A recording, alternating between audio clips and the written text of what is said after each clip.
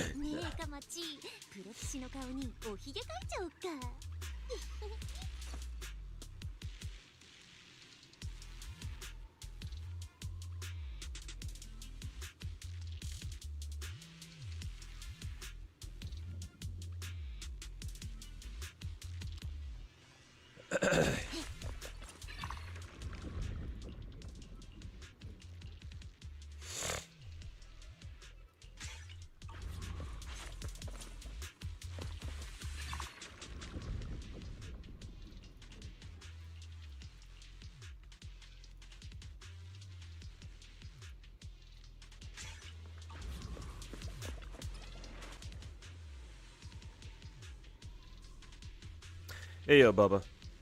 Saw that I got Dahlia, but you get the ball man? No, not yet. Hence the title of the stream. I decided to skip Zenless polls yesterday because I realized, oh wait, I don't have enough gems. Like, I don't even know if I have enough gems to hit soft pity. The answer is no, most likely.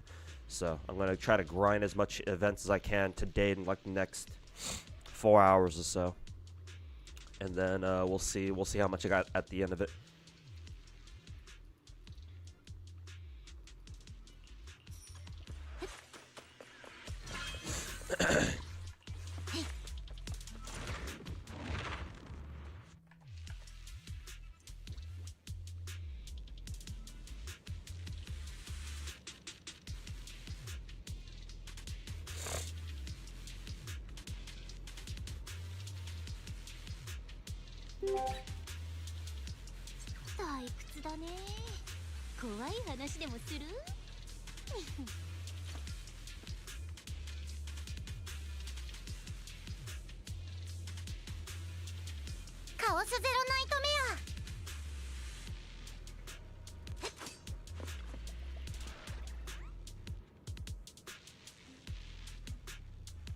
Well, VA is getting replaced. I saw, yeah. I don't know what's going on with that. I assume it's because, I assume it has something to do with whatever agency was involved in hiring him.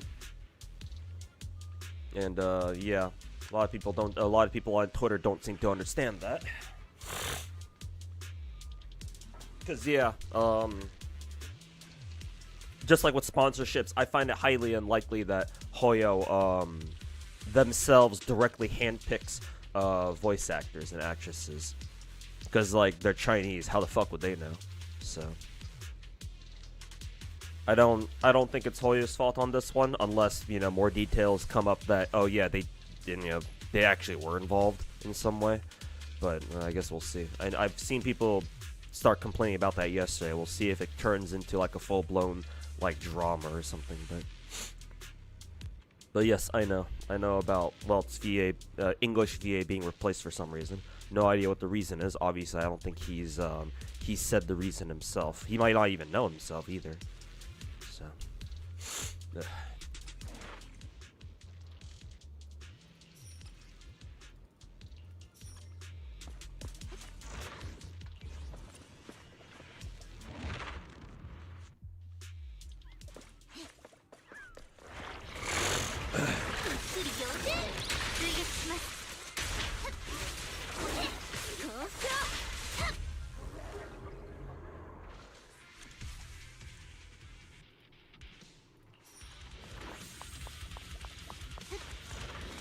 You mean Zenyatta if you were built like Ramatra? Something like that. I haven't played Overwatch in like literal years.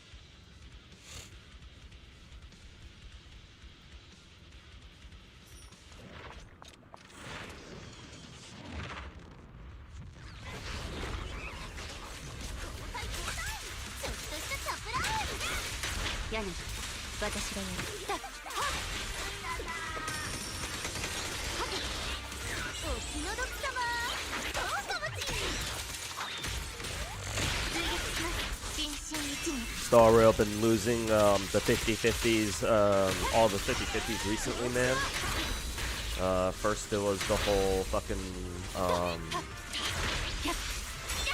nothing during Game Awards, Japan's geopolitical bullshit.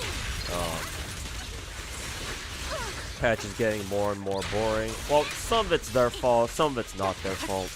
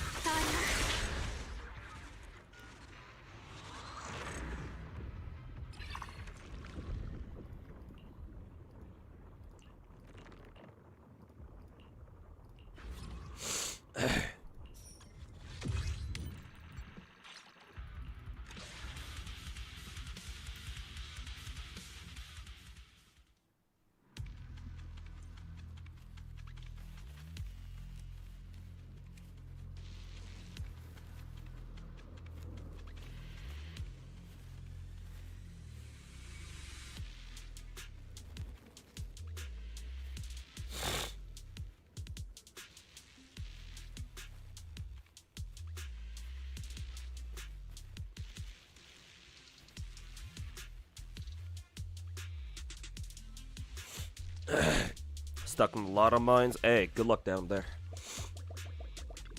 Hopefully you're able to farm out everything you need.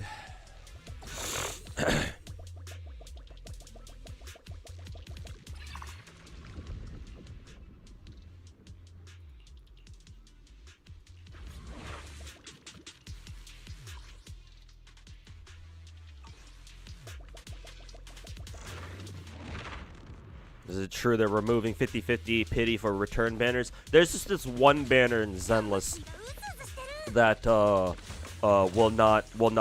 be 100% guaranteed, I think. And even then, it could be that, oh, you're guaranteed the first copy of the character, but every 5-star you pull after the first one could still be a coin flip. I don't know. Unless Zenless has already specified that, oh yeah, for this one banner, like every single time you pull a 5-star, it will be the one you selected. In which case, hey, that's really cool actually.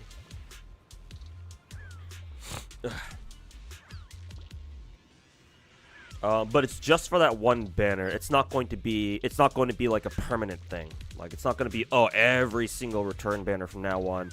For returning characters is going to be 100%. Unless, of course, they actually said that specifically themselves, but I highly doubt that.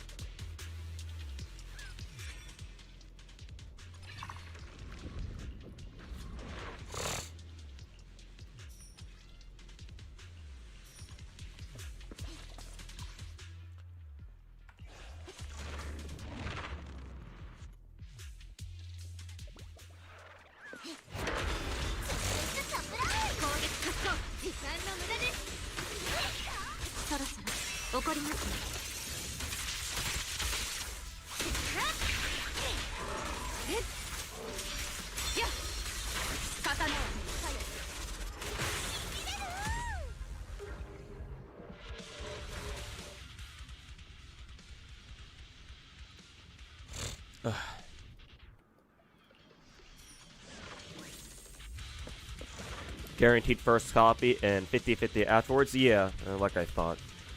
And then it's only for that banner? Yeah. So it's not nearly as good as you think, maybe. It's still cool. Still neat that they are doing that, but yeah, not quite that good. Yeah, Shimazaki, welcome back.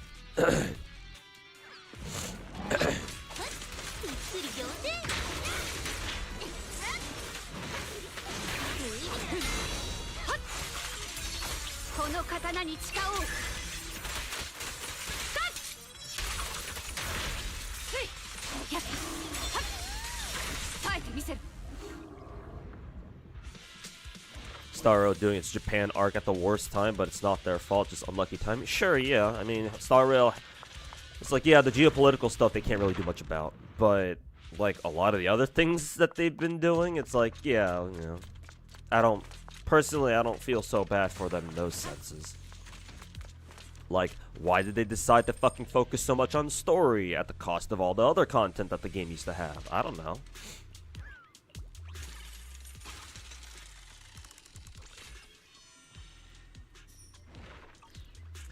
Fuck if I know.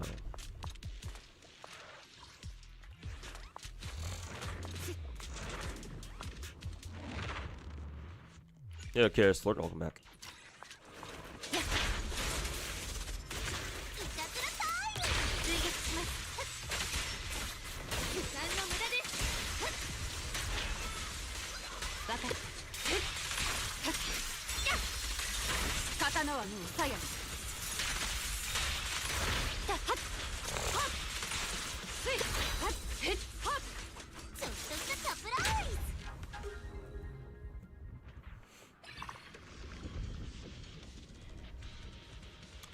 Friend of yours like been like Rip Alice just because Yeshin Guang is coming out and both their physical DPSs. Yeah, that's what they said about Jane too.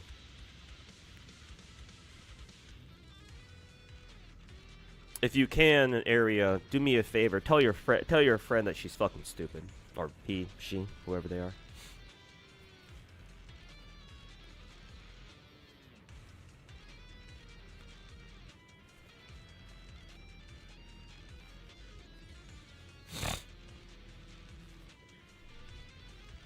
When will casual gacha players learn that redundancy in gacha games has always been a thing? Just because there's a new you know, strongest character in a certain category doesn't automatically mean everybody else in that category is immediately fucking invalidated, like you're fucking, you know, erasing them from like a fucking database or something.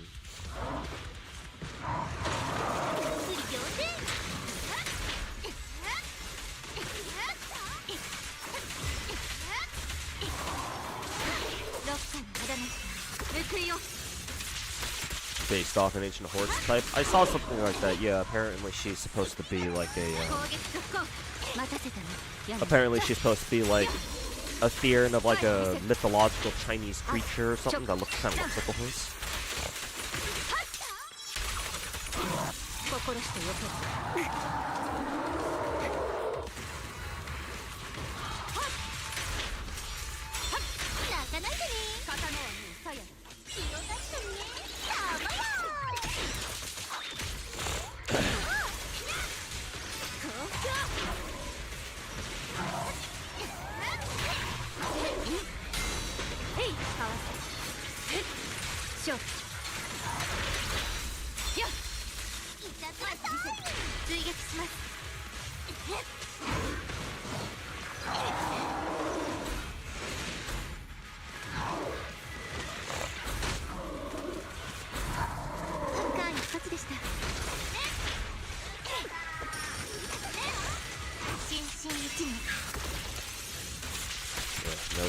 Stuffy.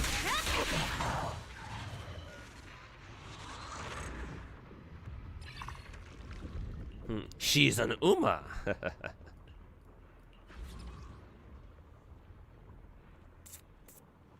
She's an Uma.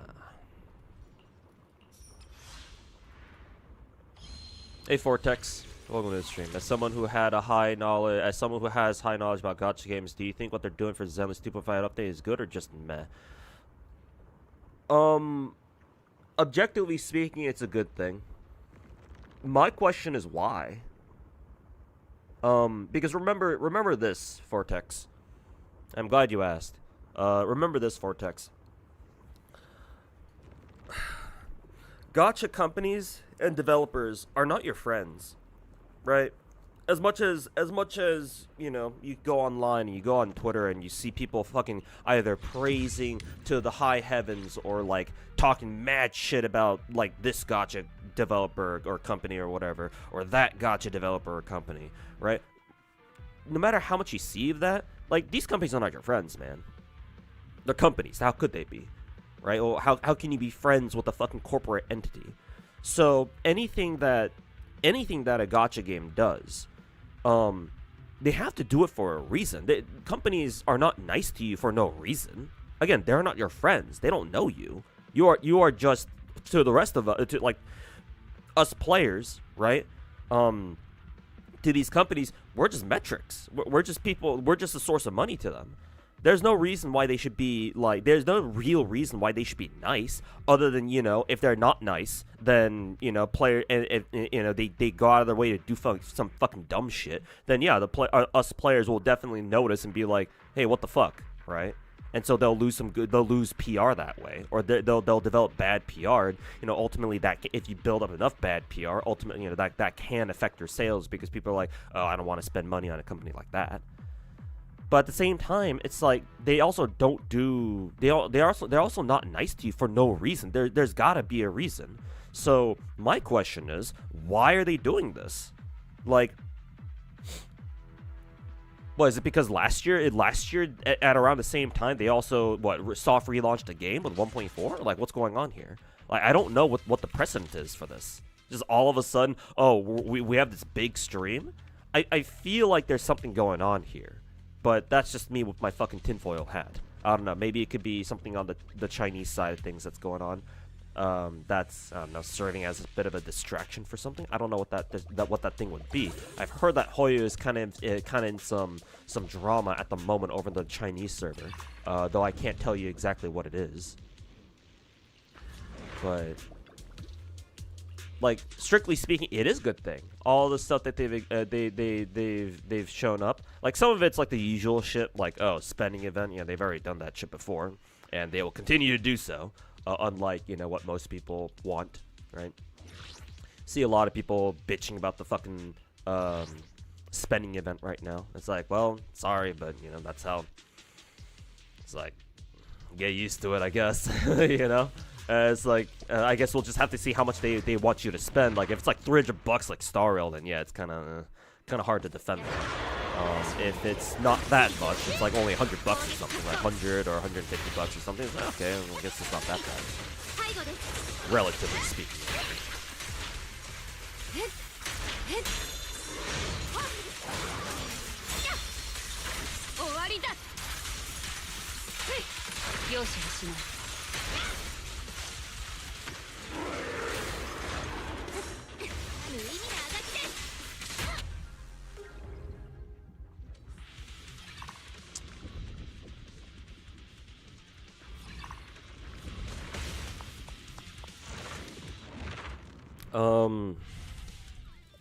But yeah, like, individually, the stuff that they're giving us, what are the things that I remember liking from what they announced on stream?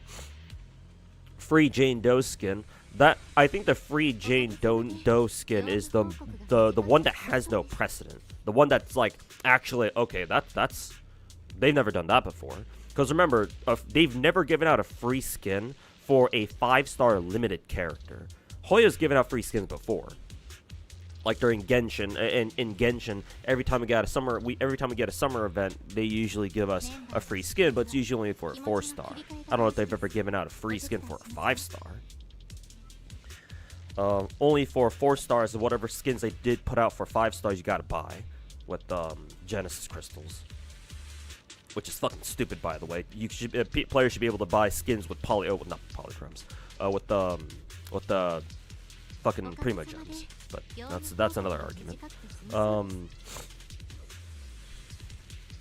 Has Star Rail given out any free skins? I don't think so, right? Maybe they have once, but I recall most skins in Star Rail, what few we do have, are paid. I think there might be a free skin that they gave us. I don't know. I don't quite remember at the moment. Zenless, we've gotten free skins already. I think specifically for the proxies, I believe. So that's cool. And just to throw Wilwa under the bus, yeah, Wilwa hasn't given us any free skins. Well, they have. Sanwa's skin was free, I think. But again, only for a 4-star. So Jane Doe's skin is legitimately like, oh, there's no precedent for this. They just did it because it's a free skin, at least temporarily, for a 5-star limited character. So it's like, whoa, okay. You know, credit where credit is due. That's they didn't have to do that, but you know, they did. Even then, it's not. You can't really see that as like a true act of altruism, just because, you know, it's for Jane, who's a limited 5-star character. And oh, guess what? There just so conveniently happens to be, you know, a spending event where if you spend enough money, you know, you get a selector that you can pick Jane from. Oh, that's real convenient. That's real fucking convenient now, isn't it? You know. So on one hand, you could say, oh, the Jane Doe skin is actually kind of cool. But on the other hand, it's like, well, obviously they're doing it to try to bait you or like older players back into playing the game. Because, you know, free skin, guys, but the character isn't.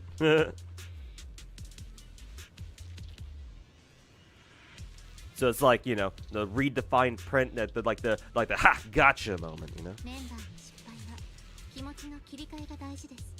Because again, what use is a character skin if you can't fucking use it?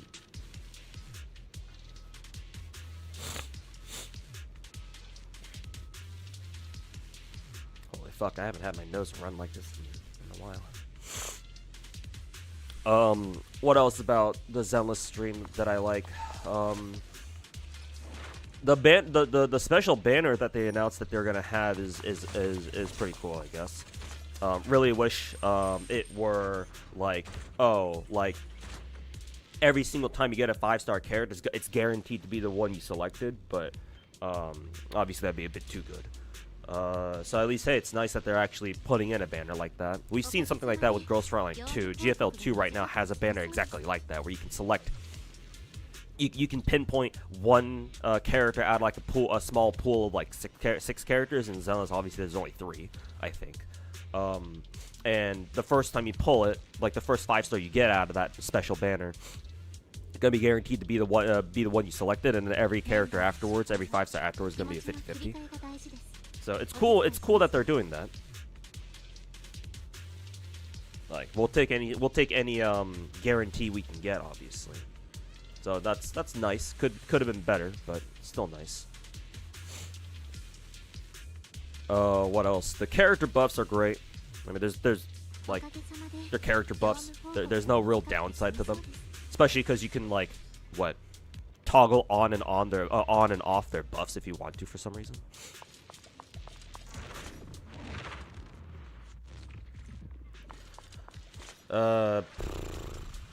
What else? Yexingguang. Oh, Zhao is free. Wasn't expecting that. Why is Zhao free?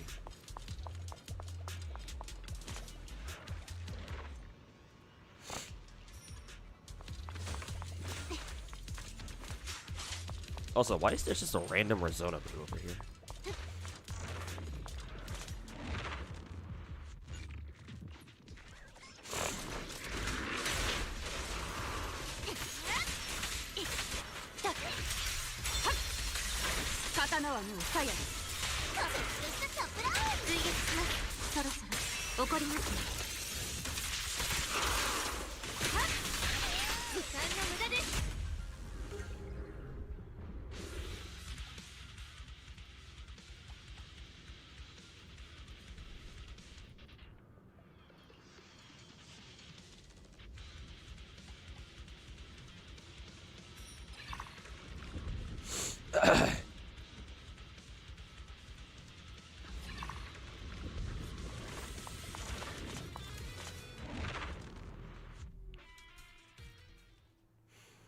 Some codes if you haven't used them yet. Oh yeah, that's right. I do need to put in those codes.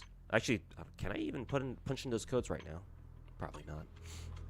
Hopefully I remember to do that after I'm done with this fight.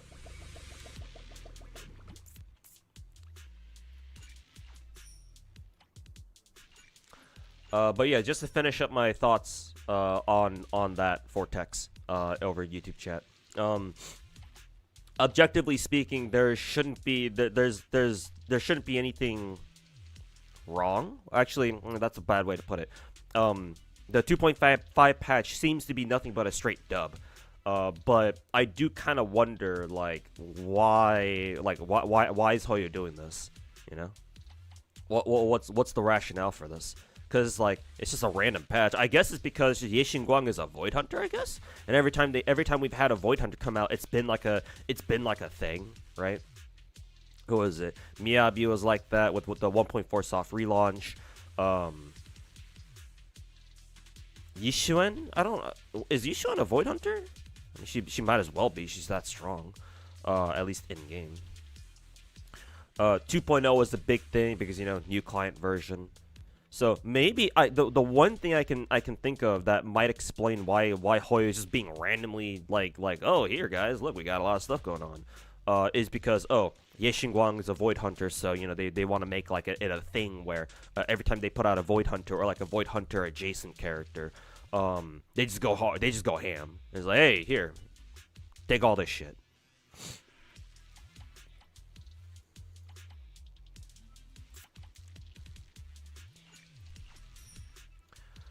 Honestly, it could be a good strategy, because if you think about it, Zenless Zone Zero is the least popular out of Hoyo's big three IPs right now, as far as their gacha games are concerned, right? Star Rail and Genshin especially, are extremely popular, right? They don't really need at this point. Neither of those games really need, not even Star Rail really needs any assistance. Right, because people already know what those games are. Genshin is, Genshin, right? Came out 5 years ago. Most people know what that is, right? That game doesn't really need any more advertisement. Star Rail at this point, even though it's a lot younger, a lot of people know about it already and possibly have even played it, just because it's very casual friendly, right? Because turn-based and you can just fucking auto the entire game. So I would imagine even a lot of casuals know about Star Rail.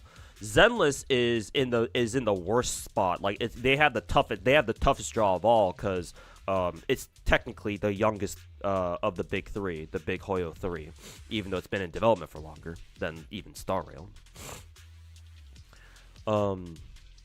And it's an action game just like Genshin, so it's like you can't just have casual players just like kind of play it casually because they actually have to play the game sometimes. And casual players don't like actually playing games.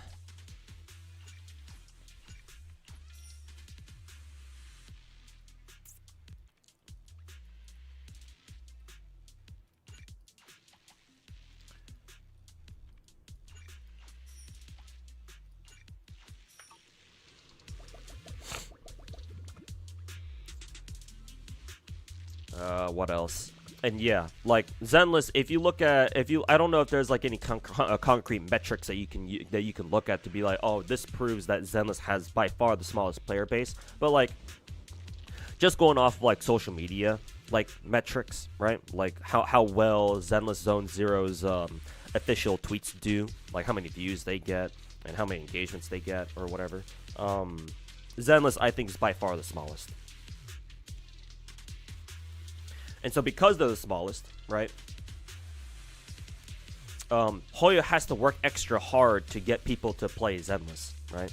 And not to mention, a lot of Hoyo players play like multiple Hoyo games, or maybe if they don't play like 2 or 3 of them all at once, they've played the others at some point. Maybe they don't play them. They're not playing them currently, but they at least have tried like Genshin or Star Rail before, so they're kind of familiar with it.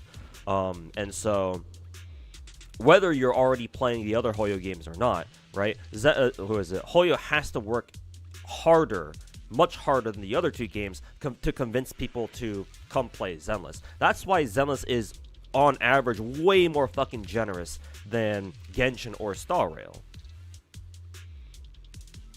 Because they already have enough players playing Genshin and Star Rail. Both those games already have like very deeply entrenched player bases, right, for their own reasons. So Zenless doesn't have that luxury.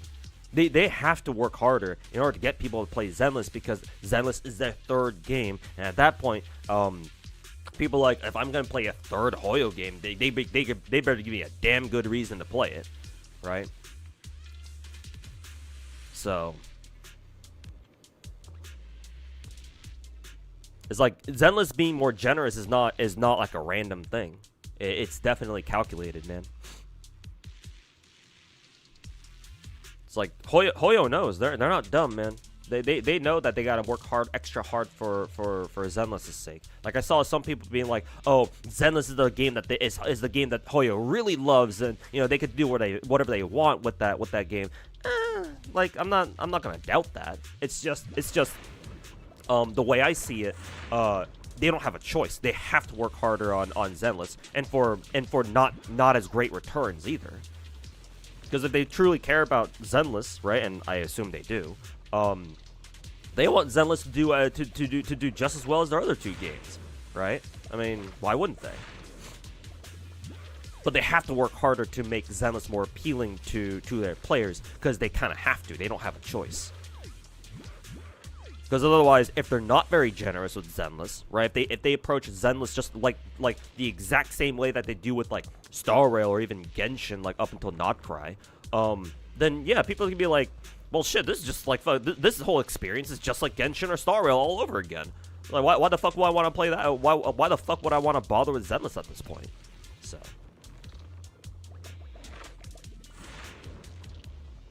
Wandering Hunter. Priest. I think Hunter's better. Hunter's actually weak to ice, I think.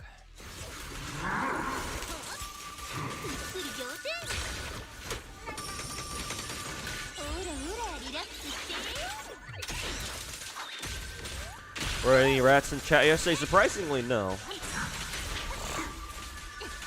At least not that I recall. Maybe there was one. No, I don't even think there even was one, to be honest.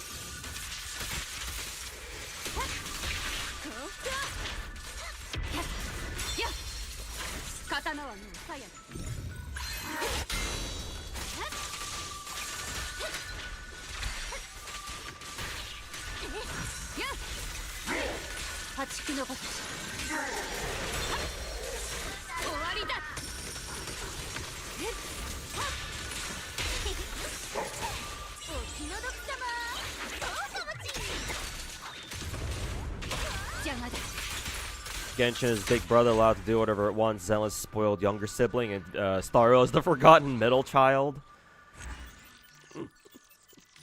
In a sense, yeah, I guess you wouldn't be wrong.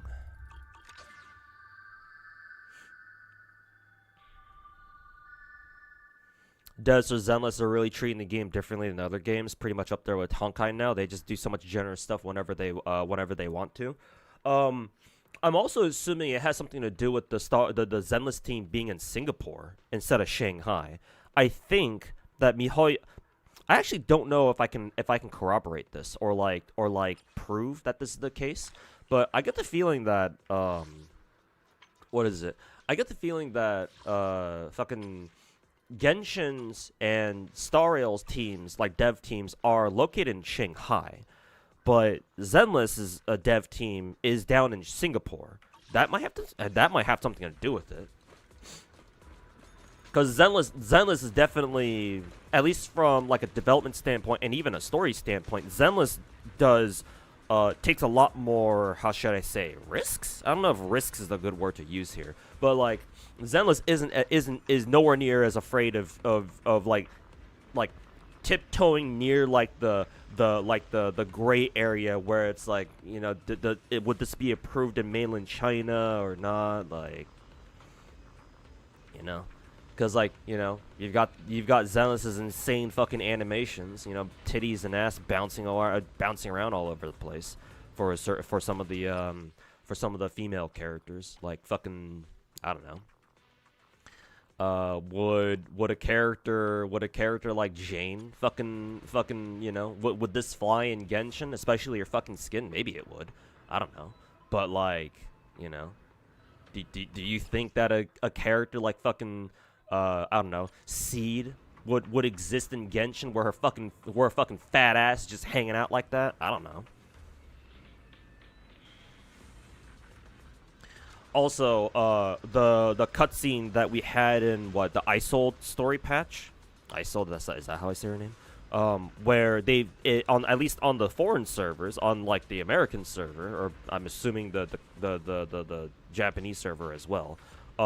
They just or the EU server, they just straight up show blood when ISOL just shoots that motherfucker, just caps that motherfucker in the head. Did she shoot him in the head? I think she did, right? Or was it the chest? Either way, like a mainland Chinese game showing actual blood. Like, holy fuck, dude.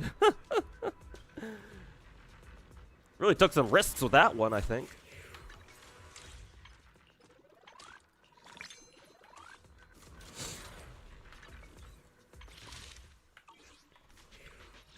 Let's go ahead and clear Shu defense.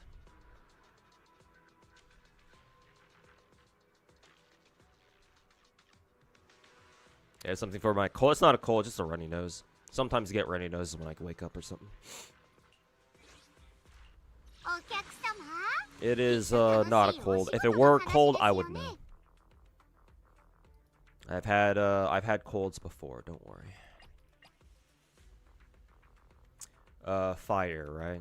I assume they want you to use Banyue here, but I don't have them yet. So, what was the other stage again? Ice Ether. Okay.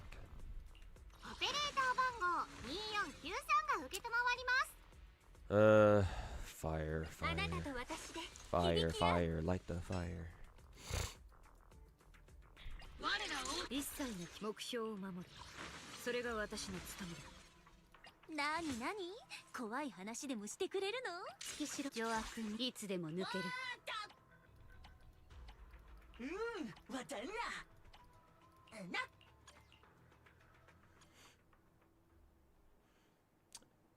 Hey, Jalbozar.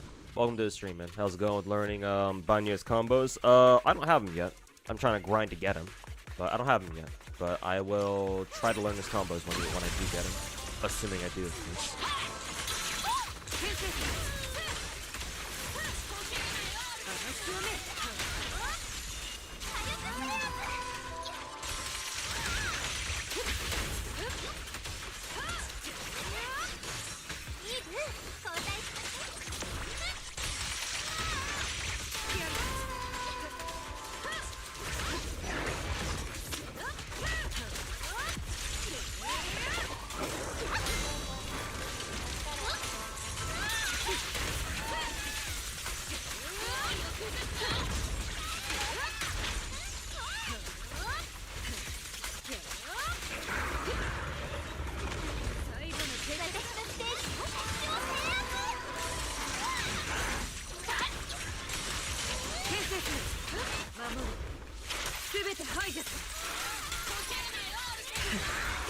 Am I gonna top up to get characters in W Engine? What, in Zenless?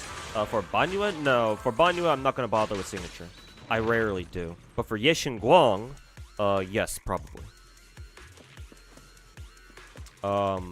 It appears that the trend for Zenless, whenever I do want to like go out of my way to get a limited 5-star engine, is whenever a Void Hunter shows up. There is an exception, of course, with Trigger, but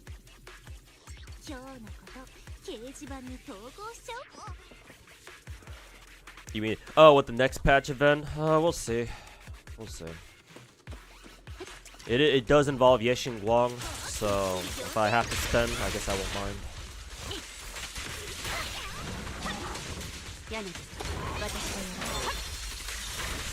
Not officially a Void Hunter, but she's Void Hunter level. Yishuan, right? Yeah. Yeah, because in my mind, Yishuan basically is a Void Hunter. Like, she might as well be.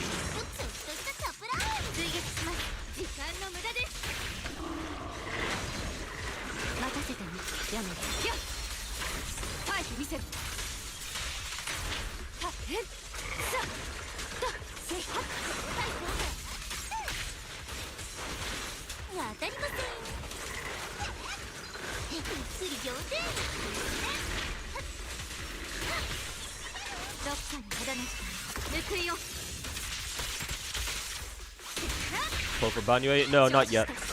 I don't have enough. I don't have enough gems. No, not enough polychromes yet. So I'm trying to grind Shiyu and then start grinding some events to start farming some polychromes. Gonna see how much event progress I can get done in the next like 3 hours or so, and then I will see how much I got at the end, and I'll pull at the end. Let's see, fire, physical. I guess technically that team's all right. I guess I could run what, anomaly on that, and then ice physical on the second team. Team's okay. Hey Chisa, welcome back.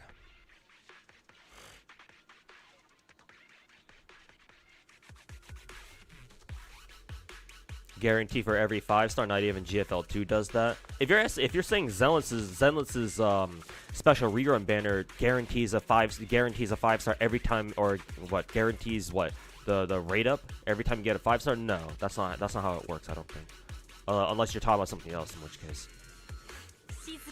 My bad. Hey Son Milton, great video regarding the rats, yeah. Glad you enjoyed it. Hopefully other people enjoy it too.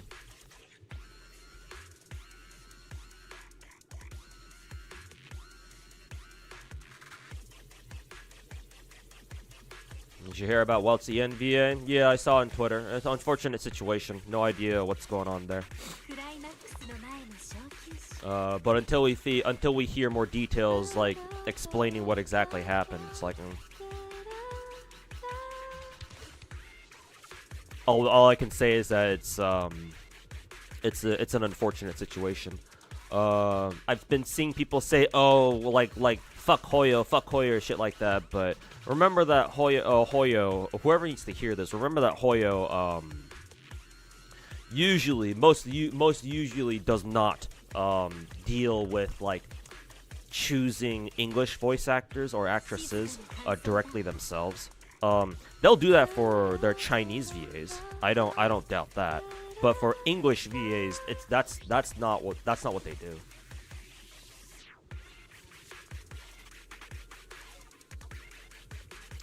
For overseas VAs, they usually have, like, maybe they'll go out of their way to handpick Japanese VAs, just because, you know, a lot of Japanese VAs are very famous, especially in China.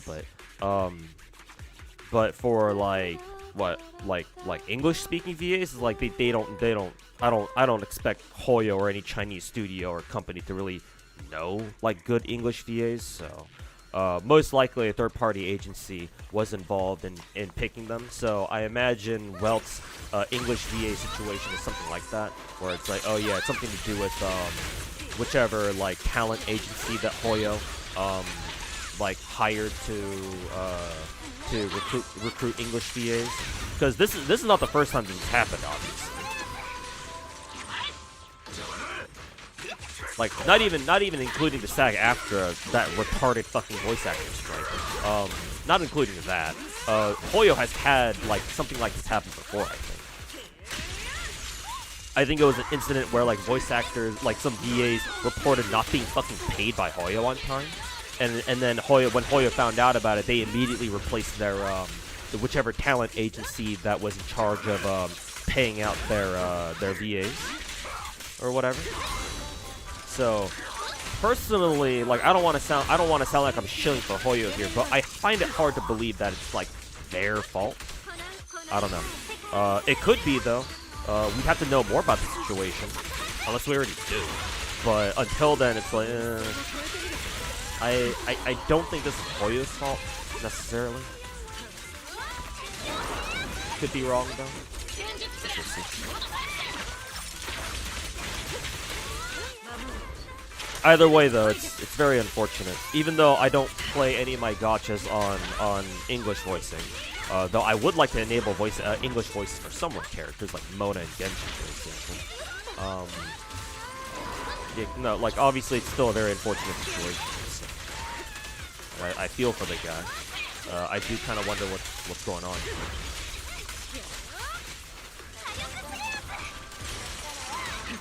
Hopefully it gets resolved nicely, if you know that's even an option.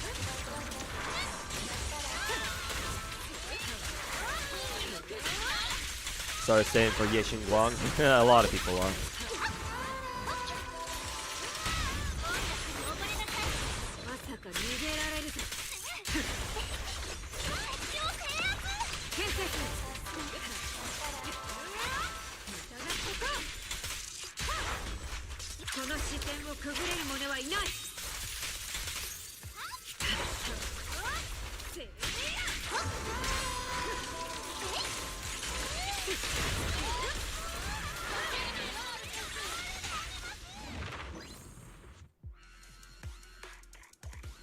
You just think devs want players to come back or get more players to play the game? Sure.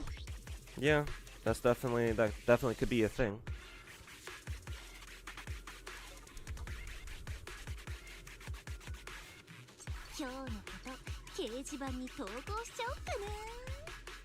What do you think of glazing a gacha but keeping it like the respective realm, like no shit talking but just praising? I don't have a problem with that. Yeah. Yeah, I don't have a problem with that. Like, sure, you might be glazing, but if it's a normal person doing, like a normal player who's not sponsored or anything, or they're not like a content creator or anything, then yeah, sure, I don't have a problem with that. Because at the very least, I cannot criticize them for like putting down other games. All you're doing, if you're glazing one gacha, but that's all you're doing is glazing, then yeah, that only means that you just really like a gacha game. You just want to support it. Usually, unless I know that whoever's doing the glazing, it has rat tendencies that they've shown before. In which case, obviously I'll have my doubts as to why you're glazing that game. But as long as you're a normal like player, not a content creator, and you just really like a gacha game and you feel the need to talk about it and praise it for the things that you think it does well, that alone is fine. However, if you are a content creator, it's like, yeah, like why are you glazing a game so hard? Like, I don't know how many of you guys follow my Twitter, but I quote retweeted a tweet from Styx, I think, because yesterday, for whatever reason, Styx put out a tweet saying they said that WoW would fail or some shit like that, right? And he puts out a fucking tweet just glazing the ever-living shit out of Wuthering Waves. It's like, Wuthering Waves is so good. Gacha games have been able to innovate so much in the past year, and Wuthering Waves was at the forefront. Like, very, very corporate, like, glazing bullshit speak, right? I don't know how many guys follow Styx, or have seen that tweet, just scrolling through Twitter on your own time. But, like, I came across that tweet, I was like, bro, this dude is fucking hell, just taking the whole dick. The whole 12 inches, man. Like, holy fuck, dude. So when I quote retweeted his Styx's tweet, I just posted a picture of a hamster just fucking shoving an entire banana down his throat. It's like, holy fuck, man. Why is Styx just fucking deep throating Salone's dick? Like, last I checked, his name wasn't Glaive Keo or Saint Tontus. It's like, I don't think Styx is a rat per se, but like, shit, man, the way he glazes Wua is like, holy fuck, dude. If I didn't know him any better, I would have just called him I would have labeled him a fucking rat right then and there. But I don't know, he could be a rat. Who fucking knows, dude? It's like, you don't glaze Wua like that and not at least be a partial rat, you know?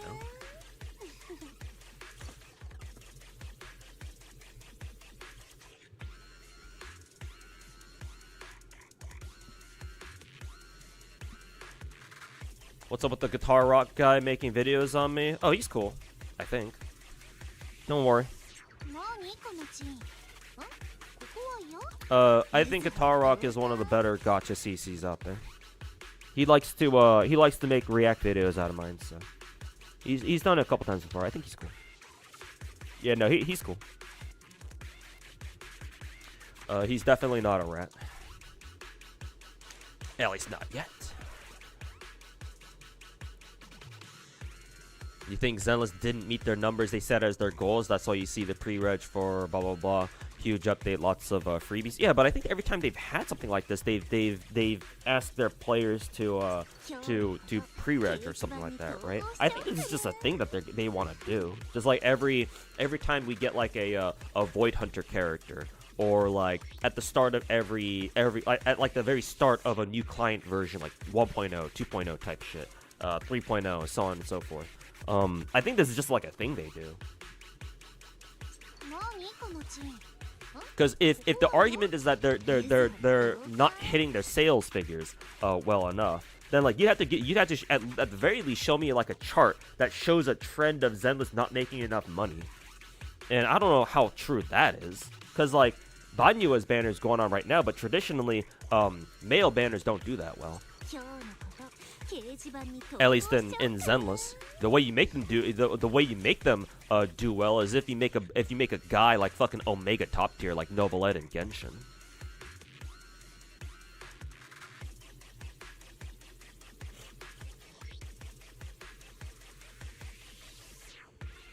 You want Zenless to stay in limbo of just barely making it profitable? I would respectfully disagree with you there. Obviously, I know why you want Zenless to be in that state. I disagree. I want Zenless to do as well as it can. I want Zenless to make as much money as they fucking can. Because more money they have to work with, the better content we get. Well, at least that's the idea. Clearly, I don't know how much that applies to Genshin or even fucking Star Rail, but no. I don't want to take that same position, Vortex. Reason being is because if I do, then personally I feel very dirty for wanting Zenless to not do very well, so that I personally benefit from it. Because the reason why you want Zenless to be in that state, in the limbo of, oh, like in that gray area of, oh, it's barely making enough money, or it's almost not making enough money. The reason why you say that is because you want more freebies. And while that's good and all, like while I understand that, personally, it's like.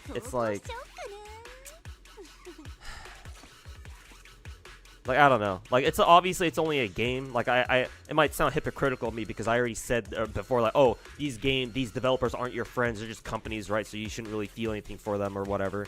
But, like, as someone who cares about gacha game just as a whole, it's like, I don't know. I don't want to take that same stance, you know? I'm not going to disagree with you or anything. I already said that, you know, I understand why you feel that way. It's just, I think that if you're a fan of a gacha, you want it to do as well as possible, no? It's as simple as that.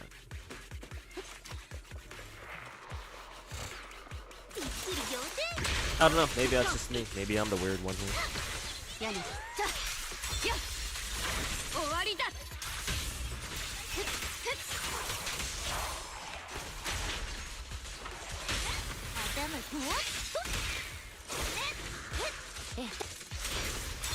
This is the Thanatos enemy. God, I hate this fucking bitch. 心して避ける。刀は鞘で。ちょっとしたサプライズ。追撃します。時間の無駄です。ロッカーの無駄なし。報いよ。やめて。終わりだ。散れ。ほらほらリラックスして。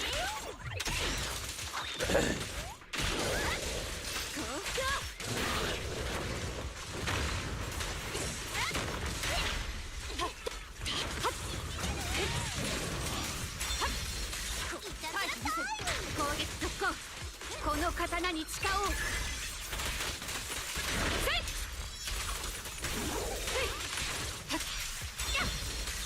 終わりだ。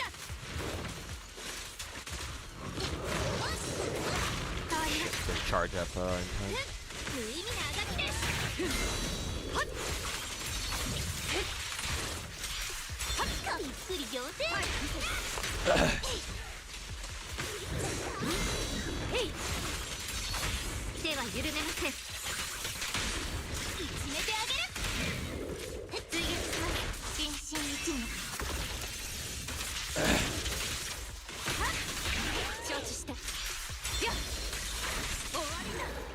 Will Type 100 be the last Japanese weapon in GFL2? Maybe not the last one, but it'll be the last one for a while. Or she'll be the last one for a while. Yeah.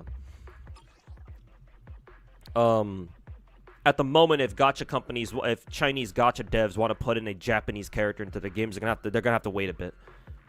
They're gonna have to wait at least a couple of months. Actually, given China's current political atmosphere, I don't know. It might take longer than usual for for the fucking anti-Japanese sentiment to die down at least a little bit, for Chinese gacha devs to be like, oh yeah, we can start putting in Japanese characters again into our game. We'll see. Fire and Ether. This is level 65, so I think at this point I'll start pulling out my my Ishun, I think.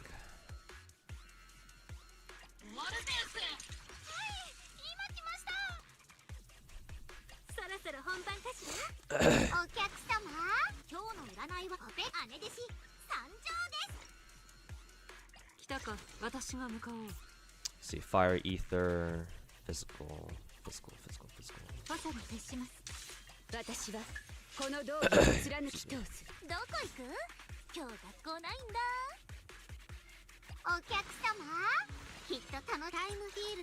I actually wonder how well this team would work.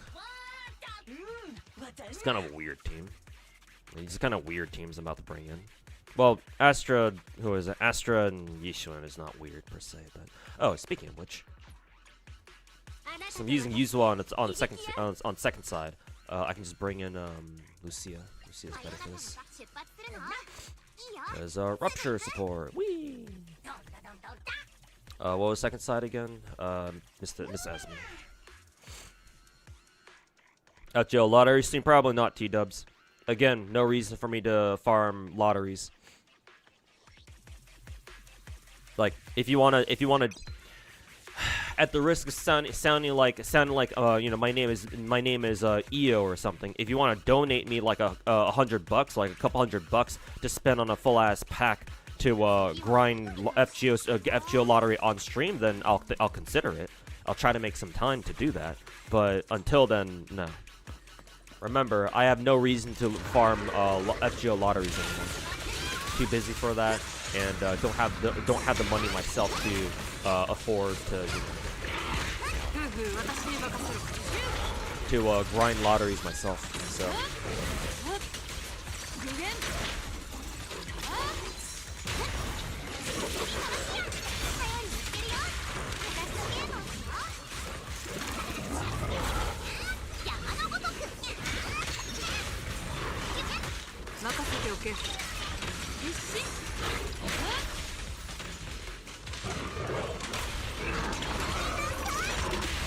Like feeling alright? Yeah, it's feeling a lot better than Monday.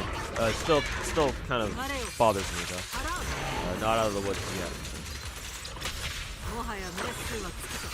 But at least I can walk normally now.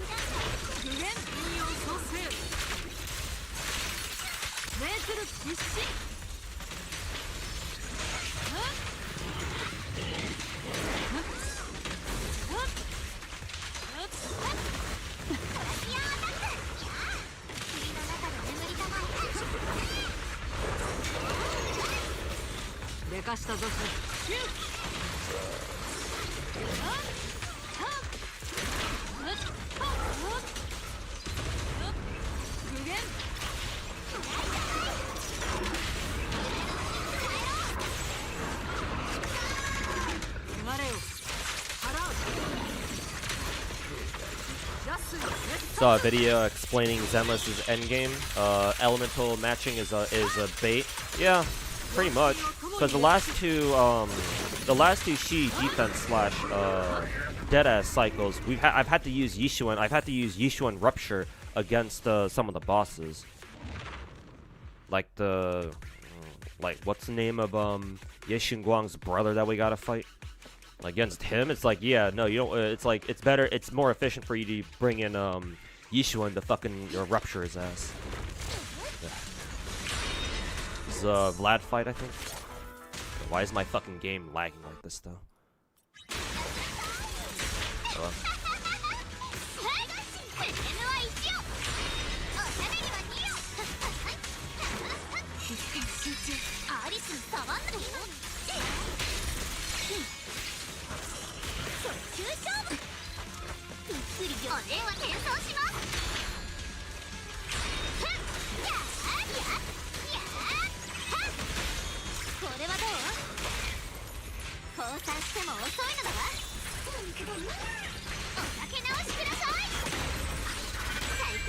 Let's see, Alice or...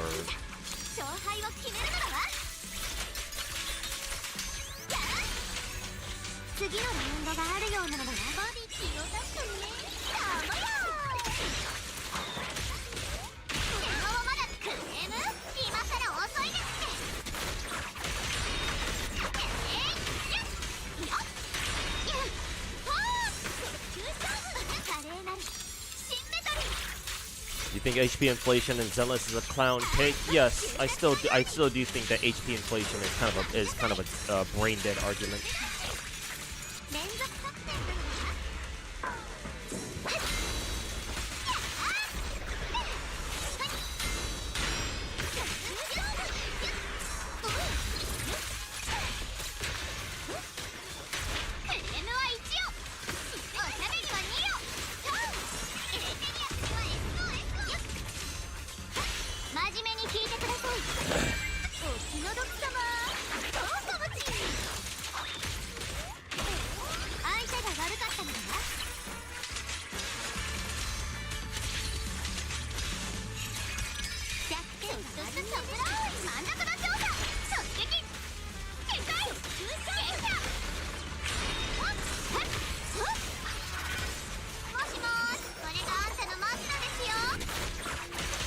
Ling ling, pick up your phone, big boy.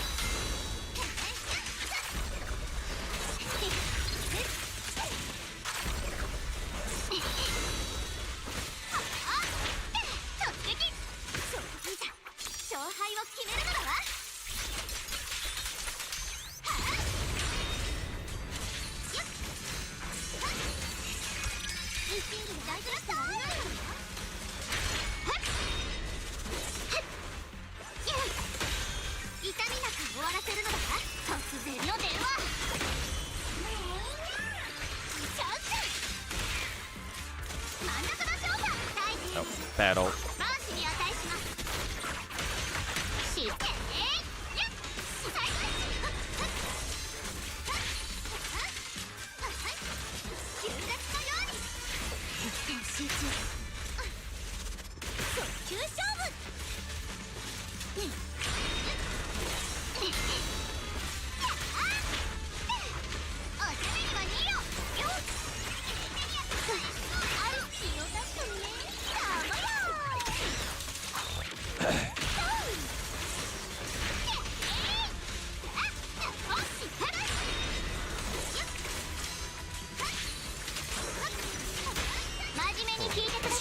I was basically doing no damage at the end.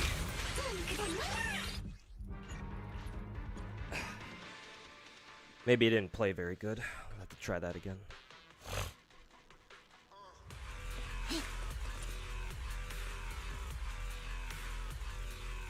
But yeah, what did I want to do again? Oh yeah, that's right, because Tammy's comment, because do you think HP inflation and Zenyatta is still a clown take? The reason why I think it's still a clown take is because endgame and gacha games have always favored having the right characters over anything else. Well, you can complain about HP inflation all you want, but understand this: every single gacha every single one of the big four gachas, at least, every single one of their every single one, a lot of their end games really want you to have the right character. Like, technically, they don't force you to have the correct characters. Like, if you're good enough at the games, or if your characters are just that fucking cracked and you know what you're doing, and you know how to play them properly, then yeah, you can beat endgame modes with characters that they didn't intend for you to use. But that's not most people. Only like a very small percentage of the player base can pull off something like that. For everyone else, like me, for example, if you want to do endgame, the easiest, right, or have the easiest time doing so, you pull whoever is new, and you build them and you use them in endgame. That's how it's always worked. Like, that's a bigger issue for people to complain about rather than HP inflation. Like, if you really don't like what endgame is doing, if you really don't like what gacha devs are doing with their endgame modes, it's not HP inflation you should be bitching about. It should be the whole concept that they use endgame as another way to shield their new characters. But obviously, are they gonna stop doing that? I don't think so.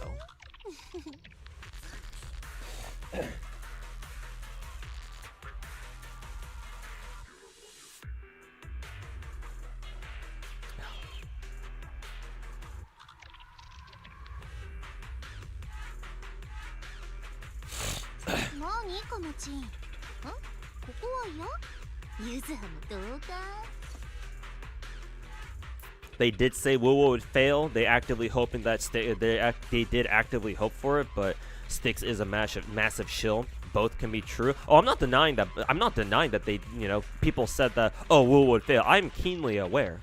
Like, for example, I'm aware of the fact that in China, in like the months or weeks leading up to Wuwa's release, there were a lot of Chinese Hoyo shills who were like, oh, Wuwa ain't shit. Wuwa's not gonna survive past the first month or something like that, or whatever other dumb shit that they said. I ain't fucking denying that, my dude.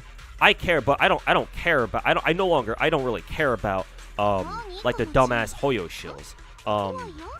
Saying that Wuwa wasn't going to survive or it was going to fail or whatever. I care a lot more about Styx being a little fucking prick.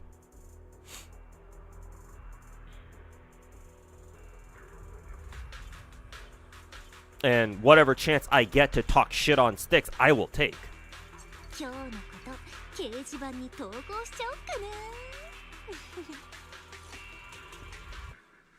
So, just so you know where I stand on that.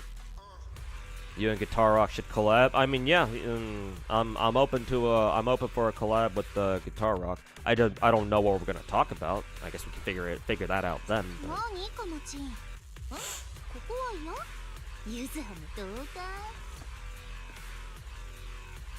Hey, Arkanavi, yesterday you saw a clip from Fobmaster who said that nothing has changed or innovated the gacha space since Genshin. What are my thoughts on that?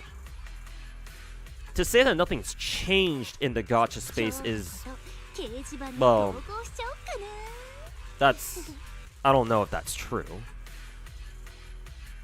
Like, even if we're gonna be very technical about things, yeah, no, the gacha space has changed since Genshin's come out. Like, how can you say it's not changed when now we're starting to get all these other Genshin competitors, not killers, Genshin competitors starting to come out, Wuwa? Hello? Wuwa?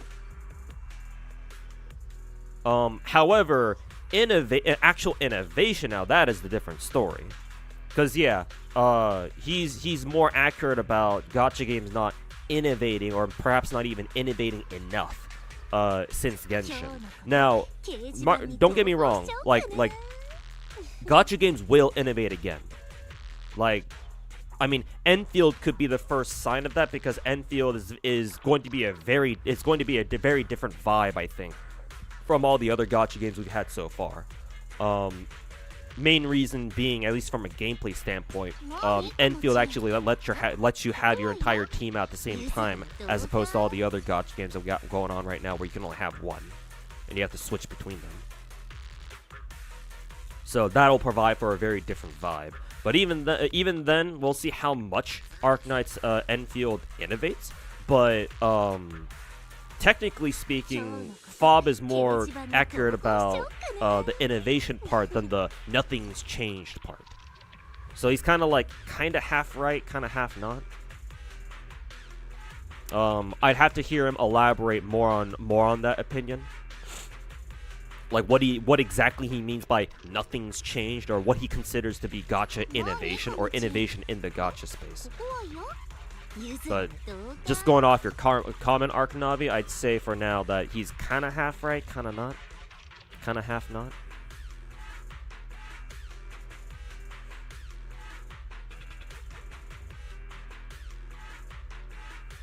Definitely came after a few games, and you could tell he got his misinfo from someone in his Discord, not due to his own research.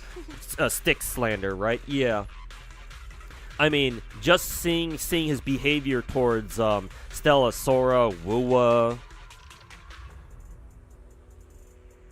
Girls Frontline 2, it's like, yeah, no. Sticks is just a little grifting little piece of shit. Like, at least he's not as bad as the rats, at least not yet. But, like, he's so, in my eyes, he's so very close to being one, you know? Just being a full-blown rat. All he's got to do is talk shit on Hoyo a bit and, you know, pushes him over the edge.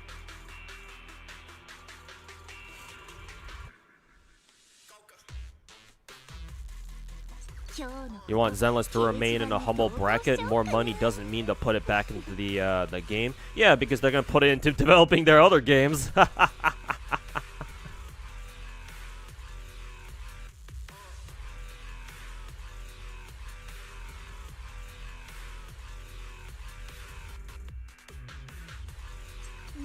Look at Star Rail and Genshin. They took off and became what they are now.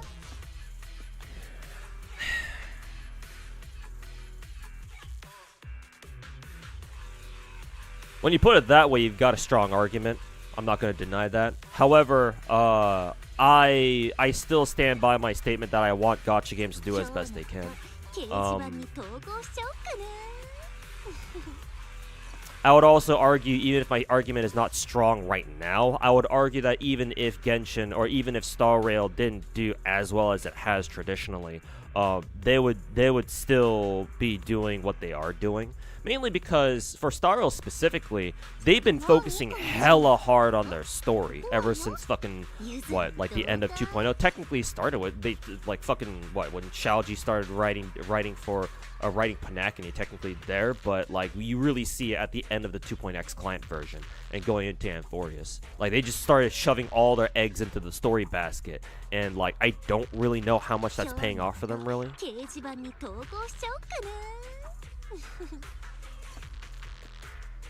So, me personally, from my point of view, looking at what Star Rail's been doing for the past like fucking year or so, ever since we started getting Amphorius, that was a creative decision.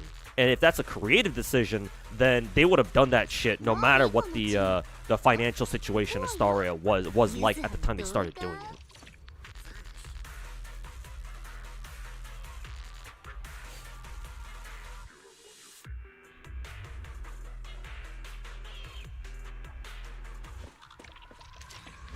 Alright, let's try this again.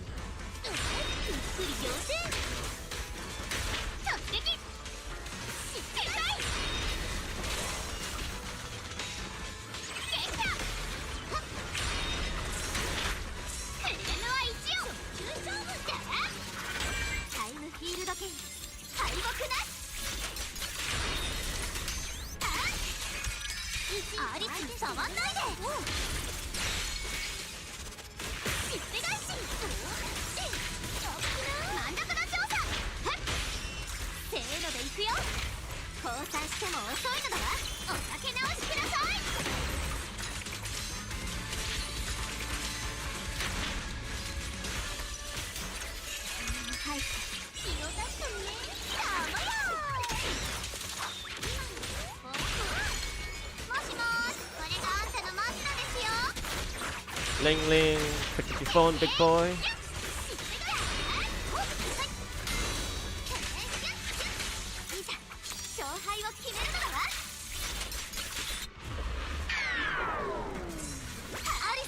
Oh, that's awesome.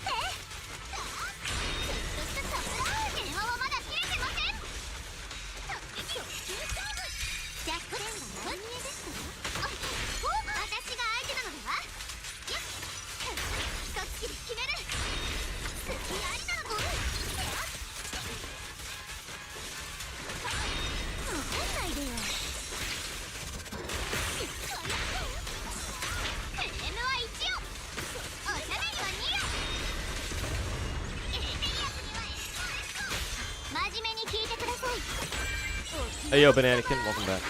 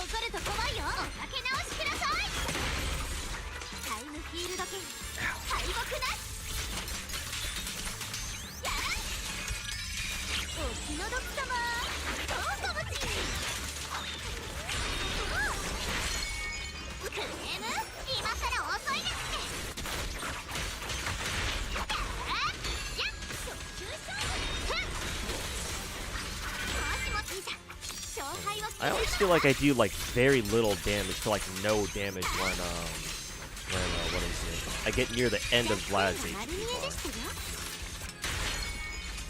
bar. Then again, I know I should be playing better than this because I think I keep using Dylan's like free ult on Yuzor for some reason when I know I should be using on who is it?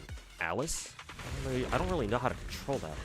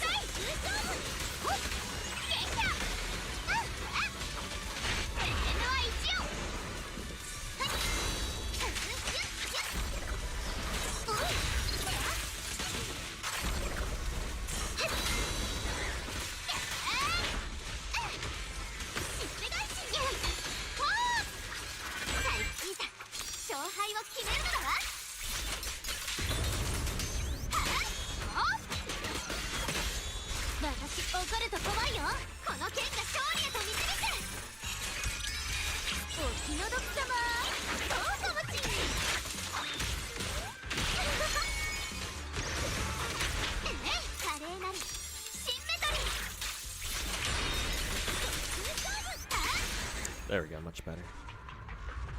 Actually managed to use Dylan's free ults on Alice this time instead of using one. Ow! Get my Zenyatta codes. Oh yeah, I forgot about them. I should probably put them in right now.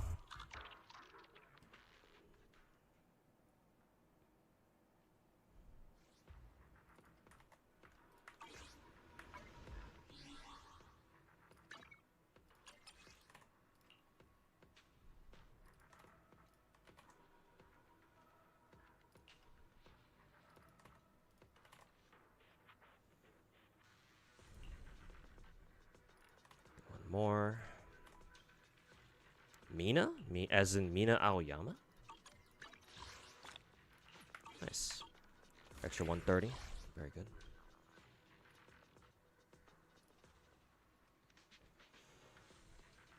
EO is the go-to guy if anyone needs funds. Yeah, funds he gets from begging his viewers for M6 Alice or Yuzu or whoever he begged funds for.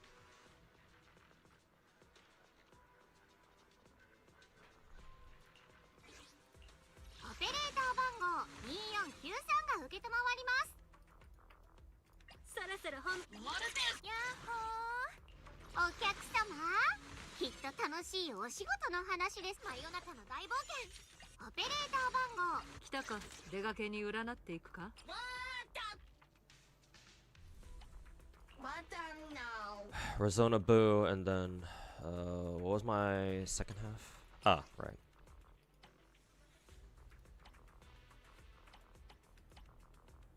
Where the fuck is Mercury? Ah, here he is. Couldn't see him for a second. Hey, Omni stuff, how's it going?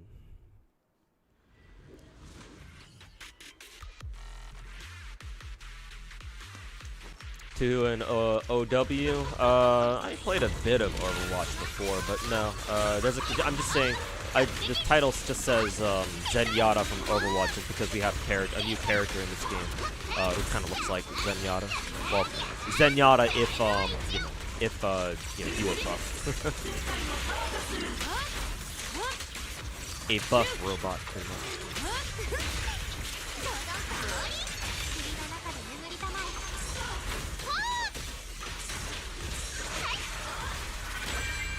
Yeah, fuck. I need to use it there.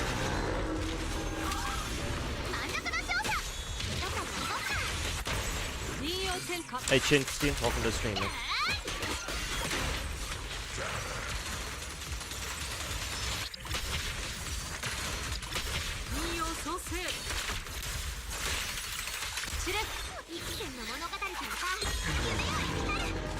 This is my favorite team to play currently. I'm gonna be honest with you.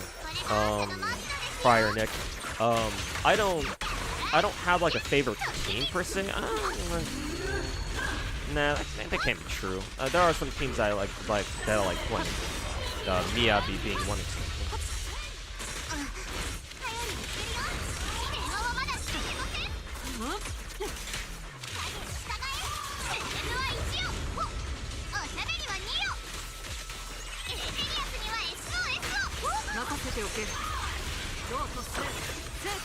But for endgame stuff, I use whatever teams that I think the game needs me to use. That's how endgame is like in gacha games.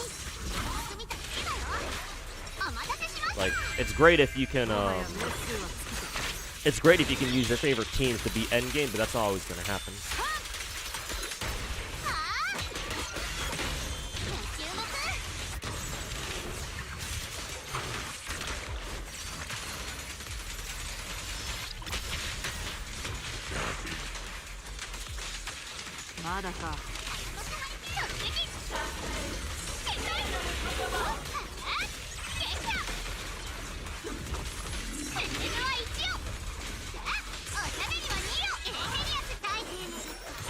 Is this overkill or is this overstun? No.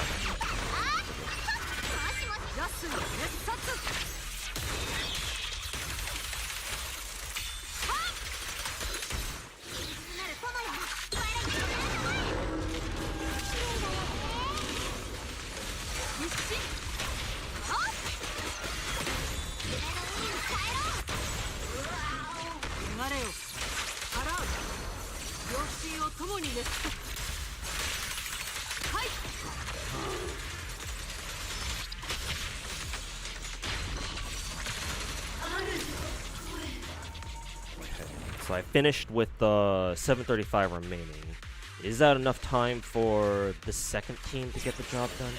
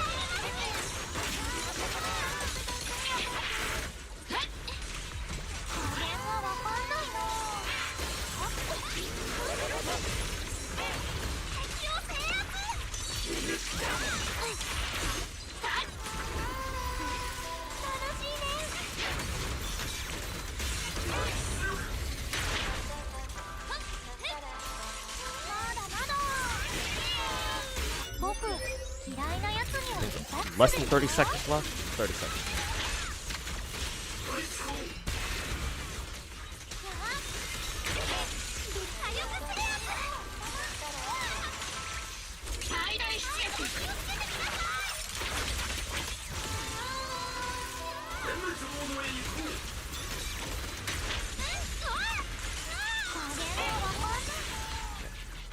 It's good enough.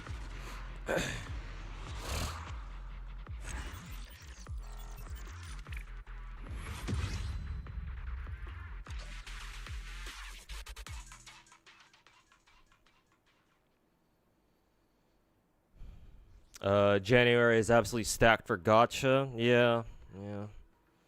Usually gachas some gachas go all out during New Year's. Surprisingly, usually Chinese gachas don't, because they focus more on Chinese New Year, not regular New Year.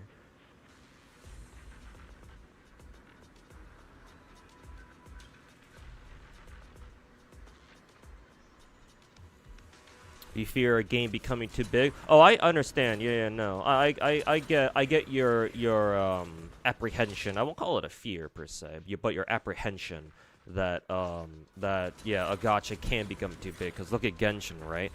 Genshin's only started like we've only just now started like noticing actual like improvements or stuff that's worthy of being called improvements with Nod Cry, but you know, it's fucking 5 years into Genshin's life cycle and it took them that fucking long. Gee, I wonder why they did that. But no, like I get where you're coming from with that. It's just I don't think that it should come at, you know, the expense of like how well the game does, because like if the game doesn't do well at all, then you know it's not going to be in the position where we can even complain about it being too big in the first place. But I don't know, might be weird logic coming out of me. I do think about gacha games a bit differently. Let's see. I guess I can go. What's an easy event that I can get done like right now? I do need to start on this because they say you need at least 5 days to get that shit done. Let's see. Neo Golden Mecha Lightstream Notes. I think this one may be on the easier side of things. What? Isn't this just like a hangout quest with Ye Xingguang or something, or whatever? Where's she at?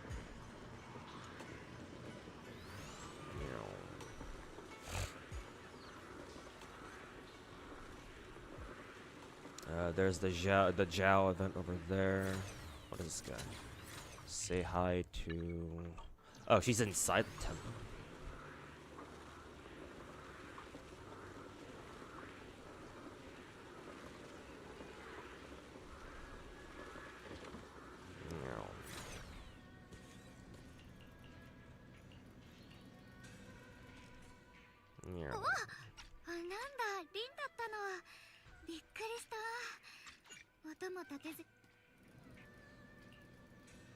Chess event can be done in one sitting. Oh, really? That's good to know.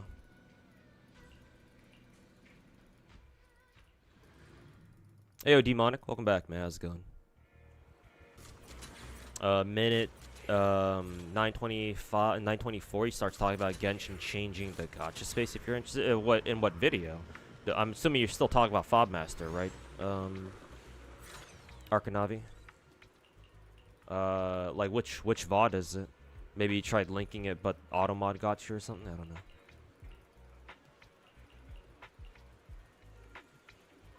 Yishuan, Dylan, Lucia just kind of absolutely destroy everything. I mean, they did get the job done. Shu defense, Shu 7, but they didn't. It wasn't like an overwhelming victory or anything. I was kind of cutting it close at the end, to be fair. Then again, I didn't play that very well myself, because I accidentally used Dylan's first free ult on Lucia for some reason, instead of Yishuan. If I had used it on Yishuan, then maybe I would have done it. I would have cleared it a bit faster.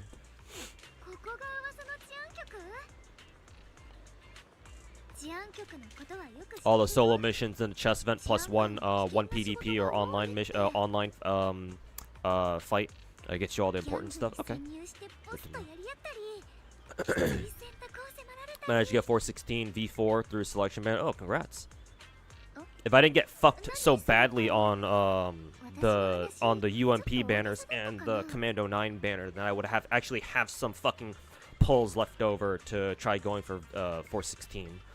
But as it stands, I think I'm gonna have to pass that up because I'm way too fucking broke on funds now.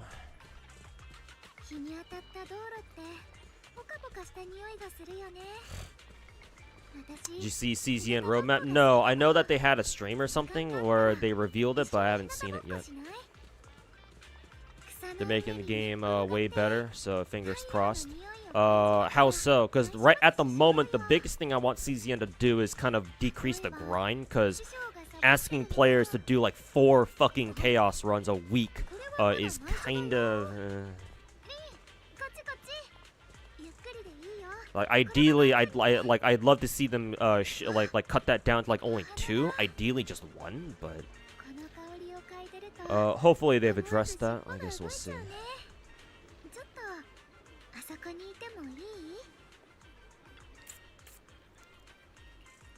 One of his last videos titled "Have Zenless Devs Lost Their Vision?" This is Fobmaster, right? Why is he got a YouTube video sounding like he's a fucking rat or something? Excuse me. You sent the link, but yeah, I think YouTube auto deleted the links. I can't see it. It's either I can't see it, or actually no. Let's see, live chat. Let's see. For some reason, my YouTube chat only shows me top chat instead of all live chat. Either way, I don't see your link, so yeah, I think automod got you, or got the link.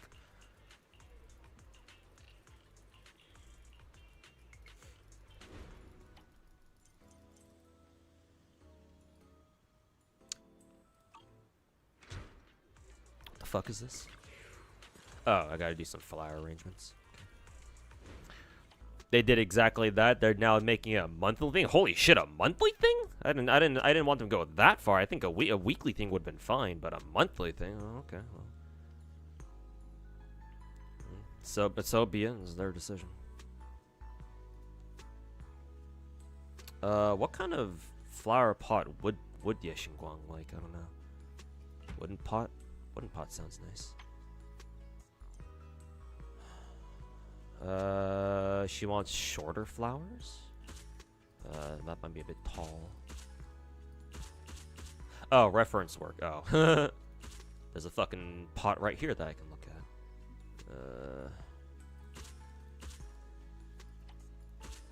Let's see.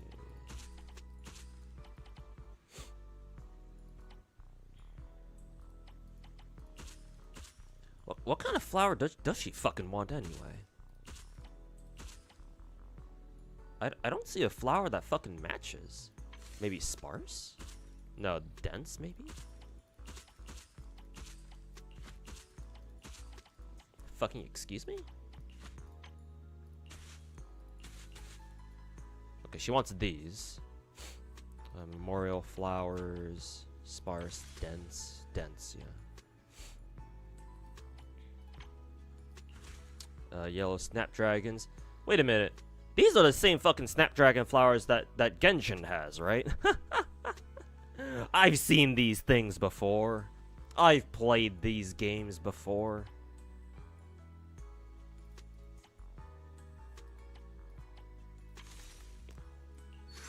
I've played these.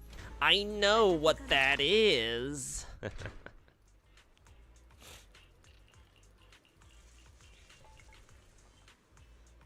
You still enjoy Caesar? Gotta admit, her weapon kind of carries her. I don't have Caesar's signature weapon. I think I use like a 4-star engine on her. The bigger issue with Caesar is that Caesar's a defensive character. I mean, she's a defender, so what'd you expect? Defensive characters just by nature, they usually don't do very well in endgame, because most gacha endgames are basically just a fucking massive fucking DPS check.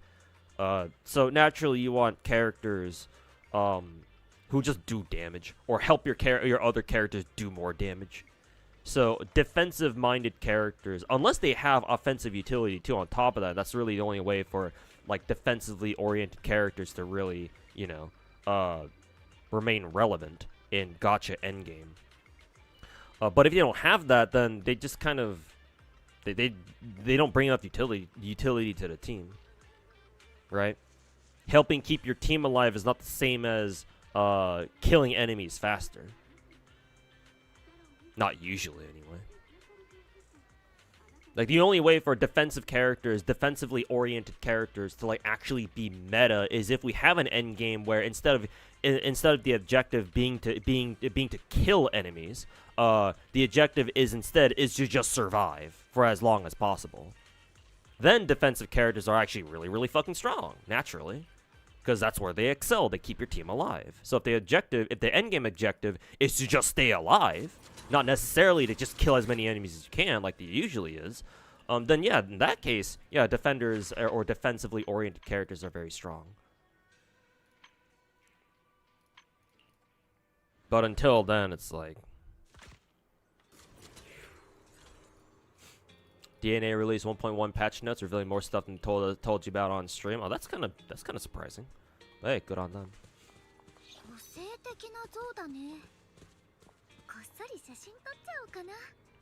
Does Ye Xingguang realize what the statue's about? Do you need the 8K points for gems? I try to, yes. Yeah.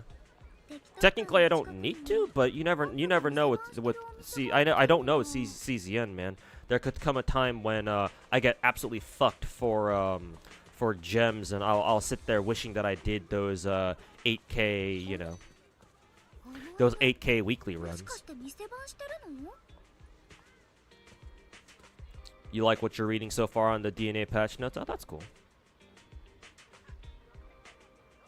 What's 416's best team? What team do you play her in? GFL2 doesn't really have teams. The only teams that GFL2 does have are like elemental teams. For like Moon Clash, for Phase Clash or something, where you need to have characters that correspond to the elements, otherwise they fucking suck dick. 416 is, well, she's the strongest character. She's the single strongest character in the game. Definitely if AoE is involved, but even if it's not, she's still very good. You bring 416 if you need an AoE, basically, student.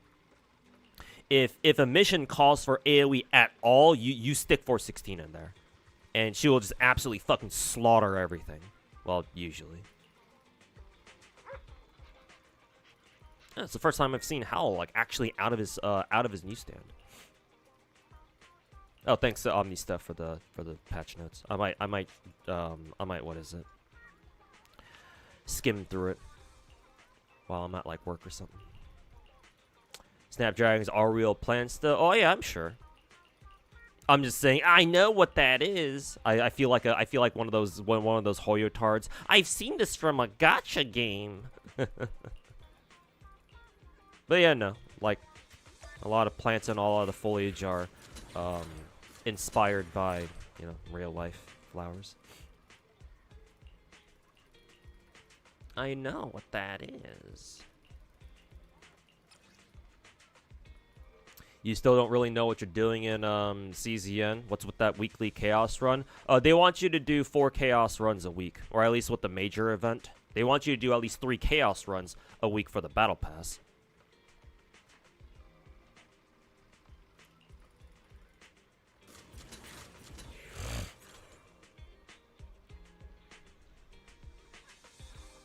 And it's like, I think that's a bit too much grind to ask out of modern gachas. Even I'm struggling trying to get everything done in CZN myself.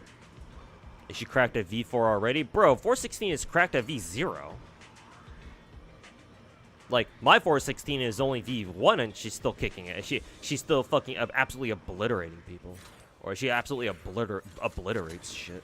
V4 is like, well, it's not quite as good as V6, but like... Am I supposed to take a picture of... What the fuck am I supposed to take a picture of? This? Why? But no, V4 416 is fucking godlike.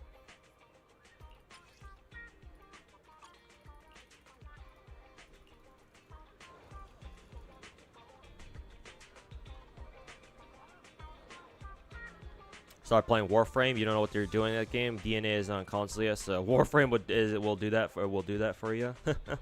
I'm sure if DNA does well enough, the Pan Studio will get it. Will put it on consoles eventually.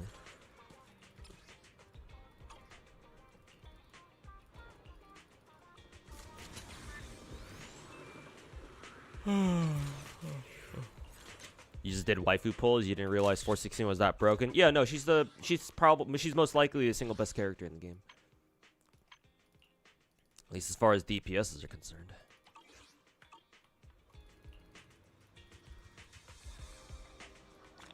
She's definitely the single best AoE in the game. That I don't know if people can dispute. But no, she's one of the best characters in the game. Top tier even. So they say. A V6 on rerun? Yeah. V6. I think I've read that if you are going for like V3 plus 416, you might as well go to V6. But yeah, you can just wait until she gets in like another rerun or something. I think GFL2 reruns their older characters pretty regularly, so you ain't got nothing to worry about. She'll be back soon enough.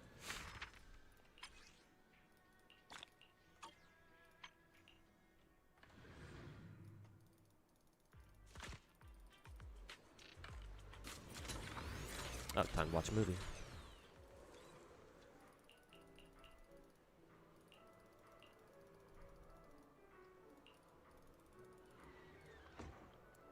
Give DNA time to cook. Remember, or Warframe's early days. Yeah, I think DNA's doing a fairly good job at the moment, or at least that's what it feels like. But yeah, if you wanna let it cook a bit more, then fair enough. The movie shit again.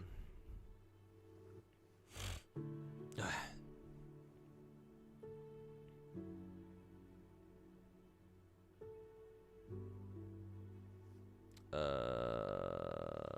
don't know.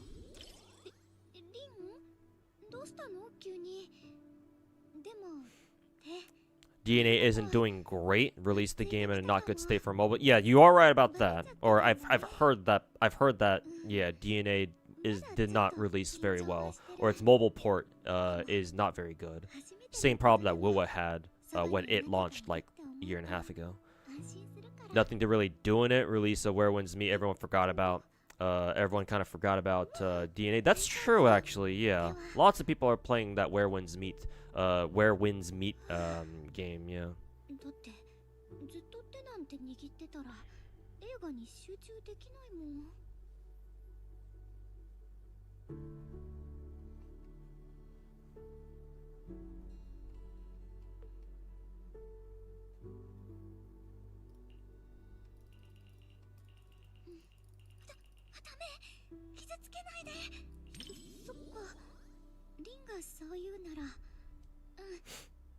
Game is very generous. You didn't even spend much. The $50 the $50 pack is fucking good. Exactly, man. Yeah.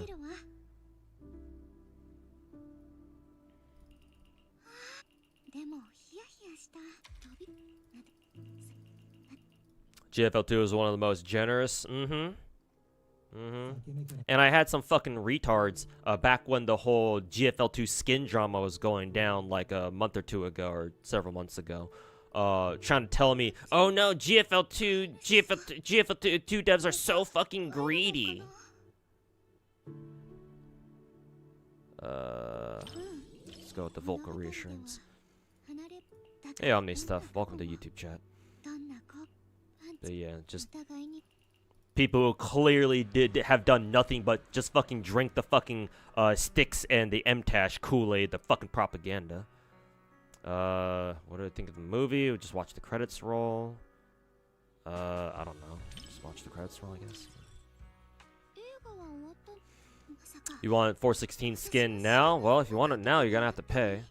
Personally, I'm not sweating it too much. I already like the free skin we got for 416 a lot, so like personally, I'm cool. I'll just gradually work towards it, I guess. If it takes a fucking long ass time. It's either that or I fucking save my tickets for DSR 50 skin, but I've kind of already started doing that shit for 416, so. Oh, you were just memeing? Oh, my bad. I did not read it properly. Oops. Actually, it's not even that they want it now. It's just people are bitching about the fact that, oh, it's $200. And it turns out if you're lucky, you just get it for free. It's like, are you fucking shitting me? Or if you just wait for long enough, you'll eventually get it free. But no, gacha players are some of the most impatient fucking little pieces of spoiled, entitled little shits I've ever fucking seen on the internet. And that's saying something.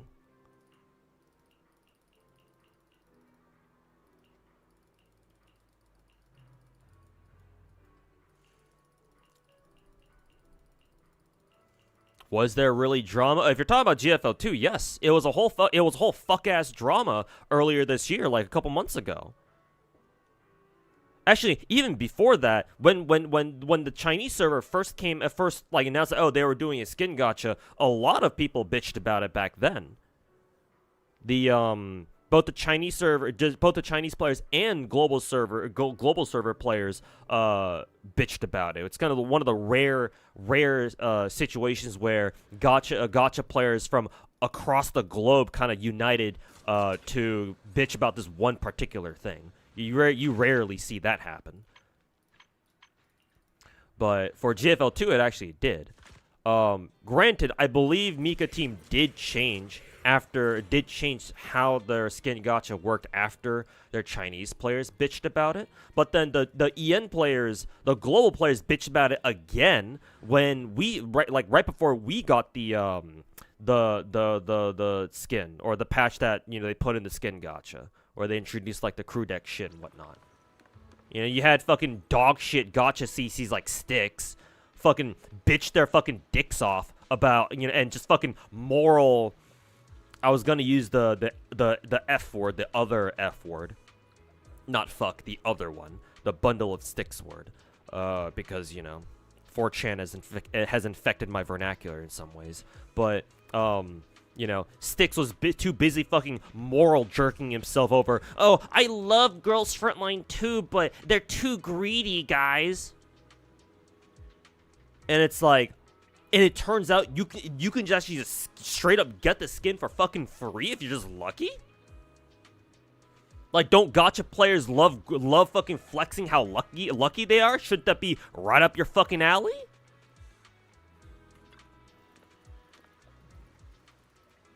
It's like, Jesus fucking Christ. Pick a goddamn struggle.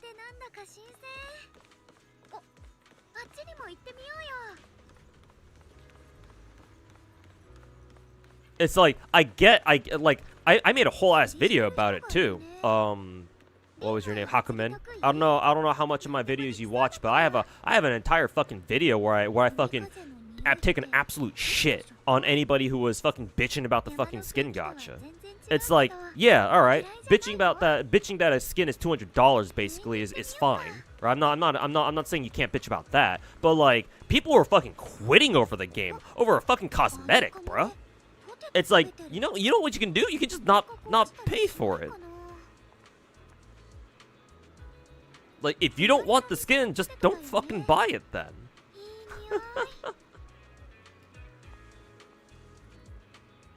Like, quitting over a game, like a game not doing what you want it to. For example, if it affects like gameplay, right? That's understandable. If you want to quit a game because, oh, they put in a skin where it actually affects a character's gameplay and makes them fucking broken, right? As if, 416 or self-existing wasn't broken enough. Like, okay, yeah, in that case, yeah, sure, that's understandable. But people are bitching about a fucking skin that was completely optional. And, oh, how they're going to quit the game over it. All right, White Knight. How about you go over to Genshin and try boycotting that game too? Fucking retard. Yeah, no.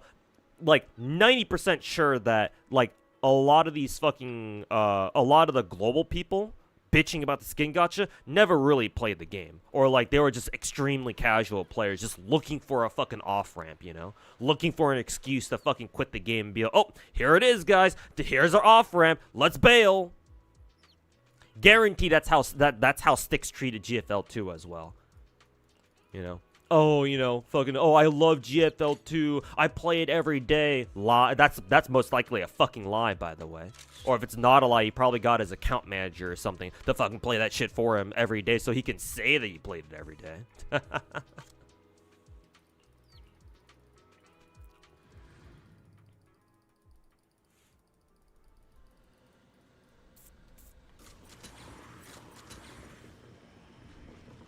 Yeah, Girls GFL 2 being his favorite gacha of all time. Yeah, maybe it's not so much his favorite anymore if he was able to drop it like a fucking bad habit. Fucking CCs just being able to say whatever the fuck they want anymore, man.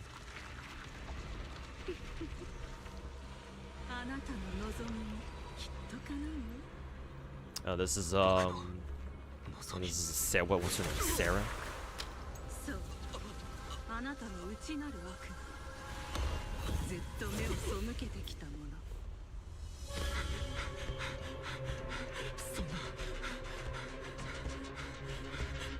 The Chinese players didn't want the Y2K interaction behind Gacha because they already paid for the skin. Oh yeah, no, I'm not saying that the Chinese players didn't have a good reason to bitch about it. I'm specifically criticizing people who are threatening to fucking quit the game over a cosmetic. That's the point I want to make here.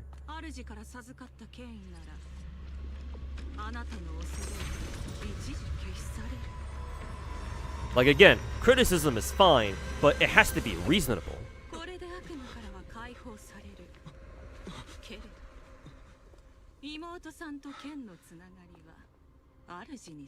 Like, criticizing a skin for being too expensive, that's fine, but then threatening to quit the game over a cosmetic, in my opinion, is not. Maybe some people out there would disagree. I'm sure there are. But the way I see it, it's like quitting a skin over a fucking skin is kind of pathetic. But then again, you know, casuals. And of course, you've got your dog shit, fucking worthless excuses of content creators like Styx, for example, fucking capitalizing off that, fucking farming the fucking narrative, you know? Oh, everyone's bitching about this GFL2 skin? Time to do that shit myself. Free likes on Twitter.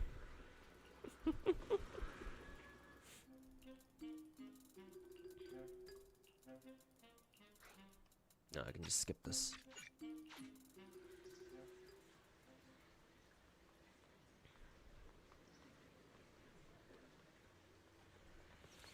People were bitching about Murphy skin and Mormons, and it came with new lines, animations, 100 pulls, universal dupe, for $30. Just can't use, don't get it. Yeah, I've heard similar instances happen in other gacha games too, where it's like, oh, they sell these packs like $30 or something, and people still bitch about it for some reason. Did that NPC just like walk out and they start walking back in again? Amazing pathfinding.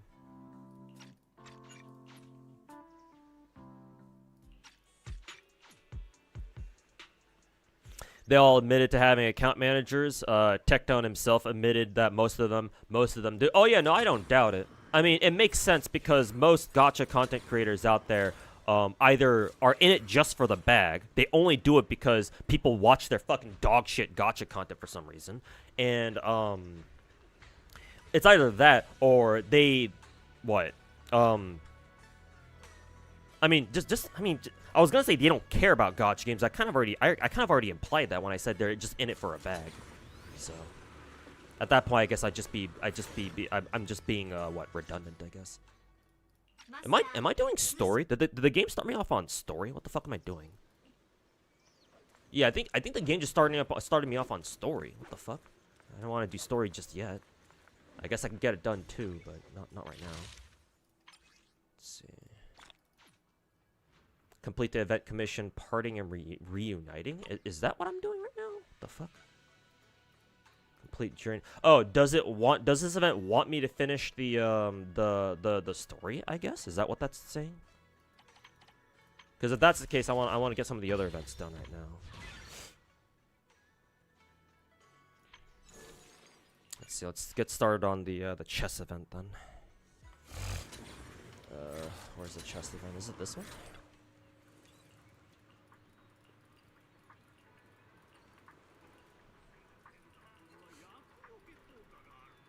Jake Paul finally fought a competent boxer and he got knocked the fuck out. I've been getting ads on like Twitch or something promoting the Jake Paul or Logan Paul, whichever fucking retarded Paul brother was being advertised or being promoted against that one boxer dude. Yeah.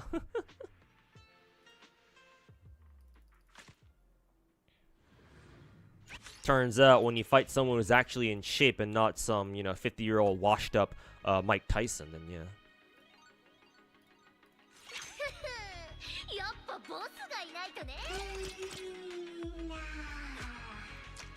They're using the same soundtrack from the Tower Defense event, I think. Com area full. What the fuck?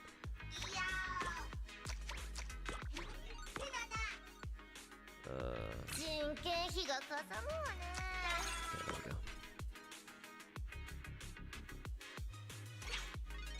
go. This should be exactly like Currency Wars, right? Even the UI is basically the same. Com area full, sure, whatever.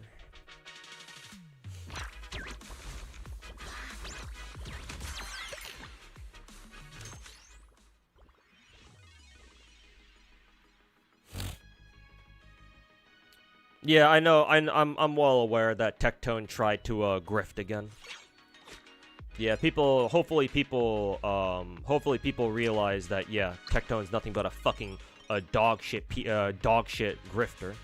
Fucking trailer trash.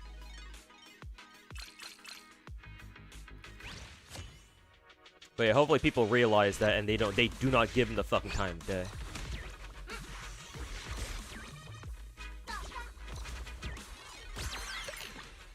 Tectone's gacha content wasn't bad, not gonna lie. I mean, with a name like St. Tontus's massive peepee, of course you'd think that.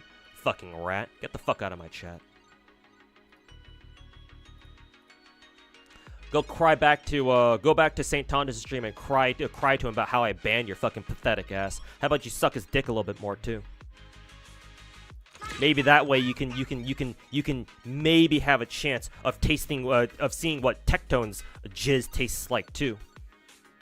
With how much with how often Tectone shoved his dick down St. Tontus's throat. Let me know, dude. Come back on an alt account whenever you feel like it.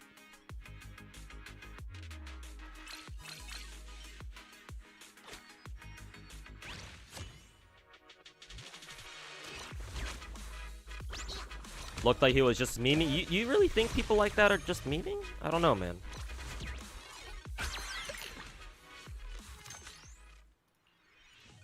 Like, me personally, I don't think so. I don't know. He could be. There's a small possibility that he was, but do you think I have the patience to really stick around and find out? No.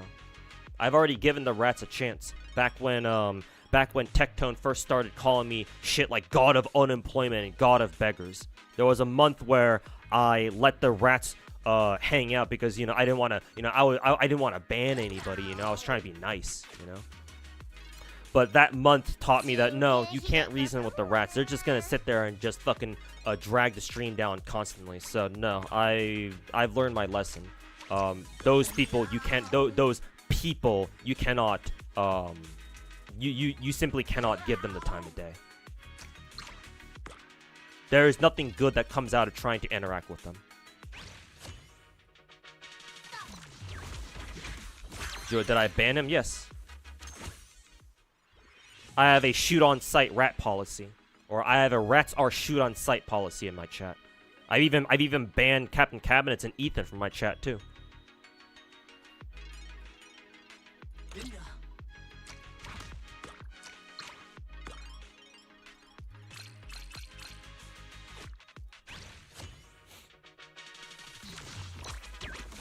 MTash, well, yeah, of course. MTash is also a fucking grifter. Literally only does gacha content because he got lucky with the Genshin wave.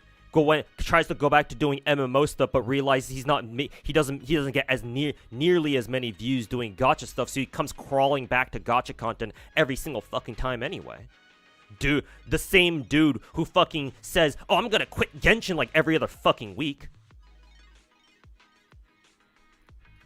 Like, I don't know about you, but if you truly enjoy a genre video game, right? Let's say MMOs, for example. Do you really think you want to watch a guy who, like, every other fucking week or something like that, threatens that he's gonna quit a genre? Oh, I'm gonna quit gacha, or I'm gonna quit MMO.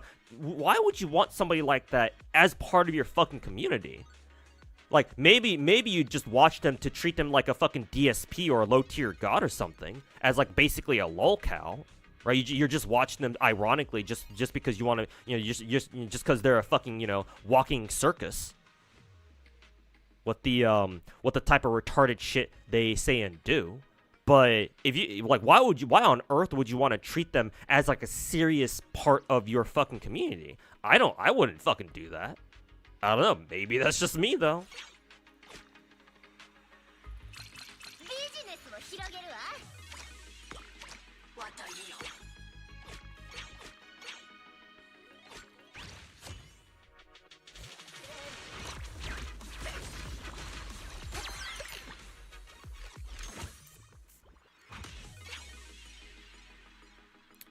Jake Paul didn't stand a fucking chance. Yeah, didn't think so either.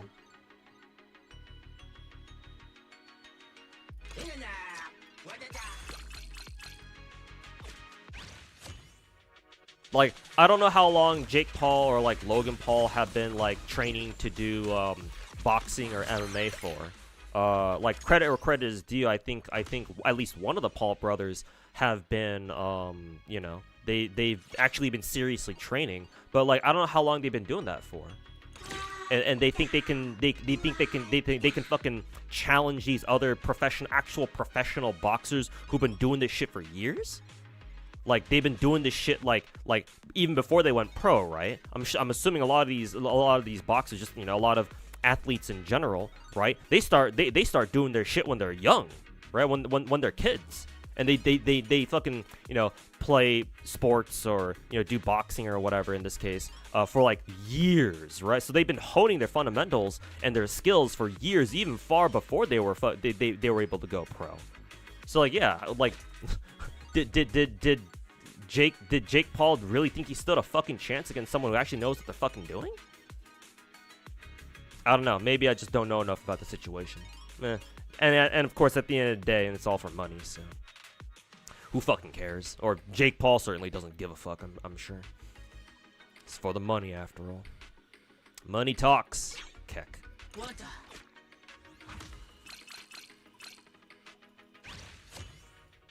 Nuclear bomb versus a coughing baby type shit.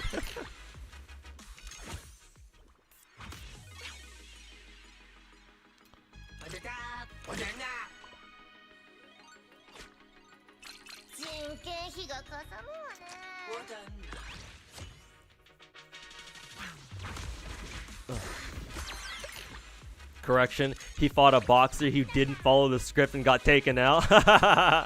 True, actually. Yeah.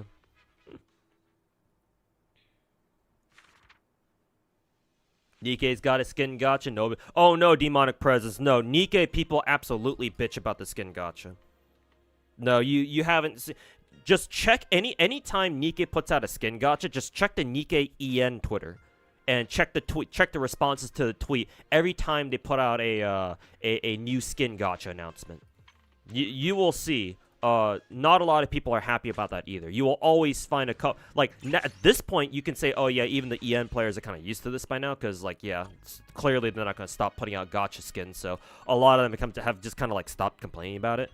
But you still have some people who still make it their life's mission apparently to fucking bitch about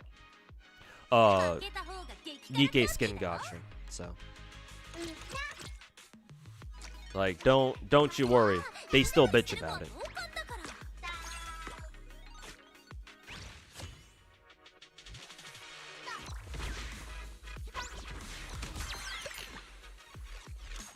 Stick's been a huge Wua glazer lately. Lots of videos and posts about how Wua proved everyone wrong. Yeah, I know. I saw one of his tweets like that too. I think you already heard me say that.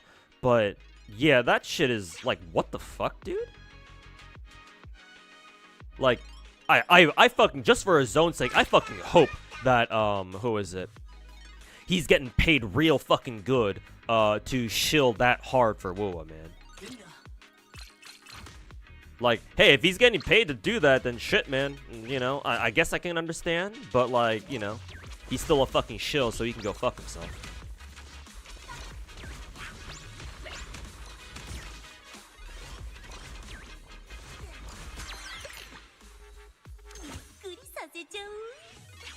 You like the line where I said Glaive sucks a dildo shaped like Salone's dick on a daily basis?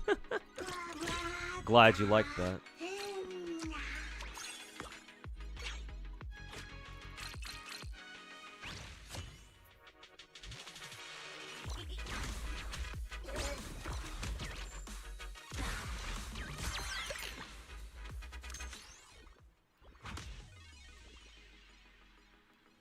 Lost respect for MTash for that. Wish he left Gacha behind for his own well-being. Yeah, but you know, content creators. Apparently, you know, even washed-up dog shit content creators are scared of job applications too.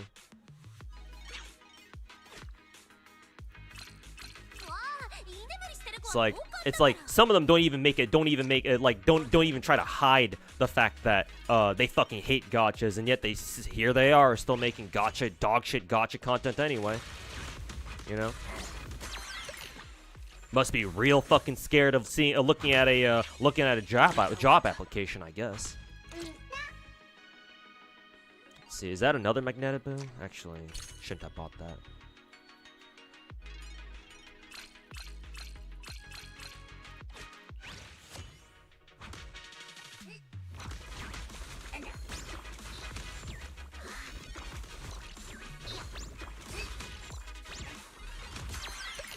Saw people making posts in the CZN subreddit about, hey, it's time for me to leave.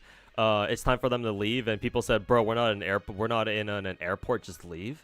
Well, why are people saying they're gonna leave CZN?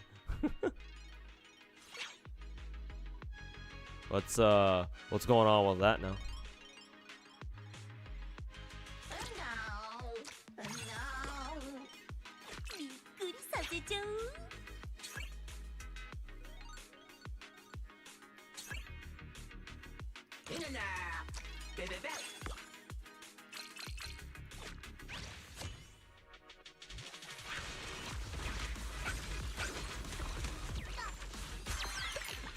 Jake has a broken jaw and possibly some long-term trauma to the head. Oh shit. He really did get his shit rocked, huh? Well, as a fellow human being, hopefully he doesn't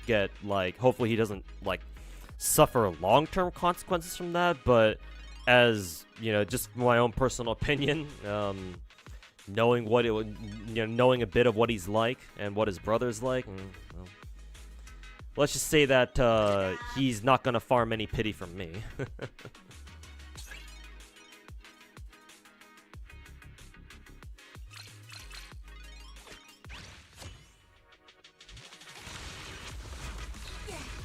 YoStar sponsored MTash to replay Stellasora after slandering it. Yeah, they shouldn't have given MTash a fucking sponsor. Why didn't people bitch about that too? Like they did with the Sea-Dog VA with the Connor when they tried sponsoring him to play Blue Archive, huh?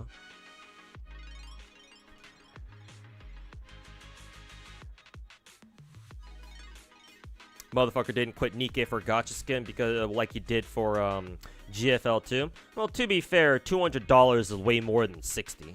Maybe Styx thinks that, oh, a $60 gacha skin, you know, it's like, oh man, it's not that bad. And to be fair, you know, like I can't fault him for that.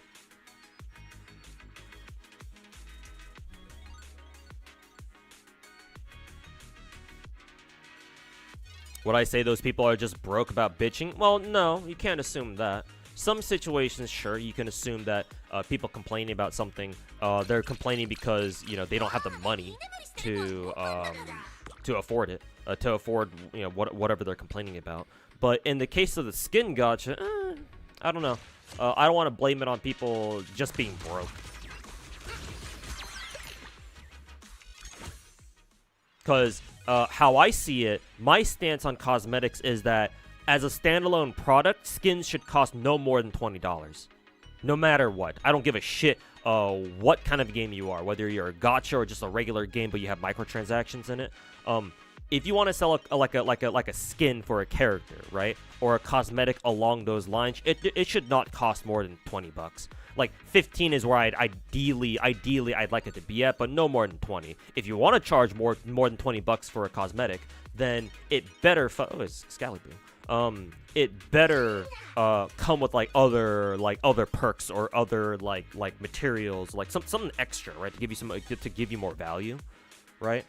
Like, oh, if you're gonna sell like a $30 skin, for example, like at minimum it should at least come with like new animations, new voice lines for the character, right? Maybe if your game has like a lobby style thing, then like a new lobby animation or whatever, kind of like what they did for Springfield's skin in GFL2, right?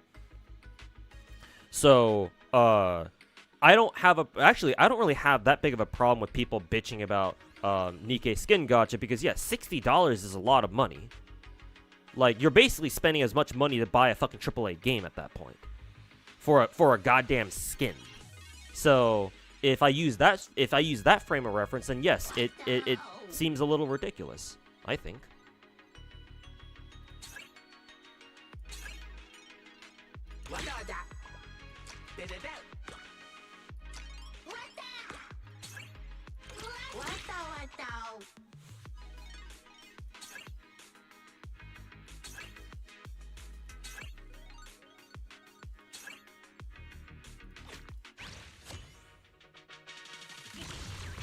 So no, I don't want to necessarily assume that, oh, people bitching about like cosmetics or whatever. It's because they're broken, you know, they're broke ass bitches complain about something because they can't get it themselves. Like obviously some people do, like there's no doubt about that. Some people do that, but you know, not really worth thinking about that when you can't prove that's why they're bitching about it.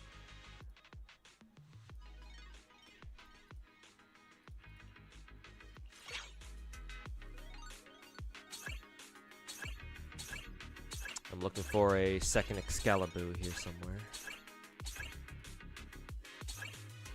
There he is. God damn it. Let's lock it. Unfortunate that in order to enjoy WoW, you have to turn off social media. Well, for people who don't want to, who cannot handle the toxicity and vitriol of social media, yes. As much as I would love to turn off, as much as I would love to turn a blind eye to WoW's social media and ignore the rats completely, I can't do that. Because that's what literally everyone else does. And obviously my stance is such that you cannot ignore the rats. Because if you do, they'll just do whatever the fuck they want. And I don't want them to do that. So, and I think that somebody has to fucking stand up to them, you know?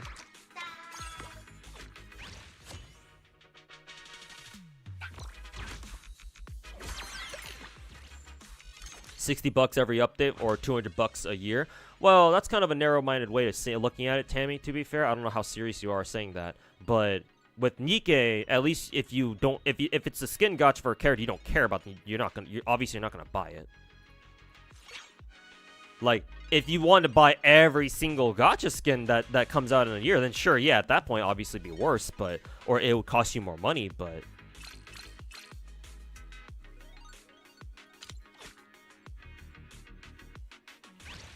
But most people aren't going to be buying every single gacha skin, you know?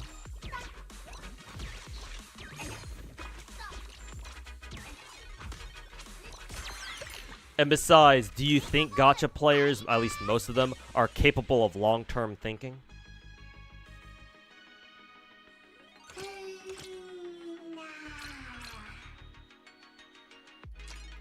I would argue no, but...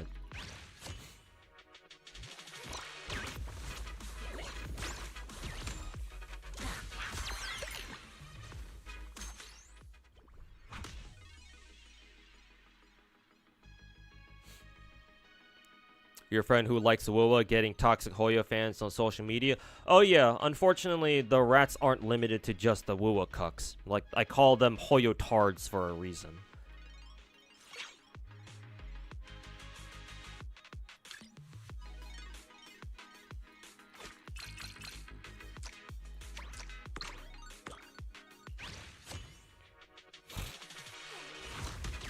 So yeah, if you don't like what you see on social media, then yeah, obviously don't expose yourself to it. Like, if you're just a normal person just trying to enjoy gacha games, then yeah, you should try not to look at social media at all, and just, you know, be chilling and just chill.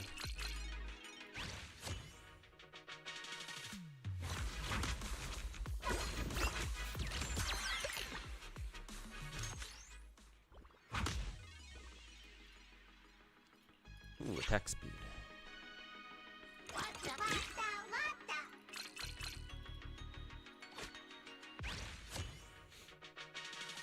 Softcore is considered hardcore nowadays. Curse internet censorship. I mean, it's Reddit, so what you expect?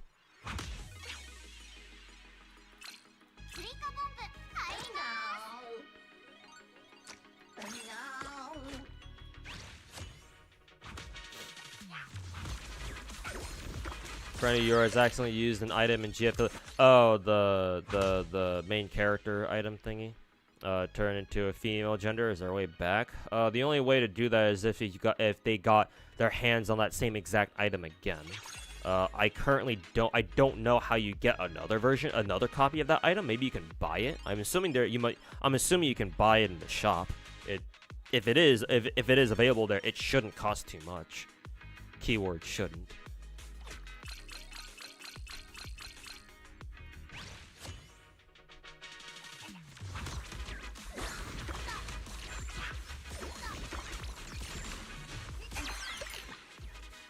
You think skin gacha is the best value money can buy in that dog shit cash up? Oh yeah, for sure. Yeah, because Nikkei's value, like their cash value, is fucking horrid. Like, you don't want to ever buy like their direct packs ever, unless you're just a fucking massive fucking whale. You don't give a shit.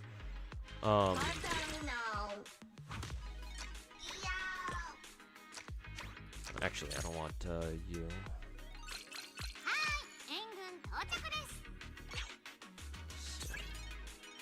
I guess we can go for a revolver thing. But yeah, the gacha skin probably is unironically the highest, some of the highest value things you can buy in Nikkei, which is hilarious to think about.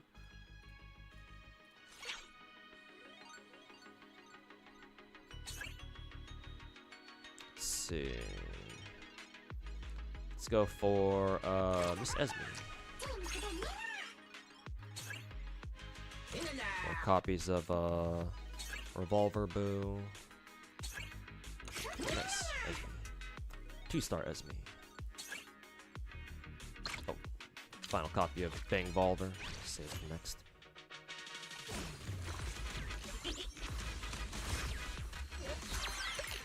Auto chest side event. Yes. Trying to get it done real quick. Nikkei skin gacha is horrible. You've heard free rolls they give. Chance to get skin early is abysmal. Yes. Yeah, it's very unlikely you get the skin early. I've bought a handful of gacha skins before in Nikkei. I've only ever gotten the gacha skin early like twice, I think. Like once for Nayuta recently. Nayuta's gacha skin recently, and I forget who the other one was for. It's been a while. But it's only ever happened twice, and I've bought a handful of them, like maybe 5 or 6. Maybe probably more than that, honestly. But yeah. Almost always ending up pay $60. Yeah, I mean at that point you shouldn't even look at it as skin gacha. Like, I think the biggest problem with people looking at Nikkei skin gacha is that they're seeing it as a gacha and they think, oh, I have a chance of getting a skin early. It's like, well, yes, you do technically, but most of the time you're not going to. Like, people should just see it as a $60 skin where the game gives you some other goodies along the side too. And it's like, every once in a while, if you're lucky, you might get the skin early. But usually people should just see it as, oh, $60 skin comes with like 10 limited pulls, 10 standard banner pulls, some resources, right?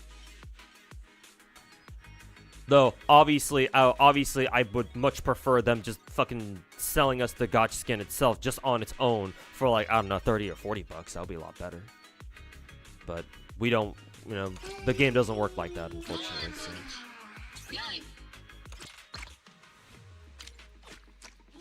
So it's like, hey, man, it is what it is, man. Friend re-rolled in DNA for the Psych skin and got lucky. People are re-rolling for skins and DNA. Well, I guess it's gachas. So people, I guess even for just skin cosmetics, people re-roll their fucking accounts for anything, huh? I guess it makes sense. Not like you need to worry about re-rolling for characters. So, what else are you gonna re-roll for anyway?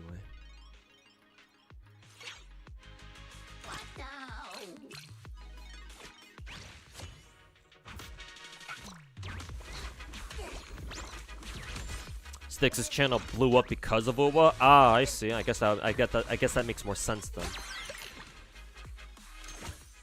Not seeing that as like a justification, but hey, it is explanation. I mean, still doesn't change the fact that he's a dick-sucking little piece of shit. But hey, at least I have the context now.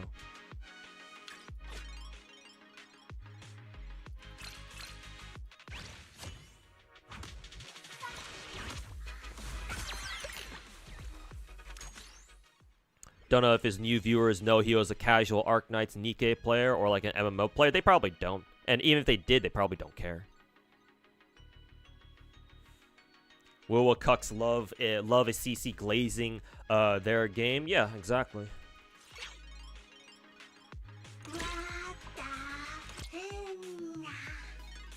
It's why the rats have such brain dead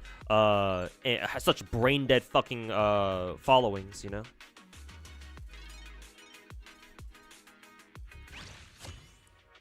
Rats be like, a content creator gets me. They get what we're talking about. They're our friends.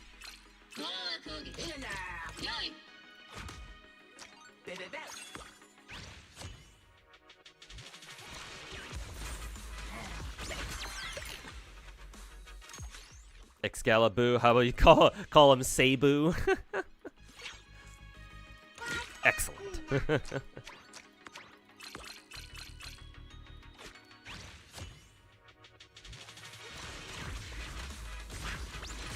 You're convinced a lot of these people are teenagers? Some of them are, yes, but remember, depressingly, a lot of them are technically adults. Remember that technically some of them are unfortunately considered adults. Because remember, a lot of people are raised not exactly well. Let's just put it that way. Maybe we can try going for a 3-star, what's this dude's name? Magnetibu, I guess.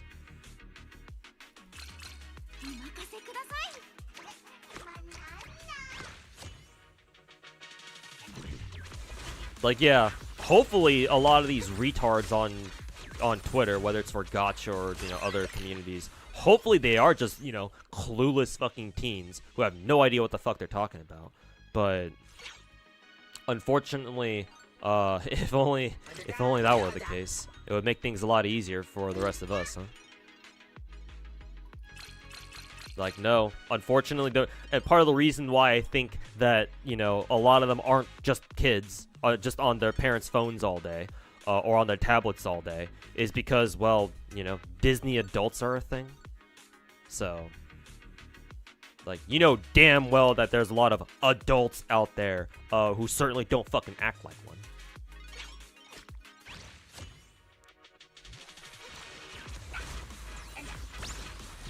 Nikkei likes to sell things off FOMO. Yeah, well, I mean, welcome to gacha games, I guess. Like, excuse me, I'm not trying to make an excuse for Nikkei here. It's just, hey, that's what gacha games do.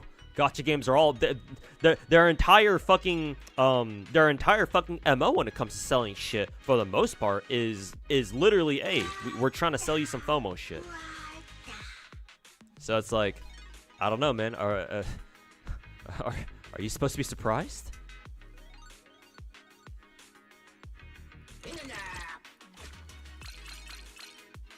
Because I sure as hell am not.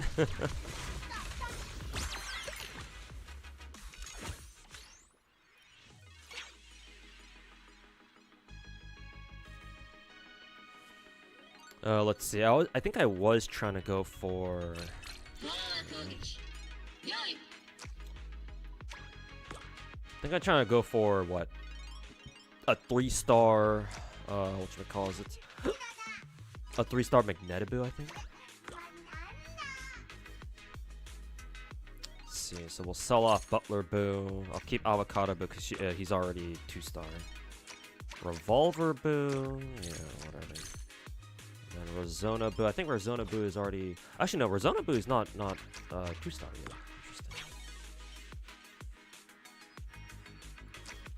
So we'll put in Avocado Boo in there again, I guess.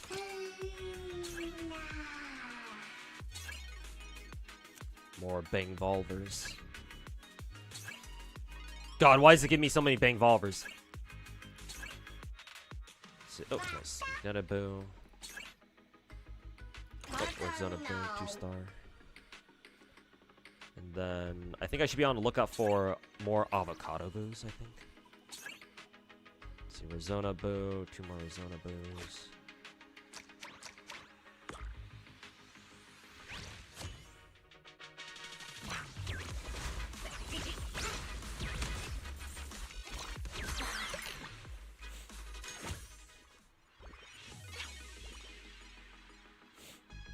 too much glaze for WoWa. It's your favorite gacha. Talk as if they give 500 pulls a patch or they invented the wheel of gaming or some shit. Yeah, it's a bit like, I know I said earlier that usually I don't mind people glazing a gacha, but like specifically when it comes to WoWa, or hell, I'm sure even some of the Hoyotards are guilty of this too.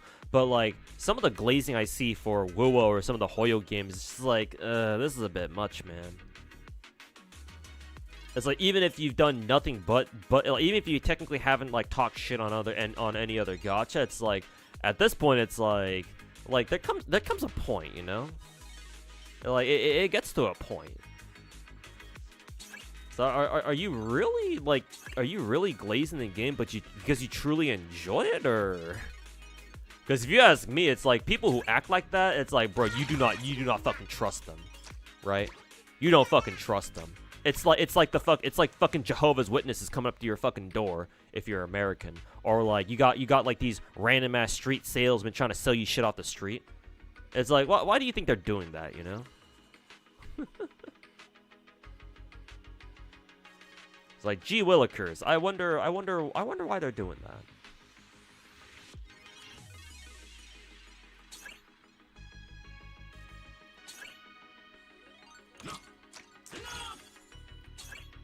Mercury just shows up in his fucking tank.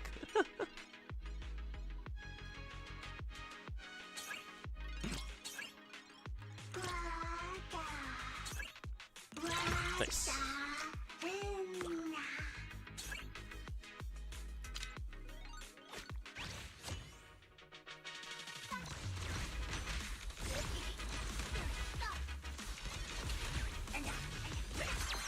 Will I do a Genshin suggestions video like I did back in the day? But what do you mean suggestions video? As in like how to play every character in Genshin or something? I've been thinking about doing that. It's just, Jesus fucking Christ, I barely have any time anymore.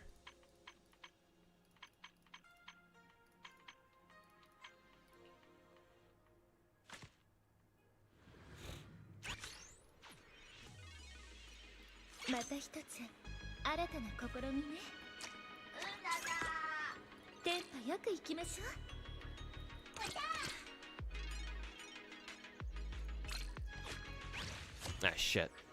Oh, looks like the game just put in a rocket boot for me. That's good. Forgot to do that.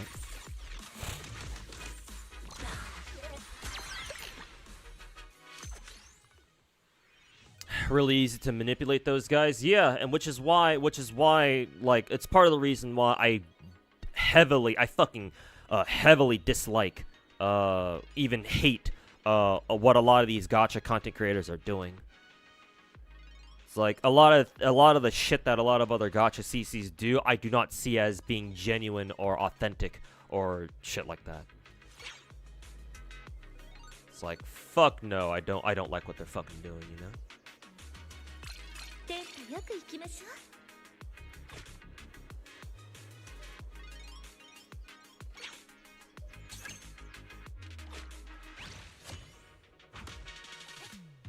You meant Genshin like, oh, like how to improve the game, like 2026 edition. Did I do one for 2025, or were those only for 2023, 2024? I could make another video like that. If I do, though, I'm gonna have to put out. I would like to make ones for Star Rail, Zenless, and Wuwa though. But goddamn, that's a lot of fucking effort, man. Maybe I'll be able to find it in me to be able to do that shit. I don't know. But yeah, no, I could. It's just as with all my other videos, it's gonna take me some time. Do I have a Crown's Gacha skin? Yes, I do.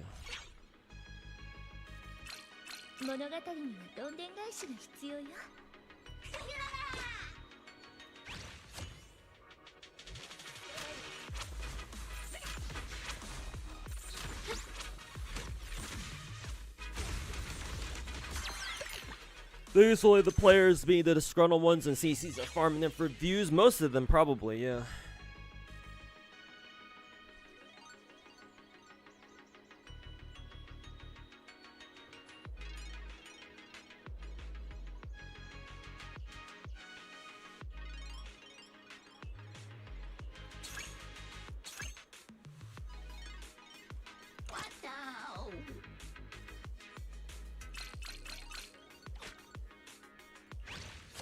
I still don't have a 2-star bamboo yet. Gameplay centered gacha CCs are fine. Yeah, if you focus on actual gameplay as your if you focus on actual gameplay as like the crux of your content, then yes. But like, yeah, the reporter style, the journalist type shit, CCs, yeah, no, they gotta fucking go. Or maybe don't have to go, because, you know, I said before that there is value in having CCs where they report like news, like they bring you the news of what's going on in gacha. Like, I'm not saying that's not important, but like a position like that is the easiest. It's the riskiest to, how should I say it? It has the most risk of people in that kind of space of turning out to be fucking, you know, fucking pieces of shit. Because, like, just reporting on stuff, that doesn't take much effort. All you gotta do is just fucking find shit to talk about, or just have your viewers fucking bring it to you. Like, how much effort does that really take?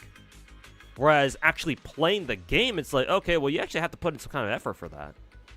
So automatically that filters out a lot of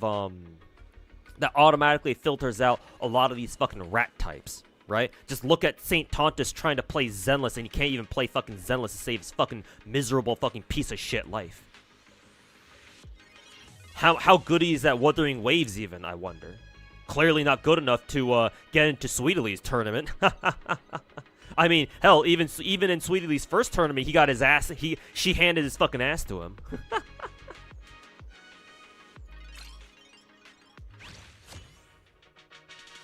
Yeah, like the news reporter, journalist type shit gacha CCs. Yeah, exactly.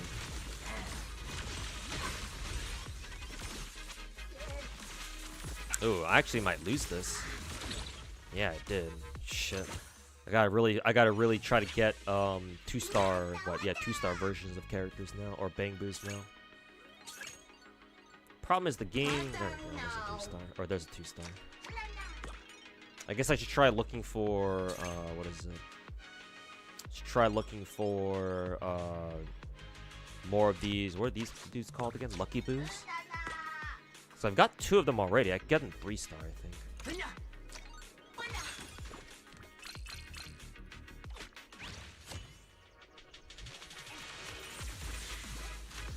Didn't mean to hyperlink it. Yeah, don't worry about it. Okay.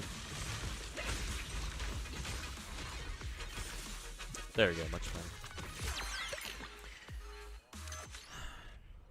Gotta leave now. Alright, take care, Tammy. Thanks for hanging out a bit. We will catch you guys next. We'll catch you next time.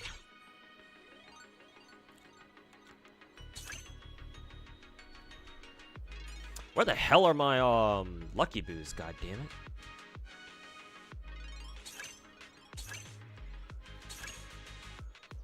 This really is just like currency wars. Holy fuck! Looking for a fucking 1-star and never fucking shows up. Ah, fuck you.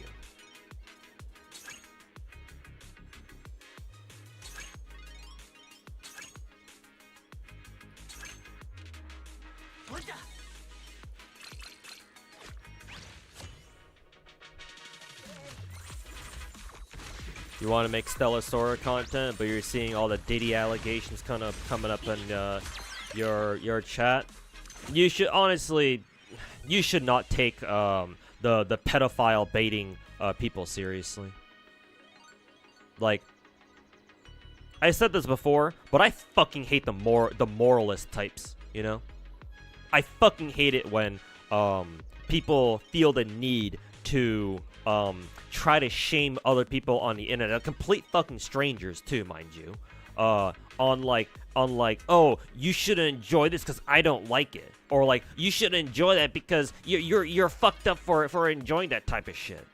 It's like, bro, it's the fucking internet. People have weird fucking takes all over the fucking place, dude. You think people think fucking, you know, oh, lollies are the worst thing ever? It's like, no, there are worse things, man.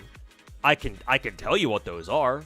But, you know, it's Twitch, so, you know, can't really do that without people being like, you know, clipping the content shit out of context and, you know, getting me fucking banned. Like, but no, there are far worse things than fucking, you know, Diddy All Blood, type shit.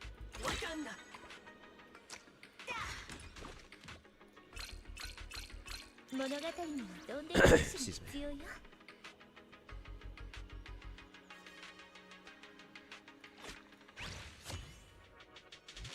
Like, if you want to make content on Stellar Sora, you should.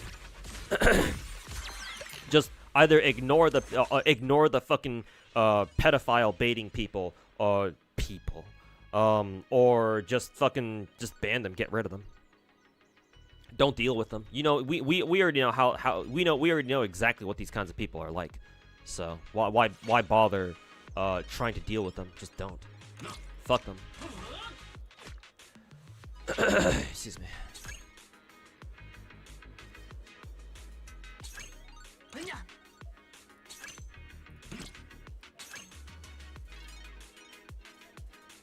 Looks like I'm not gonna get any lucky boosts, so... Ah, shit, did I fucking sell off my 3-star? Fuck you. Dog shit fucking game.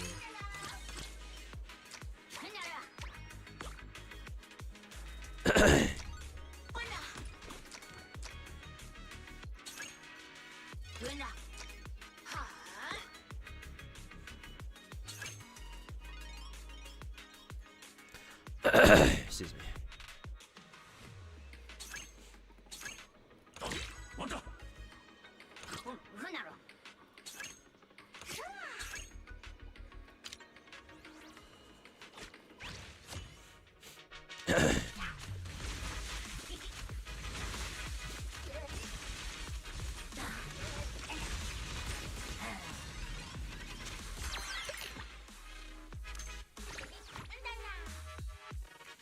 Remember when American politics tried to cancel Manhunt and GTA for being too violent? Yeah, that worked out real well. It's as if Americans didn't learn shit from, you know, a little something called the Prohibition back in the 20s.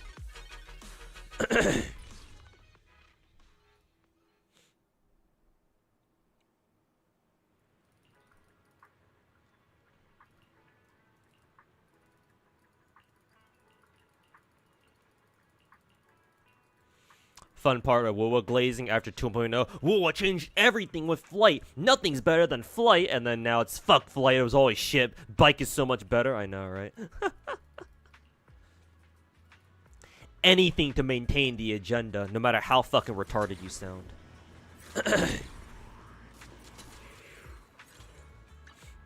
Anything for the agenda. Our top priority is to maintain the agenda.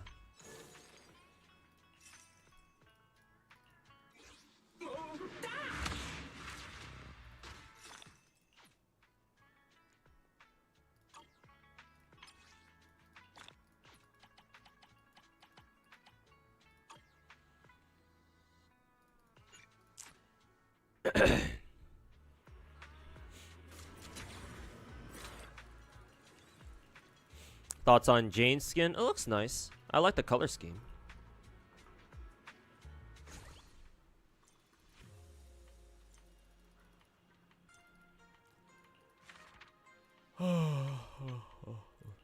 Damn, there's a lot of fucking story fights to this. Jesus. And I think I only have, like, what, 1 more hour? Jesus, man. I've only been able to do Shiyu and then, like, 1 event, like not even a full event, and then this one, too. Oh, God. So much shit. So much shit I gotta get done.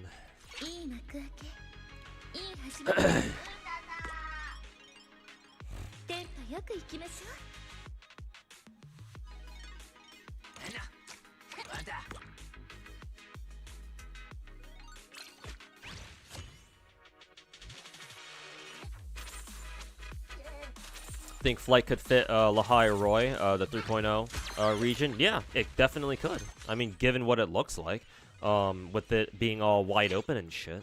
Yeah, definitely.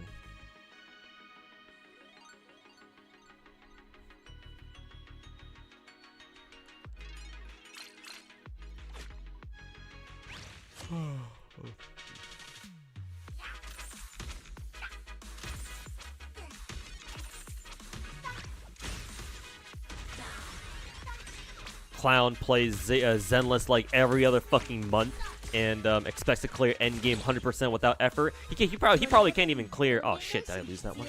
He probably can't even clear Wuwa's endgame without struggling either.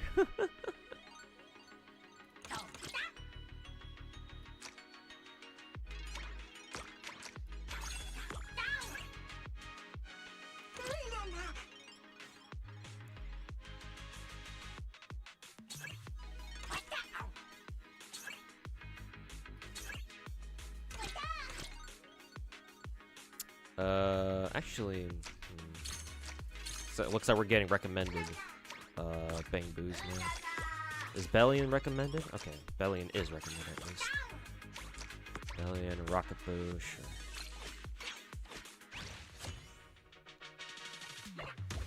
Any tips on Whimpering Wastes and Wuwa? AoEs. You need AoEs. My two favorite teams to run in Whimpering Wastes are Shorekeeper, Rasia, and Camellia. If you don't have Rasia, obviously Sanhua works. And a Cartwheel team. Cartathia kind of shits on Wuwa, or not Wuwa, Whimpering Wastes. Well, not kind of, she does shit on Whimpering Wastes. And Camellia is a really good option because of her AoE. At least, you know, I think so. And if she's properly supported.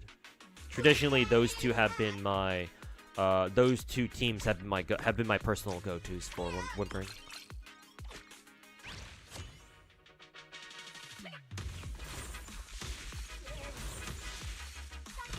Stellosora has a really good PC client. That's good to hear. That's very nice. Am I just getting free Lucky Boos or something, or? Because I don't remember picking up more Lucky Boos, but I ain't complaining. 2-star Bellion. Gurabu is recommended. Interesting.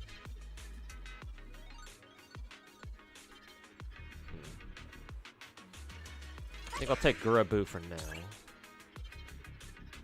Another Bellion, don't really care. I don't want to go for like a 3-star Bellion or anything. Actually, I could sell Lucky Boos because I don't really plan on going for 3-star Lucky Boo anyway. We'll keep Rocket Boo here for now. We'll place him with the Gurabu.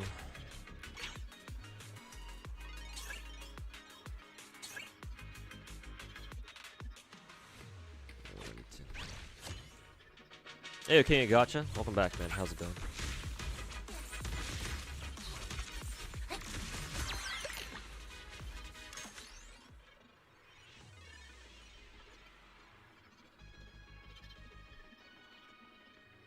Recommended reroll and Brown Dust 2. I don't really think you gotta reroll, man.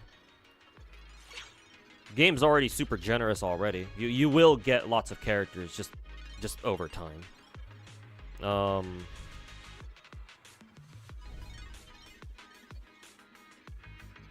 But yeah, maybe you can join the Brown Dust 2 Discord and get people to help you get started on like characters you can pull. Oh yeah, that Bunny Girl Lowen character. I think there's a Bunny Girl on Gacha right now called Lowen.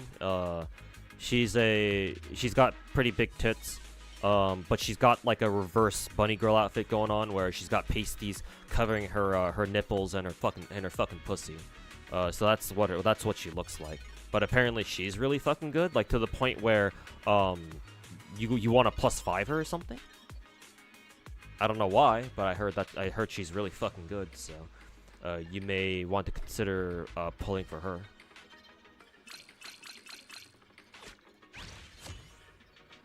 Forlova. Oh yeah, Forlova I would imagine destroys Whimpering Wastes too. Especially if you have Cantarella. Yeah.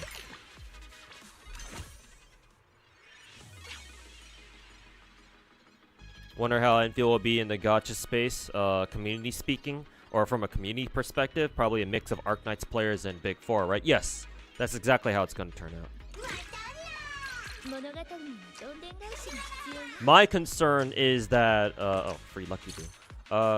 My concern is that we're gonna have like people like who is it? Who's that one guy? Tabaro. My concern is that we're gonna have people like Tabaro trying to intentionally create schisms in the community by trying to make Enfield like a game for only Arknights players and shit like that, right? Like the Saint Tontus of Enfield type shit, or something close to that, anyway.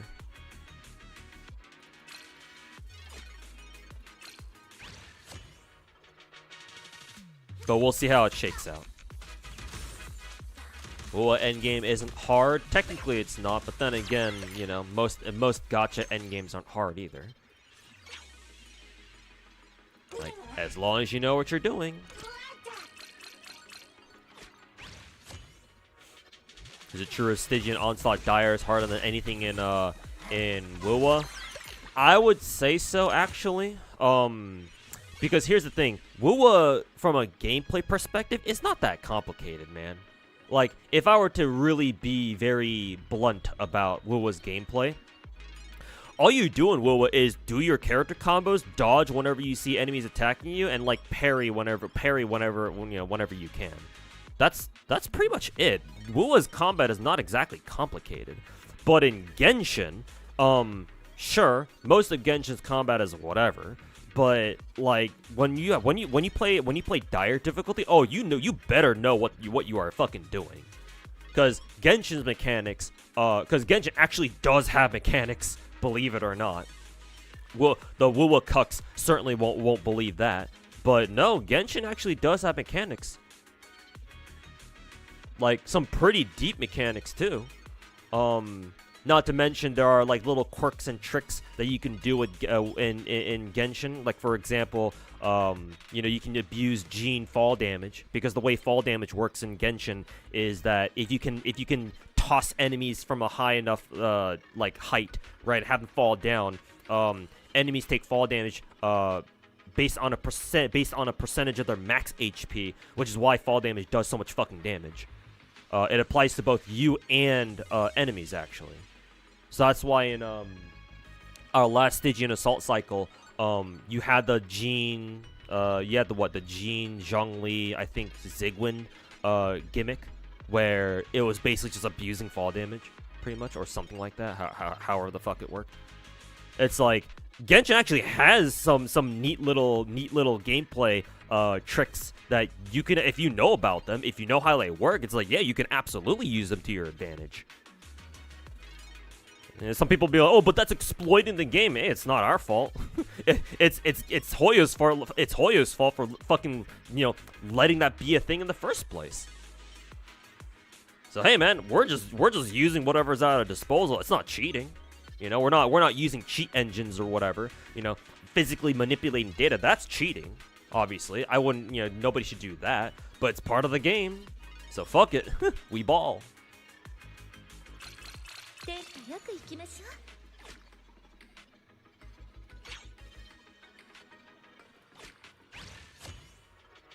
Hope your leg got better. Yeah, it's feeling better. It's still not out of the woods yet. It's still, you know, it still bothers me, but nowhere near as much as it was start of the week.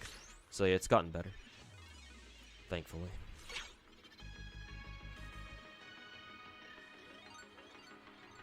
But yeah, no. Genshin, Stygian Onslaught, like, dire difficulty, that is no joke, man. You better know what the fuck you're doing.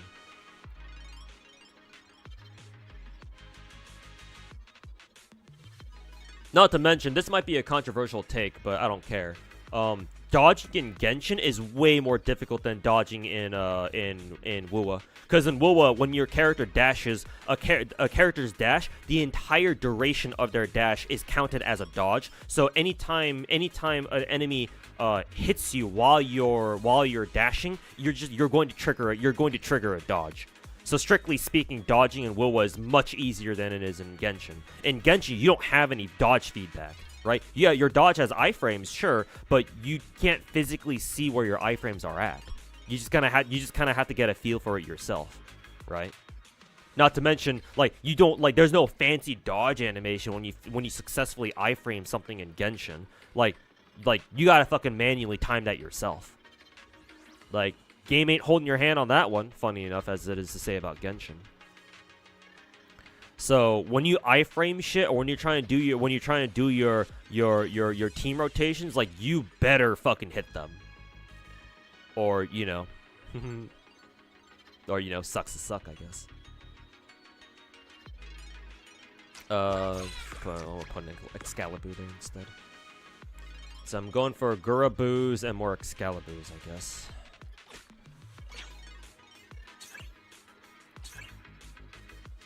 Let's see, Power Bank.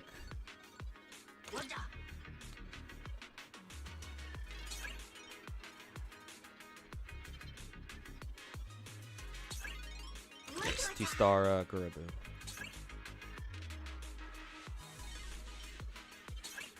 I'll try to fish for more, yeah, Mercury, or not Mercury, safety boos here.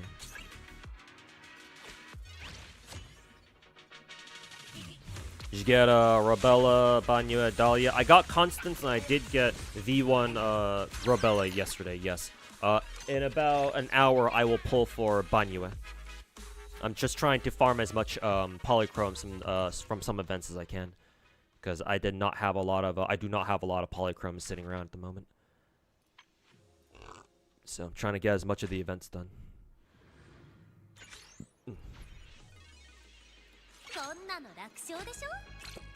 Oh, excuse me. Oh, you can start a fight without without any bang boos? That's hilarious. Oops.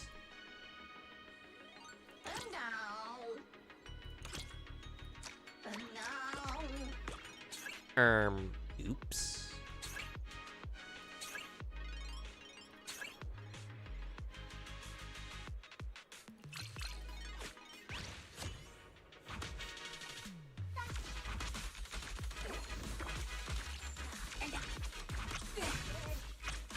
It's in Genshin, it's dead ass only a dash, not even a full dodge. Exactly.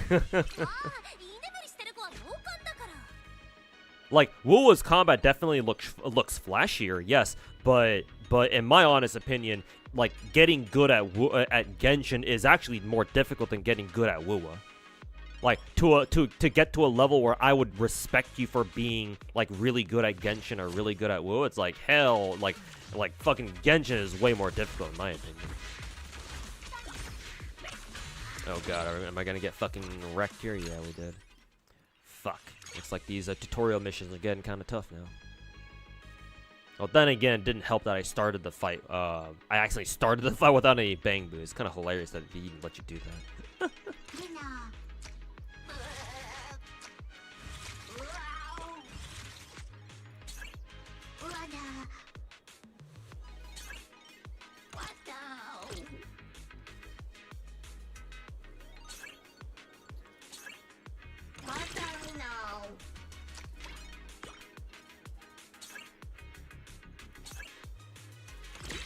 There we go.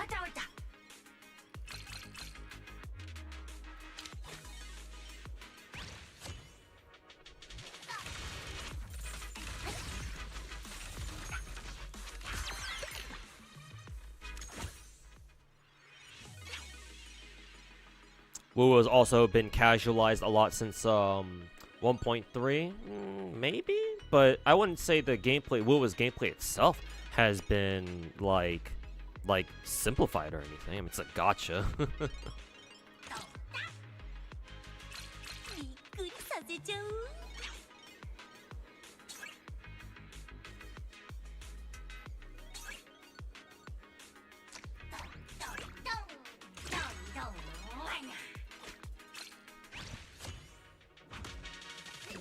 Let's see if Toboro turns into this werewolf where it's full moon on January 22nd and preys on every casual he sees.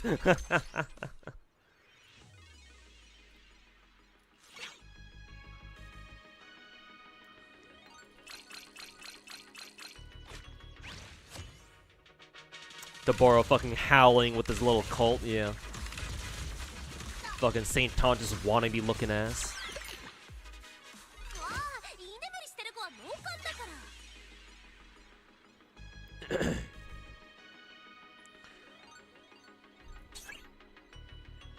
Let's see.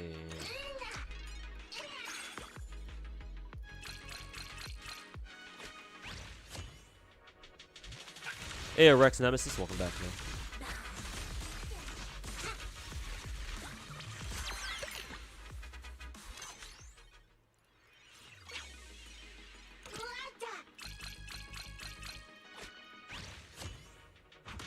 Does Pippa actually hate Genshin Story? Yes. Yeah, she does. She doesn't like it at all. She had a recent stream, I think earlier this week, where I was tuning in. I was just watching. I had Pippa stream on my phone while I was driving around doing food delivery, you know, doing my side hustle shit. And she explicitly said, she explicitly said, yeah, she fucking hates Genshin Story. She doesn't like it at all. Which is why I made a reference to her in my last video. Like, no, she just does not enjoy Genshin Story. I forget which stream it was, to be fair, but I know it was a recent Pippa stream from this week. That I know for sure. Or was it this week? Technically, was it this week or was it last week? It might have been last week, actually. Yeah, it might have been last week, actually. Because if I mentioned it in my video, then... No, wait. Because I put out the video...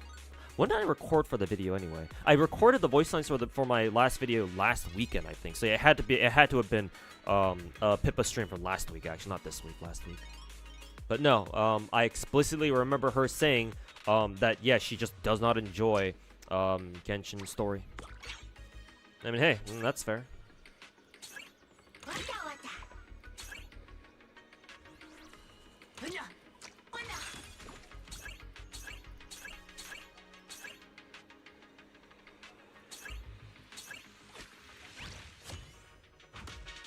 Thought she quit and recently played, actually. I don't think she used to enjoy Genshin, but I think these days not so much anymore. Yeah, because she enjoys playing other gachas. Like I think Stella Sora is pretty high on her list these days. She's done multiple sponsored Stella Sora streams, I think. So yeah, she likes that game. But yeah, like she used to. I know I've seen her do sponsored Genshin streams before. So if she were sponsored to play Genshin, then sure, I don't think she'll turn it down per se. But yeah, I don't know if she'll like go out of her way to like play Genshin just on her own anymore. Like perhaps she used to in the past.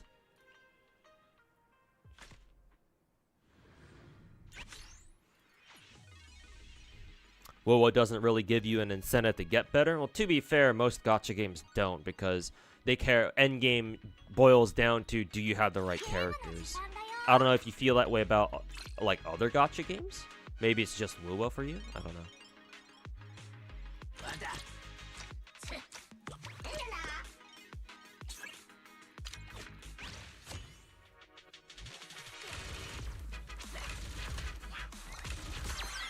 Would I consider Styx a rat now? Even still, not quite, because apparently that's what he's been doing for a while anyway. For me to call you a rat, you have to put down you have to talk mad shit about other gachas too. Technically, unless Styx is on record for talking mad shit on who is it? On like the Hoyo games or just other gacha games in general. If Styx hasn't done that, strictly speaking, he's not a rat. Not yet, anyway.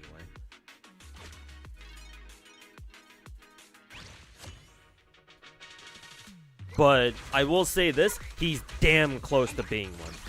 Very damn close.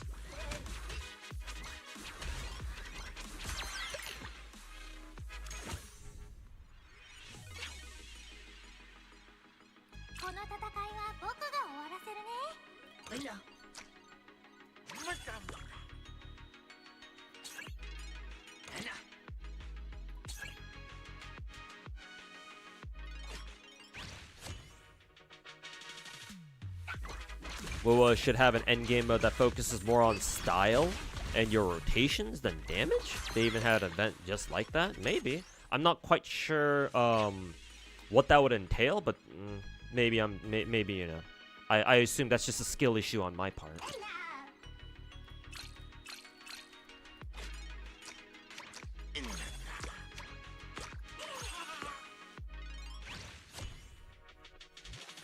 Do I earn $1,000 per week? Some weeks are like that, yes. Some weeks I'm able to earn $1,000 a week for food delivery. So not too shabby.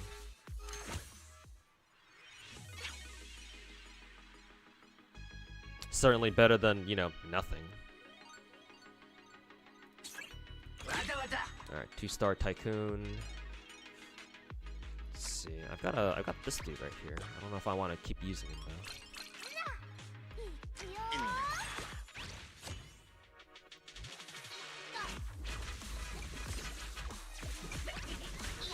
Styx doesn't shit on Hoyo games, but he does shit on. Oh yeah, that's right. Yeah. Because I have a Twitch viewer named KS Lord who's told me that yeah, Styx has shit on Tower of Fantasy before. Yeah, that kind of gives me the impression that Styx is too much of a pussy to talk shit on Hoyo. So he talks shit on TOF because he thinks it's a safer game to talk shit about. I guess strictly speaking, he's even worse than the rats. He's even more of a fucking little pussy ass bitch. Assuming that's true, of course. Might not be. Oh, I think this is technically a different boo? Yeah, it's technically a different boo. Oh, that's funny.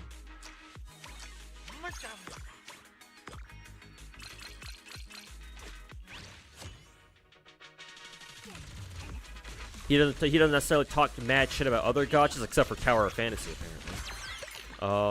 But he does follow the popular opinion. Yeah, the narrative, right? He pulls a fucking Tectone basically.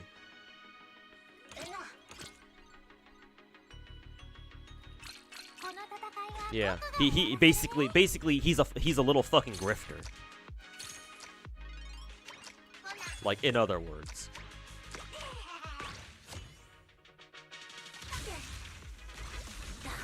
Yeah, and the Stellasora switch up, Gets sponsored to play Stellasora, sees that everyone's talking shit about it, fucking jumps ship.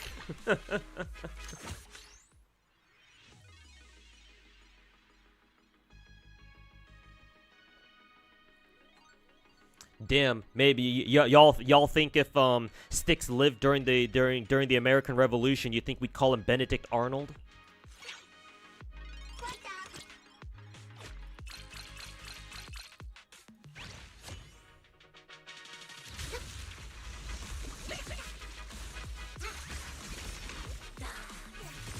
You saw people saying Styx looks more like a Hoyo shit, like his physical appearance? I don't know what physical appearance has to do with anything, but...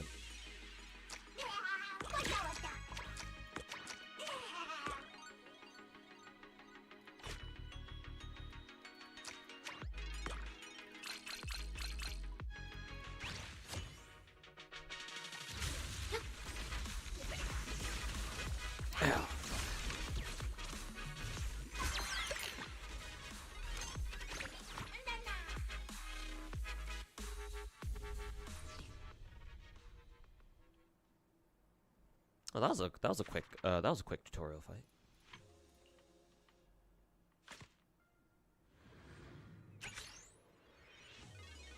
Is that Nyanya Banana, as in the VTuber? Where?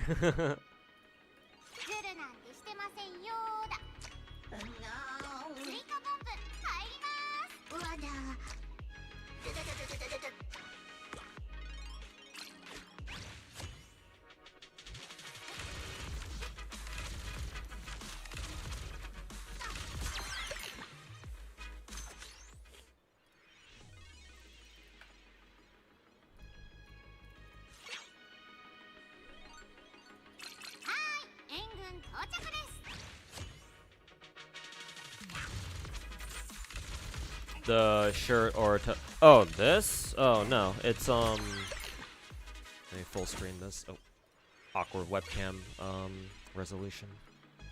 No, this is actually a Kantai collection towel, like a little towel thing. It's got, for those of you familiar with Kantai collection, it's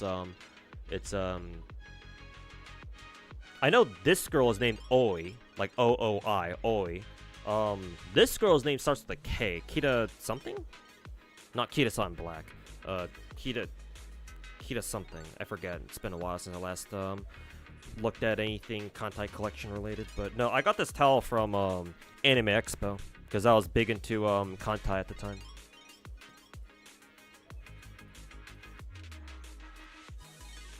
No, it's not Nyanya Banana.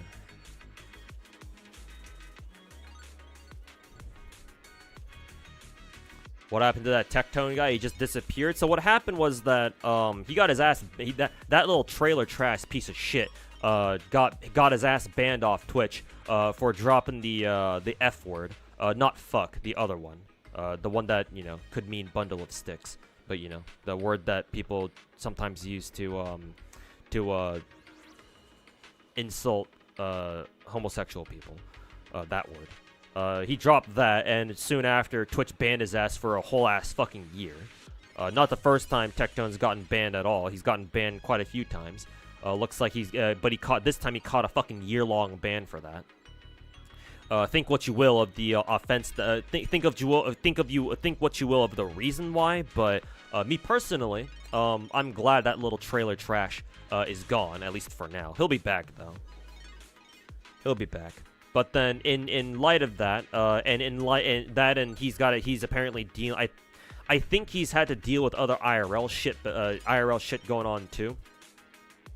Like some sexual assault allegations, essay allegations. So you know, he's had to deal with that. May that haunt his fucking dreams for the rest of his life, I guess. But yeah. He's been trying to transition away from being a gacha CC, and he's trying to become like the polar opposite of fucking the political opposite of Hassan. Like he's trying to go the whole fucking political commentator grifter route on Twitter. I guess he's trying to become the next Alex Jones or some shit. I don't know. But I guess it's not going very well for him, considering he still talks about gacha games every now and then. Like the pathetic little fucking grifter he is. But yeah, that's why you haven't really been seeing him streaming, because he physically can't. Which, you know, he could go stream on Kick or YouTube if he really wants to, but I guess he just doesn't feel like it. I guess maybe not having as many viewers as he does on Twitch hurts his little tiny little dick ego, I guess.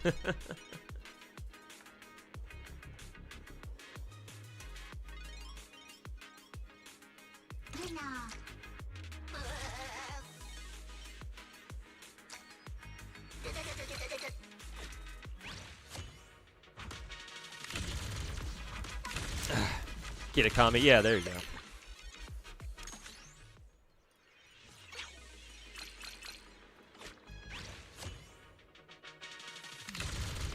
Thank God Tectone's out of gacha somewhat. Yes, I'm glad you agree. But yeah, he said he's been trying to get himself out of gacha, but like just like every other gacha content creator grifter out there who you know says they're gonna quit gacha, like Mtashed, they all come crawling back eventually. Gachas are like the fucking Green Goblin mask. They can't help it. They can't help themselves. They always got to come back to talking about gacha, because that's the only place where they get any sort of fucking attention that their parents clearly didn't give them.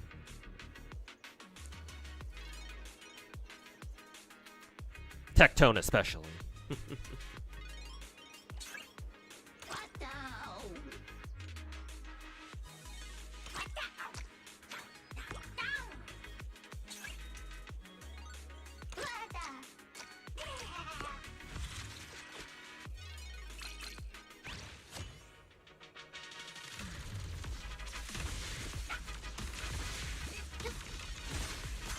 You missed the memory of him? Oh yeah, no, I get that. I get that. I feel the same way about, who is it? Cinder? The VTuber? The VTuber who got exposed for backstabbing her other VTuber friends. Like, Cinder at one point was, I think, my second favorite indie VTuber. Either second or third after Bao and Numi. If you guys are familiar with like the Western indie VTuber space here on Twitch specifically. But then, you know, after the fucking nuke dropped, that Cinder's a backstabbing little piece of shit bitch. Yeah, no. Obviously, I'm not gonna watch her anymore. But yeah, you know, perhaps it was better off that it, you know, well, not perhaps. It would have been nice if we just never known about that. You know, ignorance is bliss, as they say. But It is what it is, I guess. So yeah, Chais, I get it, man. I get it. You miss what it was like before you found out that, you know, the people you liked watching, or even the people you looked up to, even. You miss what it was like before you found out that, you know, those people were kind of dog shit. Like it sucks. There's no other way to put it. Oh, Excalibur already? Jesus. Let's see, I guess I can get rid of Bellion.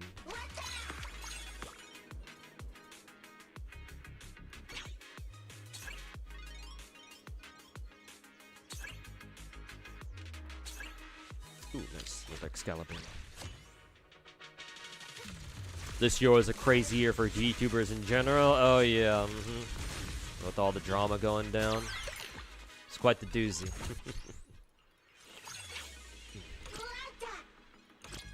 I don't really have any two-star bang boos. Actually, I could just start filling out my ranks with the S ranks, honestly.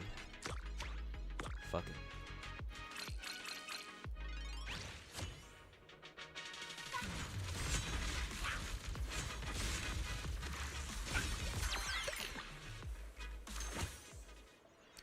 Tectone bitching about Blue Archive fans. Oh, is Tectone bitching about how Blue Archive fans are calling his fucking grifter hypocrite ass out for trying to fucking grift trying to grift the whole Blue Archive situation? Are they doing? Is he bitching about them because of that?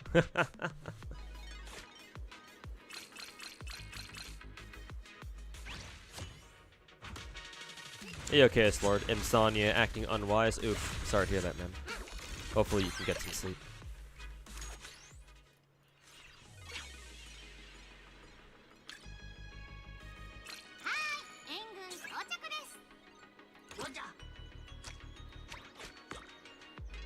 See, 2 Excaliburs. We can sell off the Gurabu. So we just sell off everybody here. Fuck it. Fill out our ranks with nothing but what is it? Nothing but fucking gold bang boos, I guess.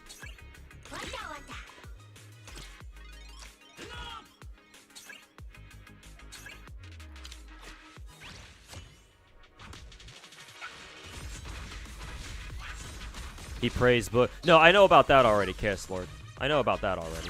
I was wondering if Tectone made a follow-up tweet bitching about Blue Archive fans because at least some of them have been calling his ass out for being a fucking hypocrite when he's talked shit on lolly enjoyers before. And whatever Nahumchi said, where he streamed quite literally fucking butt ass naked on Twitch, right, on a fucking 13 plus on a fucking 13 plus platform. Like, I know that he was doing that in to protest whatever Twitch was doing at the time, and I'm not gonna defend Twitch there, but yeah, fucking a dude who streamed quite literally butt ass naked, right, with only a black box censoring his fucking tiny ass dick. It's like, gee, I wonder what kind of person that is. Or I wonder what kind of person Tectone is here.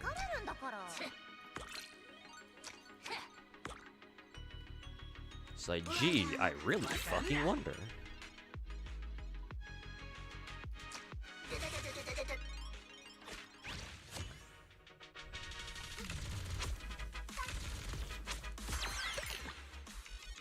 As long as Baltimore stays in the political space. Yeah, exactly, student. Like, I don't hate Tectone. I just hate what he does and what he says. But yeah, if he wants to try going down the whole fucking political route, then yeah, whatever. You do you.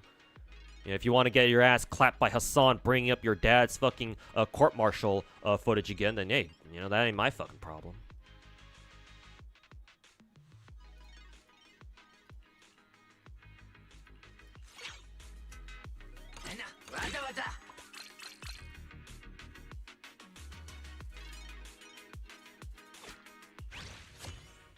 But yeah, as long as he and other rats stay out of the fucking gacha space, it's like, whatever, dude. Do whatever the fuck you want. I don't give a shit.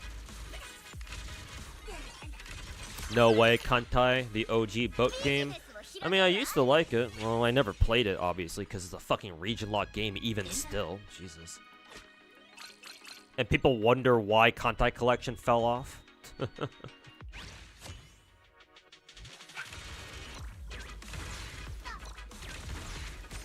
Would I buy Wuwa or Hoya merch? Yeah, absolutely. I have Hoya merch. I don't have any Wuwa merch at the moment, but I'm not against it.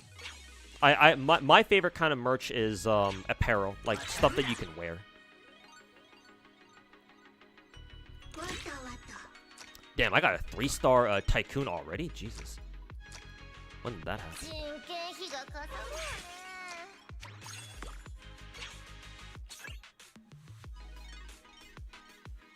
Oh, we can bring in Robin, I guess. Let's see. I'm not gonna try going for a 3-star million. Oh, excuse me. Taking a nap now. Got to box 12 on FGL ladder. Hey, that's what's good, man. Good progress.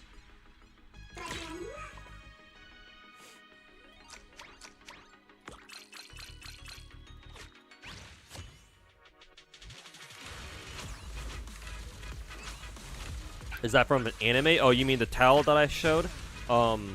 No, it's from Content Collection. It's also technically a gacha game. Yeah, I guess technically it would be a gacha game. Man, they really want me to use a million here, huh? Fuck you. Okay, I guess I will then.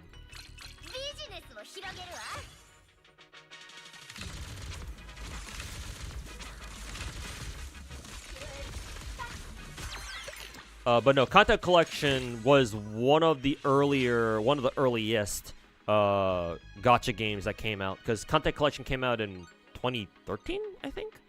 Yeah, I think 2013. And it's still going, by the way. It's just it has really slow content updates. But it's always been a region locked game, meaning that if you don't live in Japan, you have to use a VPN to play it. And back when it was at its heyday, back when it was like the most popular IP in Japan. Back in like 2015, like it reigned supreme from like between the years like 2014, up to like 2016, maybe 17, I think, before it finally started like kind of falling off in terms of popularity. Like it was so popular that if you wanted to make a new account in the game, you had to enter a fucking lottery, because Japan loves their fucking lotteries just to get into shit. Nowadays, I don't think they require you to go through a fucking dog shit lottery anymore, but...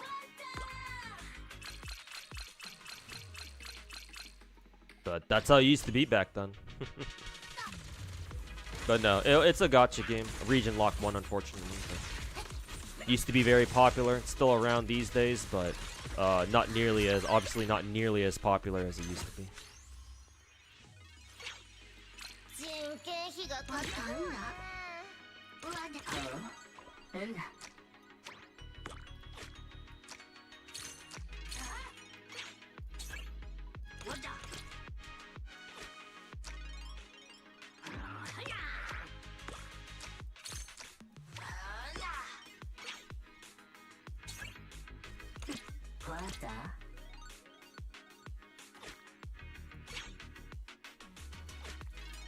Actually, I shouldn't have bought the, what is it?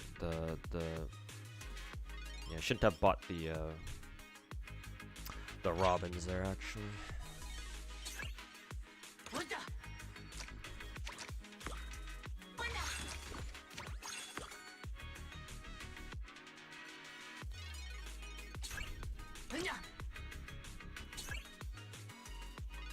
Do I want Excalibur? Yeah, I already have, who is it, Safety Boo. Let's see. Oh, Red Marcus is recommended. Okay. Switch over to, Red Marcus then.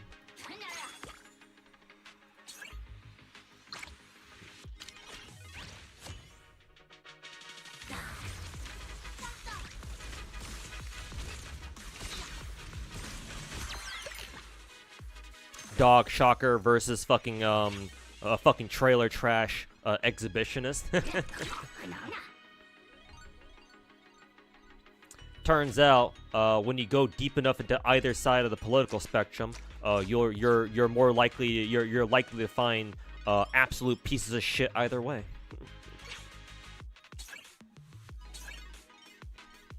Who would have thought?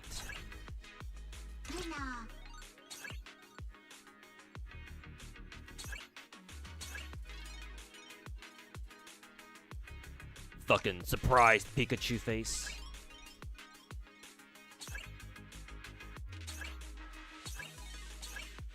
Man, I just need one more a million. There we go. Now we got a 3-star million. It's kind of surprising we actually managed to get. I actually managed to get a 3-star million.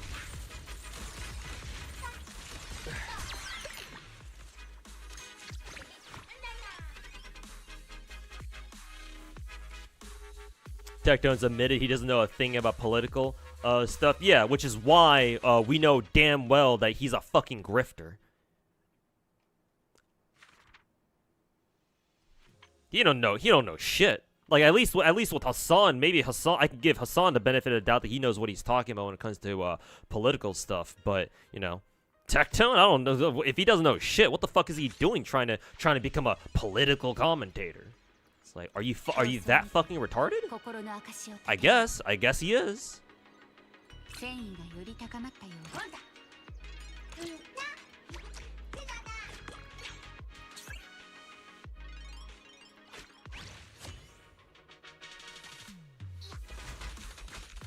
The Cinder stuff was wild, yeah. Like on a moral standpoint, or on a principle basis, I can't keep watching Cinder because one of her friends that she backstabbed was Bao, and Bao is my absolute favorite indie VTuber of all time. Speaking of which, Bao should have a new model debuting today. When was it again? Oh, she already did. She already has been fucking streaming. Shit, totally forgot about that. She's already been streaming for like an hour and a half.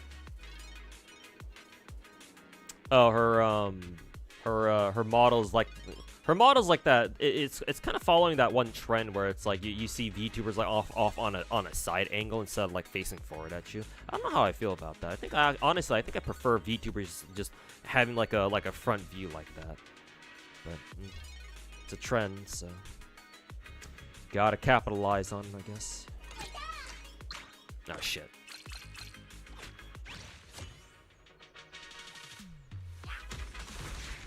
Kantai still alive in a comic hit? Yeah, but obviously not nearly as much as it used to be.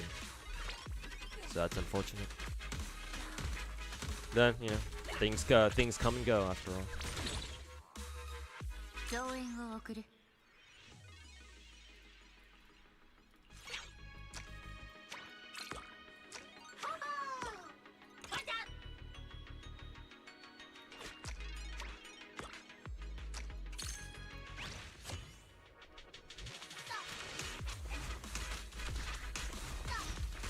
Heard people used to call Azure Lane a ripoff of Kantai. Well, technically they're not wrong. They're not wrong. Azure Lane basically is Kantai, except if Kantai Collection decided to be way more fucking gooner and not restrict themselves to just a JP IP, or to restrict themselves to one region.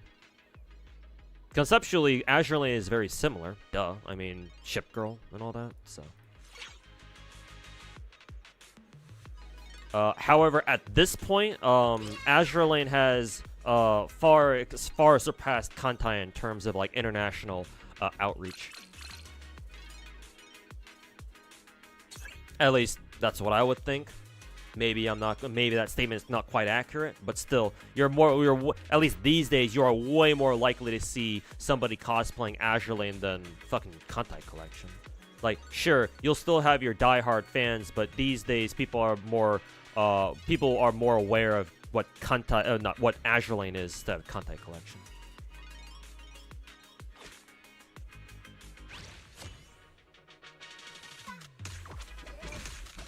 Wish Psy Games would bring back Preco. Well, I mean, I don't know if they can now at this point. Unfortunately, it really does seem like Priko died so that Uma Musume could live. As tough as that is for some people to come to terms with.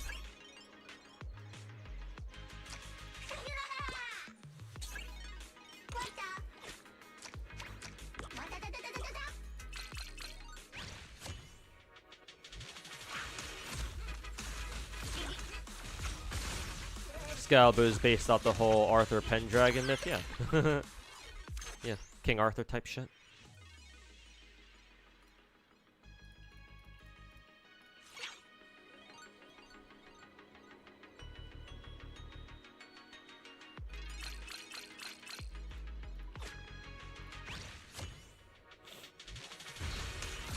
Tectone thought World War II was in 1800. That dude knows nothing about the world, let alone politics. Holy fuck.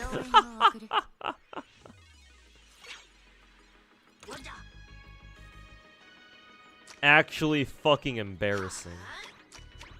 Tectone is the reason why the rest of the world thinks Americans are fucking retarded. Because he very clearly is.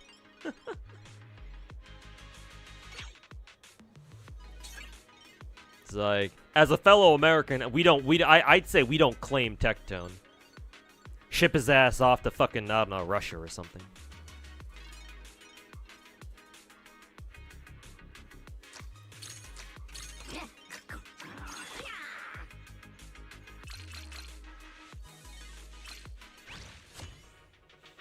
High school dropout allegations were true after all. I actually didn't even know that before you told me. I actually did not, like, what? Did people actually allege that Tectone dropped out of fucking high school? That would certainly explain a few things. Like, I don't mind if you don't go to college. Like, I certainly, you know, if I had a choice, I would certainly heavily reconsider, you know, whether or not I ever wanted to go to college in the first place. But at least graduate from fucking high school, dude.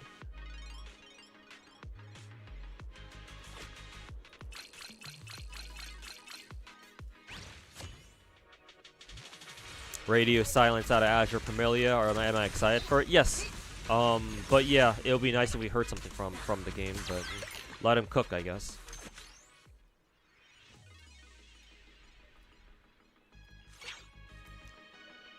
Give him some time. Maybe you know, maybe they'll come out with something soon. Maybe, hopefully, we'll see.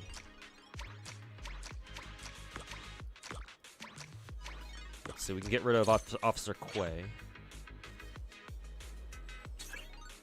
So nice. Go for you, safety, Gulliver, lightning boo.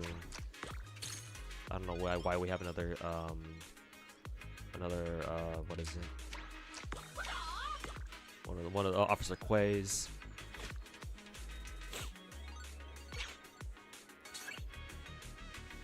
Mercury, Esme.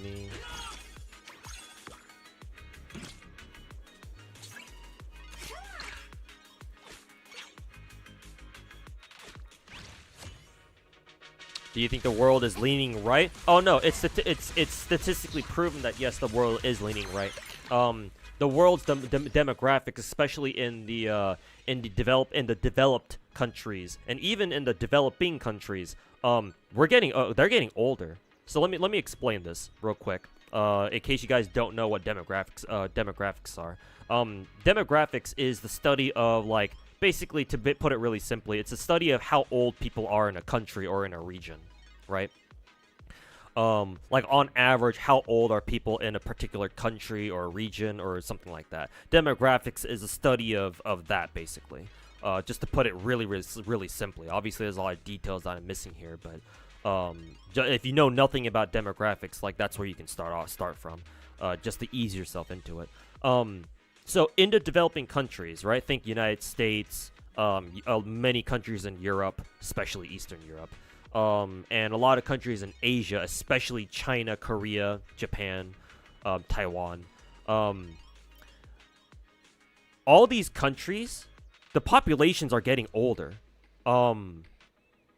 Like, that's just a fact. birth rates have plummeted mainly because of industrialization. Basically, historically speaking, demographics of most countries around the world, if not all of them, historically throughout human history, demographics, if you plot them on a chart, they look like this.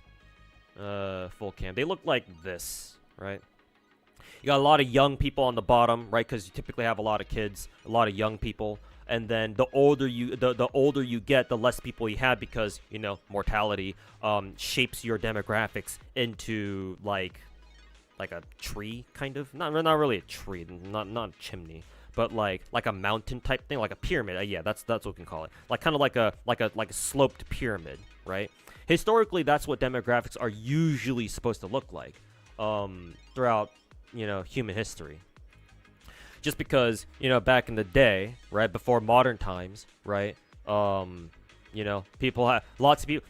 Most people lived on farms, right? Because most people were peasants or whatever, lower class. So they had to live on farms and shit. And guess what? You have a lot of kids because kids are free labor. Like, just straight up. Like, most people had a lot of kids just because, free labor, kids can help around the farm, right? So you had a lot of them. Not to mention, since most people did live on farms, you usually have room to support a lot of kids anyway. And then, back in the day, our medical technology wasn't as good. So, and, the older you get, the more likely you're going to die from something. Shit was wild back in the day, obviously. But that changed when humans started industrializing. Industrial revolution type shit. Because now, right, when countries started industrializing, because they realized, oh, wait a minute, we can build shit faster. We get to build shit faster, sell more stuff, get richer, right? So obviously, countries wanted to industrialize. When that happened, though, right, obviously you need people to work the factories that were popping up, and factory jobs paid better than farm jobs, and so naturally a lot of people went from working on farms over to working in factories. Well, when you're working in a factory, you usually live in a city, right? And so people started moving to cities. Guess what? If you live in a city, you live in a crowded ass a cramped ass fucking apartment most of the time. And in those apartments, you don't have as much room to have kids. And besides, you're not working on a farm anymore. So what the fuck do you have kids for? So when countries industrialized, their demographics also fucking fell off a goddamn cliff too, because when you move into a city, you don't have as many kids. Kids go from being free labor to being a very fucking piece of expensive, whiny-ass furniture that you gotta fucking put up with for 18 years. And then maybe you can, kick them out of your house.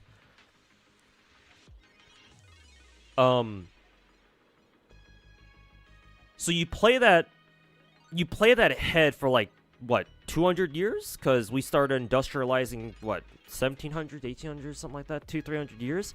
And,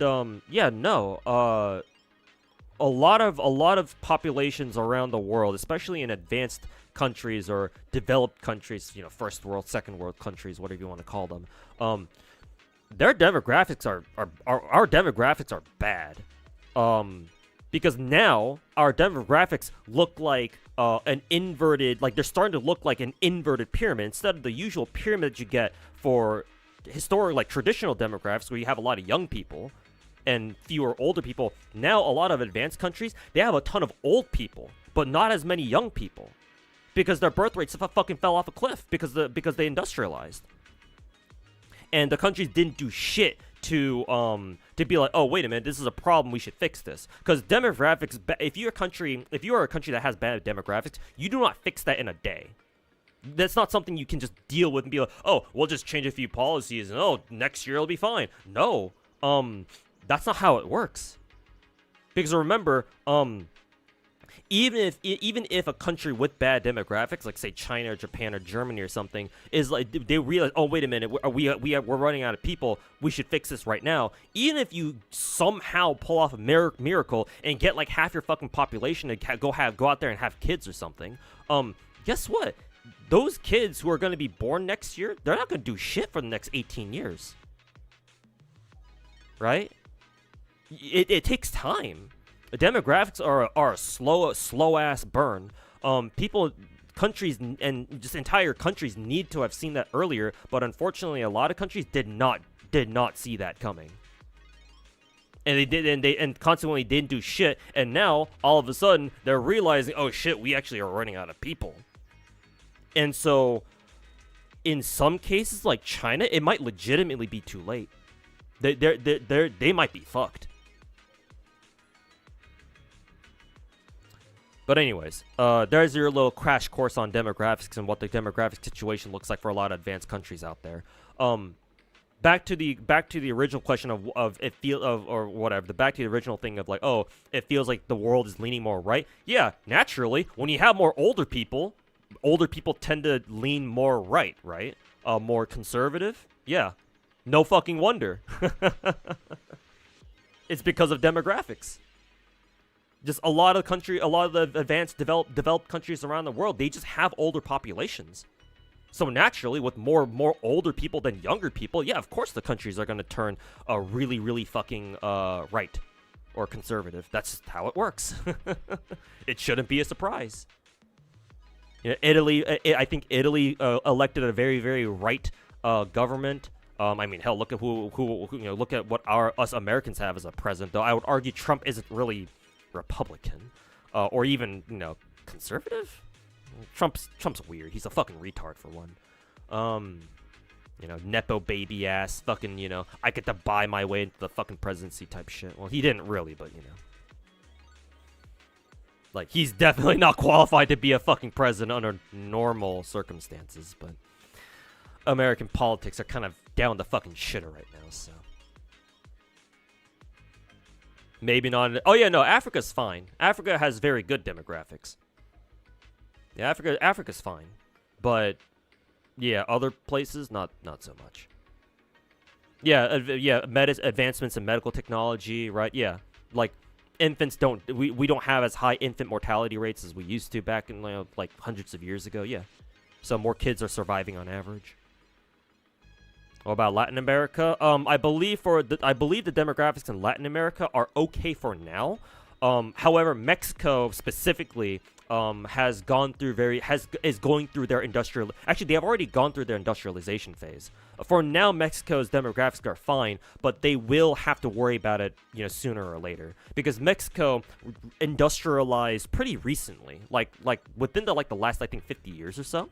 So if you look at Mexico's demographics, you will see that they too are starting to see their birth rates drop pretty dramatically. But they're not near. They're still in okay shape. They still have time. They still have time to figure out how to get their birth rates back up. So Mexico's fine. I would assume it's kind of a similar story for other Latin American countries. But Mexico is the one that I personally know of the most. But I don't think Latin America is that bad off. It's not that bad off. But yes, eventually, sooner or later, they will have to worry about it too. It's just not as much of a priority as, say, like China or Germany or Italy or something. Like they got time.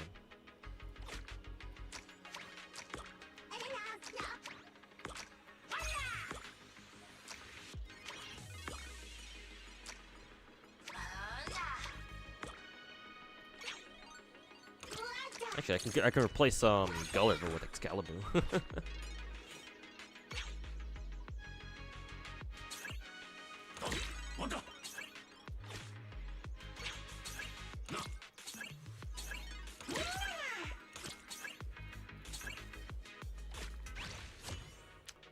But yeah, hopefully that answers your question about, yeah, do you think the world is leaning right? Yes, strictly speaking, it is, or at least for the advanced world, yes. They are definitely leaning more and more right.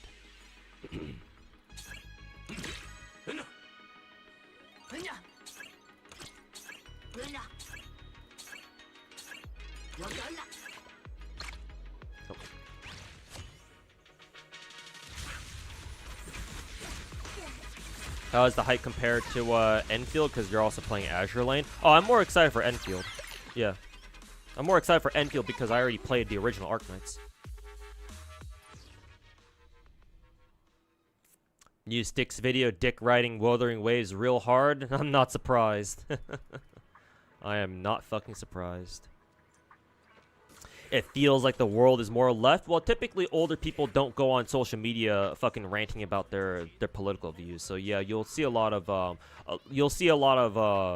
social media. I feel like social media is just naturally more left leaning because like people who are on the more left side of the political spectrum tend to be younger, and you know, younger people are more proficient with technology and social media. Yeah, keyword typically. Obviously, you have a lot of young people who lean right too, right? The whole Charlie Kirk shit. Okay, I gotta get going soon, so let's go ahead and fucking see if I get lucky enough to pull Banyu or not. Gotcha time.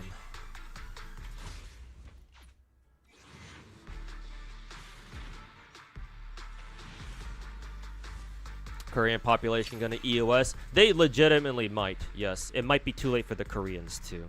The Japanese, on the other hand, they have a much better situation. It's not good still, don't get me wrong, but Japan at least knew what their population crisis was like, or they knew that they were in the shitter. So they've actually been trying to do stuff, right? Like, you can argue how successful they have been with like trying to fix their demographic situation, but at least they've been trying stuff. So ironically, Japan is actually like, they don't have to worry about their demographic situation as much as, say, like Korea or hell China have to. Does the skin for the purple girl still available? Vivian? Actually no, I don't think it's available anymore. Maybe it still is. I don't think so though. Well, certainly with next patch, certainly it won't be. Maybe it still is technically, but I think it won't be available anymore starting with the next patch.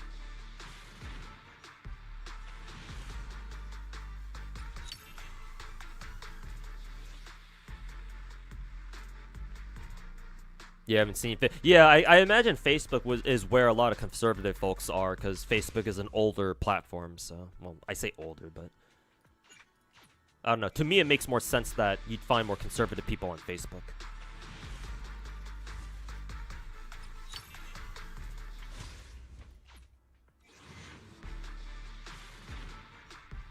How about the Chinese population? Oh, they are fucked. I think I already ranted about China's demographics before and how fucking awful it is. Let me put it to you this way, Asenyax. What is it? It is available until the end of the patch? Okay, cool. So it's still available for now, but yeah, next patch it'll be gone. So if you want Vivian's skin still, well, consider your options, I guess. But yeah, Asenyax, let me put it to you this way: China's demographics are so bad. China as a country may not actually may not exist. 50 years from now? Because they in 50 years they'll just lose so many people, because China has so many old people by now. But long story short, China might be screwed, or at least the Han Chinese ethnicity might be fucked. And you know, they can thank they can thank the fucking CCP for that.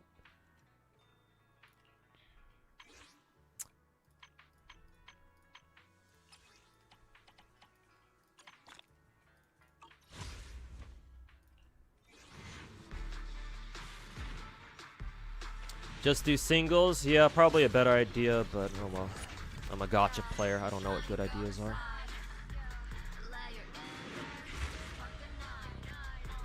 But yeah, no. China's demographics are awful. They are probably the worst. They probably have the single worst demographics in the entire world. Like, I cannot state how badly fucked they are, or how badly the CCP fucked over their own country. They don't they have the second biggest population in the world? Yeah, but most of them are old people. Let me explain to you why, Rex Nemesis, after I get fucked on this 50-50. Nope, not this one. Probably next pull. Yep, fucked. Like I thought. I wasn't very confident going into that, so naturally, not exactly surprised. Let me explain. Let me lay it out to you, Rex Nemesis. China, the reason, yes, China has the second biggest population in the world. They probably still have around like 1 billion people or something. The problem is that most of the people are fucking old. Here's the reason why. China, you heard me talk about the industrialization part of things, right? China, most countries in the world, or at least the Western countries at least, when they industrialized, they usually took their time with it. For example, the United States, when we industrialized, historically speaking, we did it over like the course of like 100, 200 years or something. Not to mention, we also it helps that America's a big place. At least after we did the whole Manifest Destiny thing, we had a lot of space, physically speaking, so we had more room to like expand and grow, and so. Even though we industrialized, we took our time with it, and we had our people move off the farms into like suburbs first, and then into the cities type shit. I mean, obviously even now we still have a lot of people living in suburbs, and not necessarily within the cities themselves. So American demographics are actually okay. I mean, so obviously they could be better, sure, but like we're not facing fucking national oblivion because we don't have enough people. Like we physically don't have enough people or anything. But usually you see a similar story with other Western countries too, or other countries that like had time to industrialize. So their demographic picture, even if it's bad, it's not quite as drastic as whatever the fuck China's looks like. China industrialized within a fucking generation, like 1 or 2 generations. Mao pulls up one day as like, hey, we need to industrialize the country, and he fucking rips off like fucking half the country's population off the farms and shoves them to fucking factories to start working there. Maybe even more than half the population. I don't know. But Mao pushed industrialization fucking hard because he wanted China to become a major player in the global stage.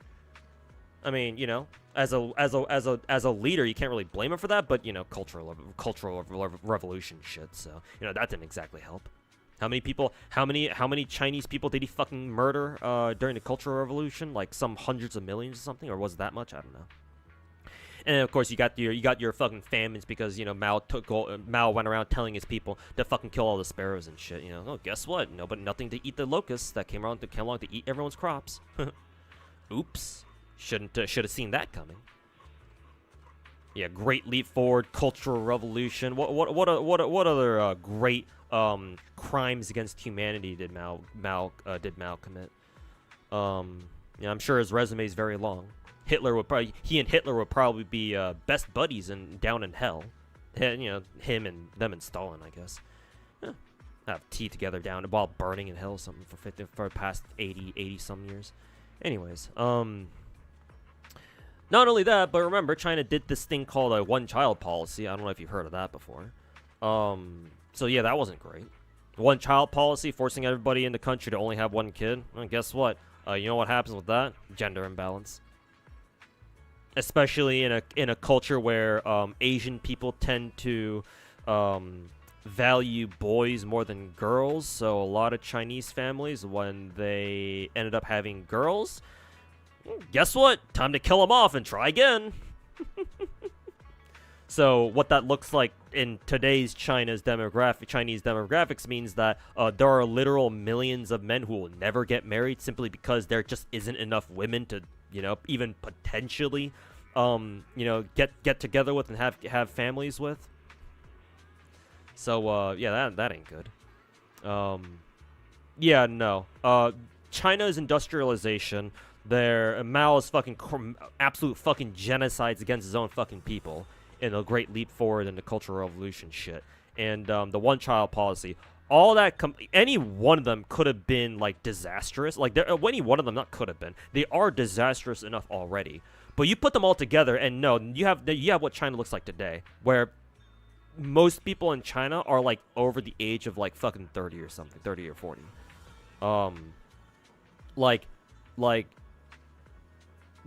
China probably still has 1 billion people, maybe, but we don't know. We're not even sure if that's true even. And the reason for that is because the way China's government is set up, like their administrations are set up, China's government, like the main government, like the CCP,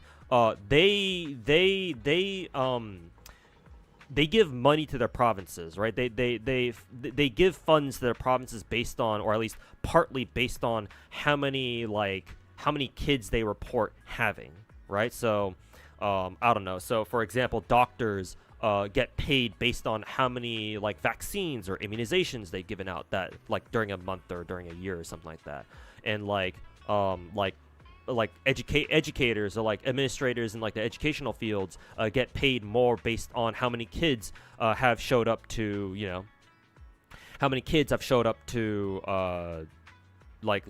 enroll in school basically. Well, guess what? In a situation like that, and when your government is headed by communists, or the CCP specifically here, would it surprise you to know that a lot of doctors and a lot of administrators just straight up lied about how many kids they had? Like, they just straight up lied just so they could get paid more. Because, hey, guess what? Being a civil servant in China doesn't exactly pay well, so, yeah, you gotta look for other ways to make money. So, a lot of China's current demographic, like, statistics, we don't even know how reliable they are. Because, at least a good chunk of them are fucking fucking fabricated. A lot of the people they say they have don't even exist. Because back in the day, a lot of the fucking people in charge fucking lied about how many kids they had, or how many newborns they had in the provinces or whatever.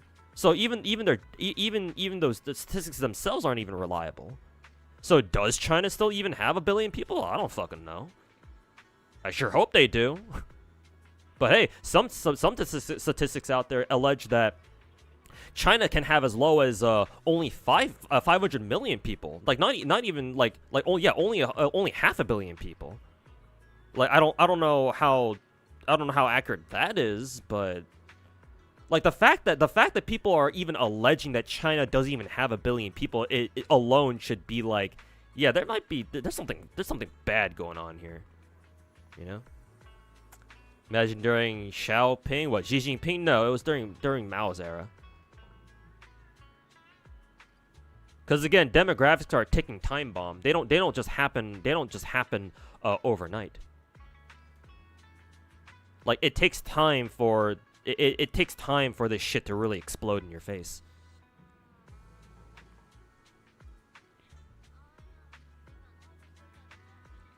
Artificial wombs will eventually be a thing at this rate. Yeah, but I don't know if we'll get to the point where we have that sort of technology before it's too late.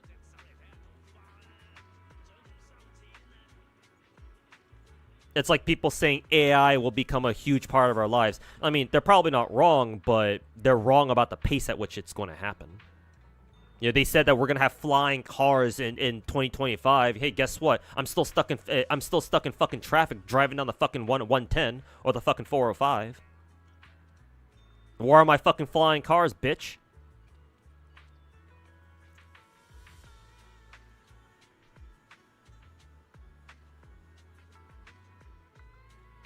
And again, like I said before, even if China does somehow come up with a fucking like artificial incubator to like literally grow artificially inseminated human embryos or some shit to like literally grow a human population, again, unless they can somehow age them up like 10 years faster too, having a lot of kids doesn't really change the picture, or it doesn't change the needle immediately. Because again, like I said before, you have to wait 18 years for those kids to grow up and actually do something for society. Like actually turn into like actual functioning members of society, right? Where they work and pay taxes and shit like that.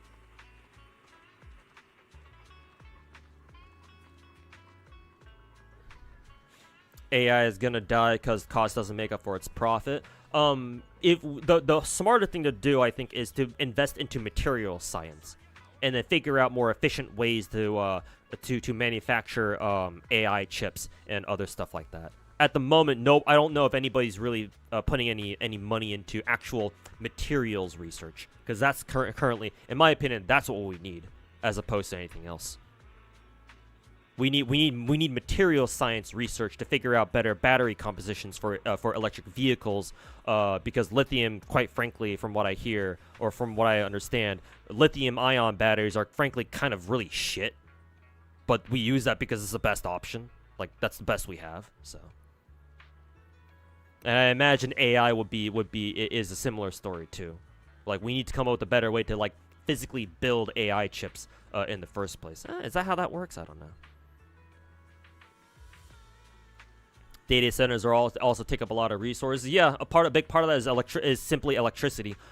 We at least here in America, we simply don't have enough electricity to what is it? Support like an influx of data centers, because data centers and AI servers obviously consume a lot of fucking electricity. We need to build more power plants. The problem is that America's electrical grid is pretty fucking outdated in a lot of places. Like, we need more base load, and we need better and more efficient ways, and just more systems of, like, delivering electricity from place to place. Like, being able to actually transfer electricity from the places that, you know, they're generated in the first place, and then bring them to places where they're actually used or where they're actually needed. But nobody's building that shit right now. I mean, I think we were until Trump came along.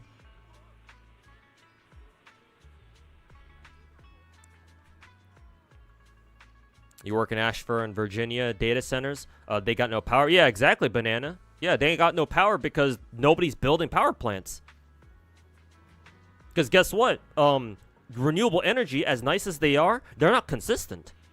Data centers need constant energy, or they need constant electricity flows, right? Because you can't just turn on. You don't just turn off data centers, right? Data centers keep running 24/7. So they gotta have base load. And renewable energy, our renewable energy is not nearly good enough to be consistent enough to provide baseload. Unless you're talking, fucking fusion, but we don't have fusion tech yet. We don't have nuclear fusion tech yet. And besides, we got that one dude who got shot in the fucking face for being a fucking nuclear fusion / fission scientist. So clearly, there are some people out there who do not want us to discover fusion tech.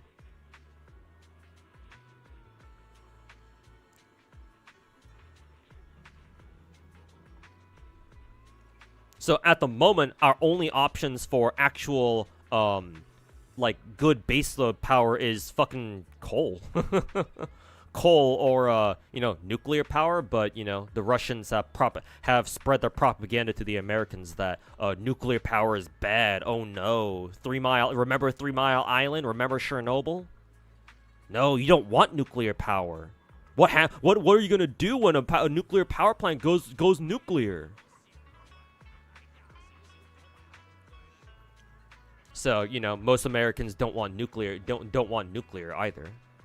Though, to be fair, I think some American companies are trying to develop a prototype for, like, a portable nuclear reactor that you can kind of, like, apparently you can kind of, like, pack it up into, like, a trailer or something. You can, like, fucking ship it around the country to wherever it's needed. But we still don't have a prototype for that. It's probably going to be like another year or two before we do.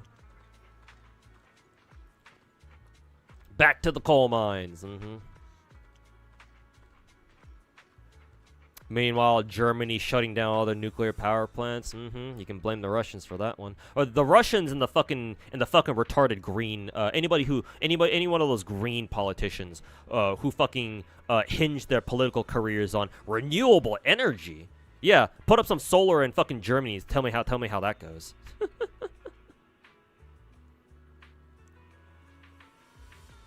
Problem is, nuclear power plant takes a long time to build. I mean, yeah, which is why we should have built them before. But, nuclear is bad.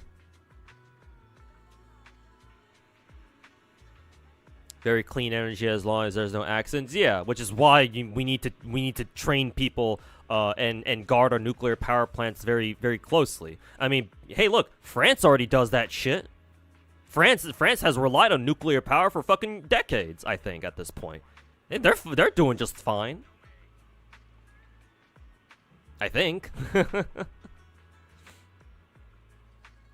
Like, part of it's because France is all like, we know how the French are. They want to be super independent and shit.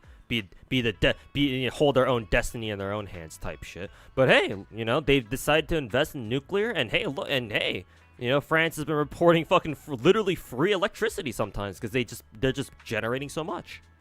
I think I saw that one headline before. You think China's one-child policy at least had some? Yeah, no, it's part of the, it's one of the major reasons why, Tomiyuki. It's one of the reasons why China's so fucked.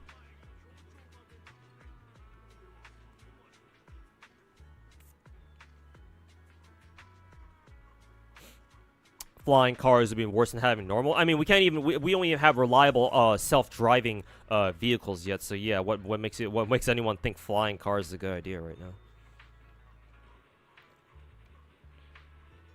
Japan also relies on nuclear energy a lot. True. Until they had that Fukushima disaster. Well, I don't know. That probably did a number on Japan's public perception of nuclear energy. But yeah, I'm sure they still got some nuclear power plants going on.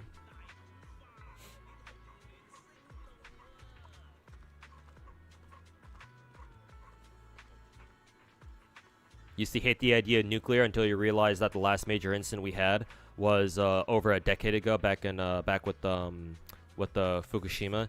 Yeah, like unfortunately, yes, nuclear power does come with the risk of if something bad happens, then you are fucked. But as long as you train people, right, and you maintain your nuclear power plants well, and, you know, don't pull a fucking Soviet Union and let the fucking Chernobyl disaster happen all over again, as long as you don't cut corners on your nuclear power plants, and you fucking staff them well, and you guard them well so that, you know, you don't have any actors coming and pushing random fucking buttons. Yeah, no, like, it should be perfectly fine.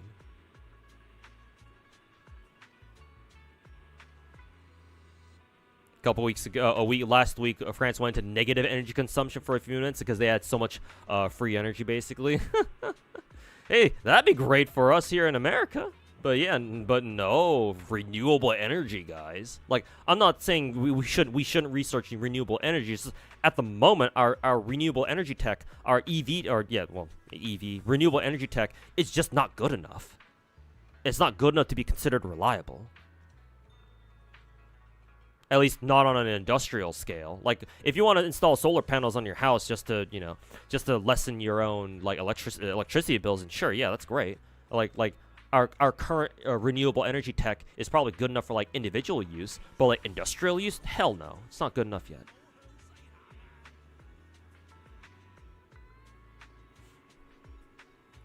And that situation was literally a 0.001% scenario that nobody could prepare for when you look back on it. Oh, really? I don't know too much about. I never read too much into the Fukushima disaster. But if it was like that kind of situation, then yeah, like what can you do in that situation? I guess normies can't even drive normal cars. How are we gonna drive flying cars? Yeah, exactly. Yeah, at least when you get into a car crash on the ground, at least you might survive. Good luck surviving a flying car crash in the air, fucking 200 feet up. 200 feet up. Yeah, enjoy spending the rest of your life being a fucking bloody ass pancake on the ground. Anyways, chat, I gotta get going. It's too bad I didn't win the coin flip. I'll probably have to spend money on Banyu or something to secure his ass. Whatever. It is what it is. I'll try to get the rest of the events done first, and then see if I can scrap up Banyu that way. But anyways, I gotta get going now, chat. Let's see. Colita, what 7 level is she at right now? 3. Woohoo!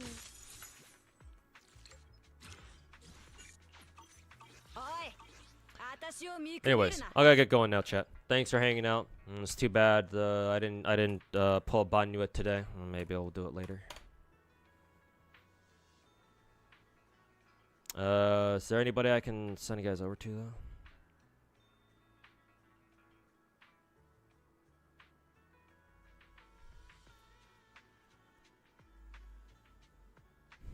Not really. I don't see any of the usual.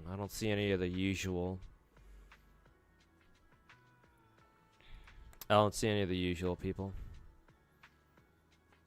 I'll just let you guys go. You guys are free to go to wherever. So I'm just gonna end the stream. Can't find anybody to read. Anyways, thanks everybody for hanging out, chat. Appreciate y'all hanging out and listening to me rant about gacha or just random fucking shit like demographics or geopolitics. But yeah, I should be back tomorrow because I do need to catch up on a lot of gacha, so I'm gonna have to stream tomorrow again. So.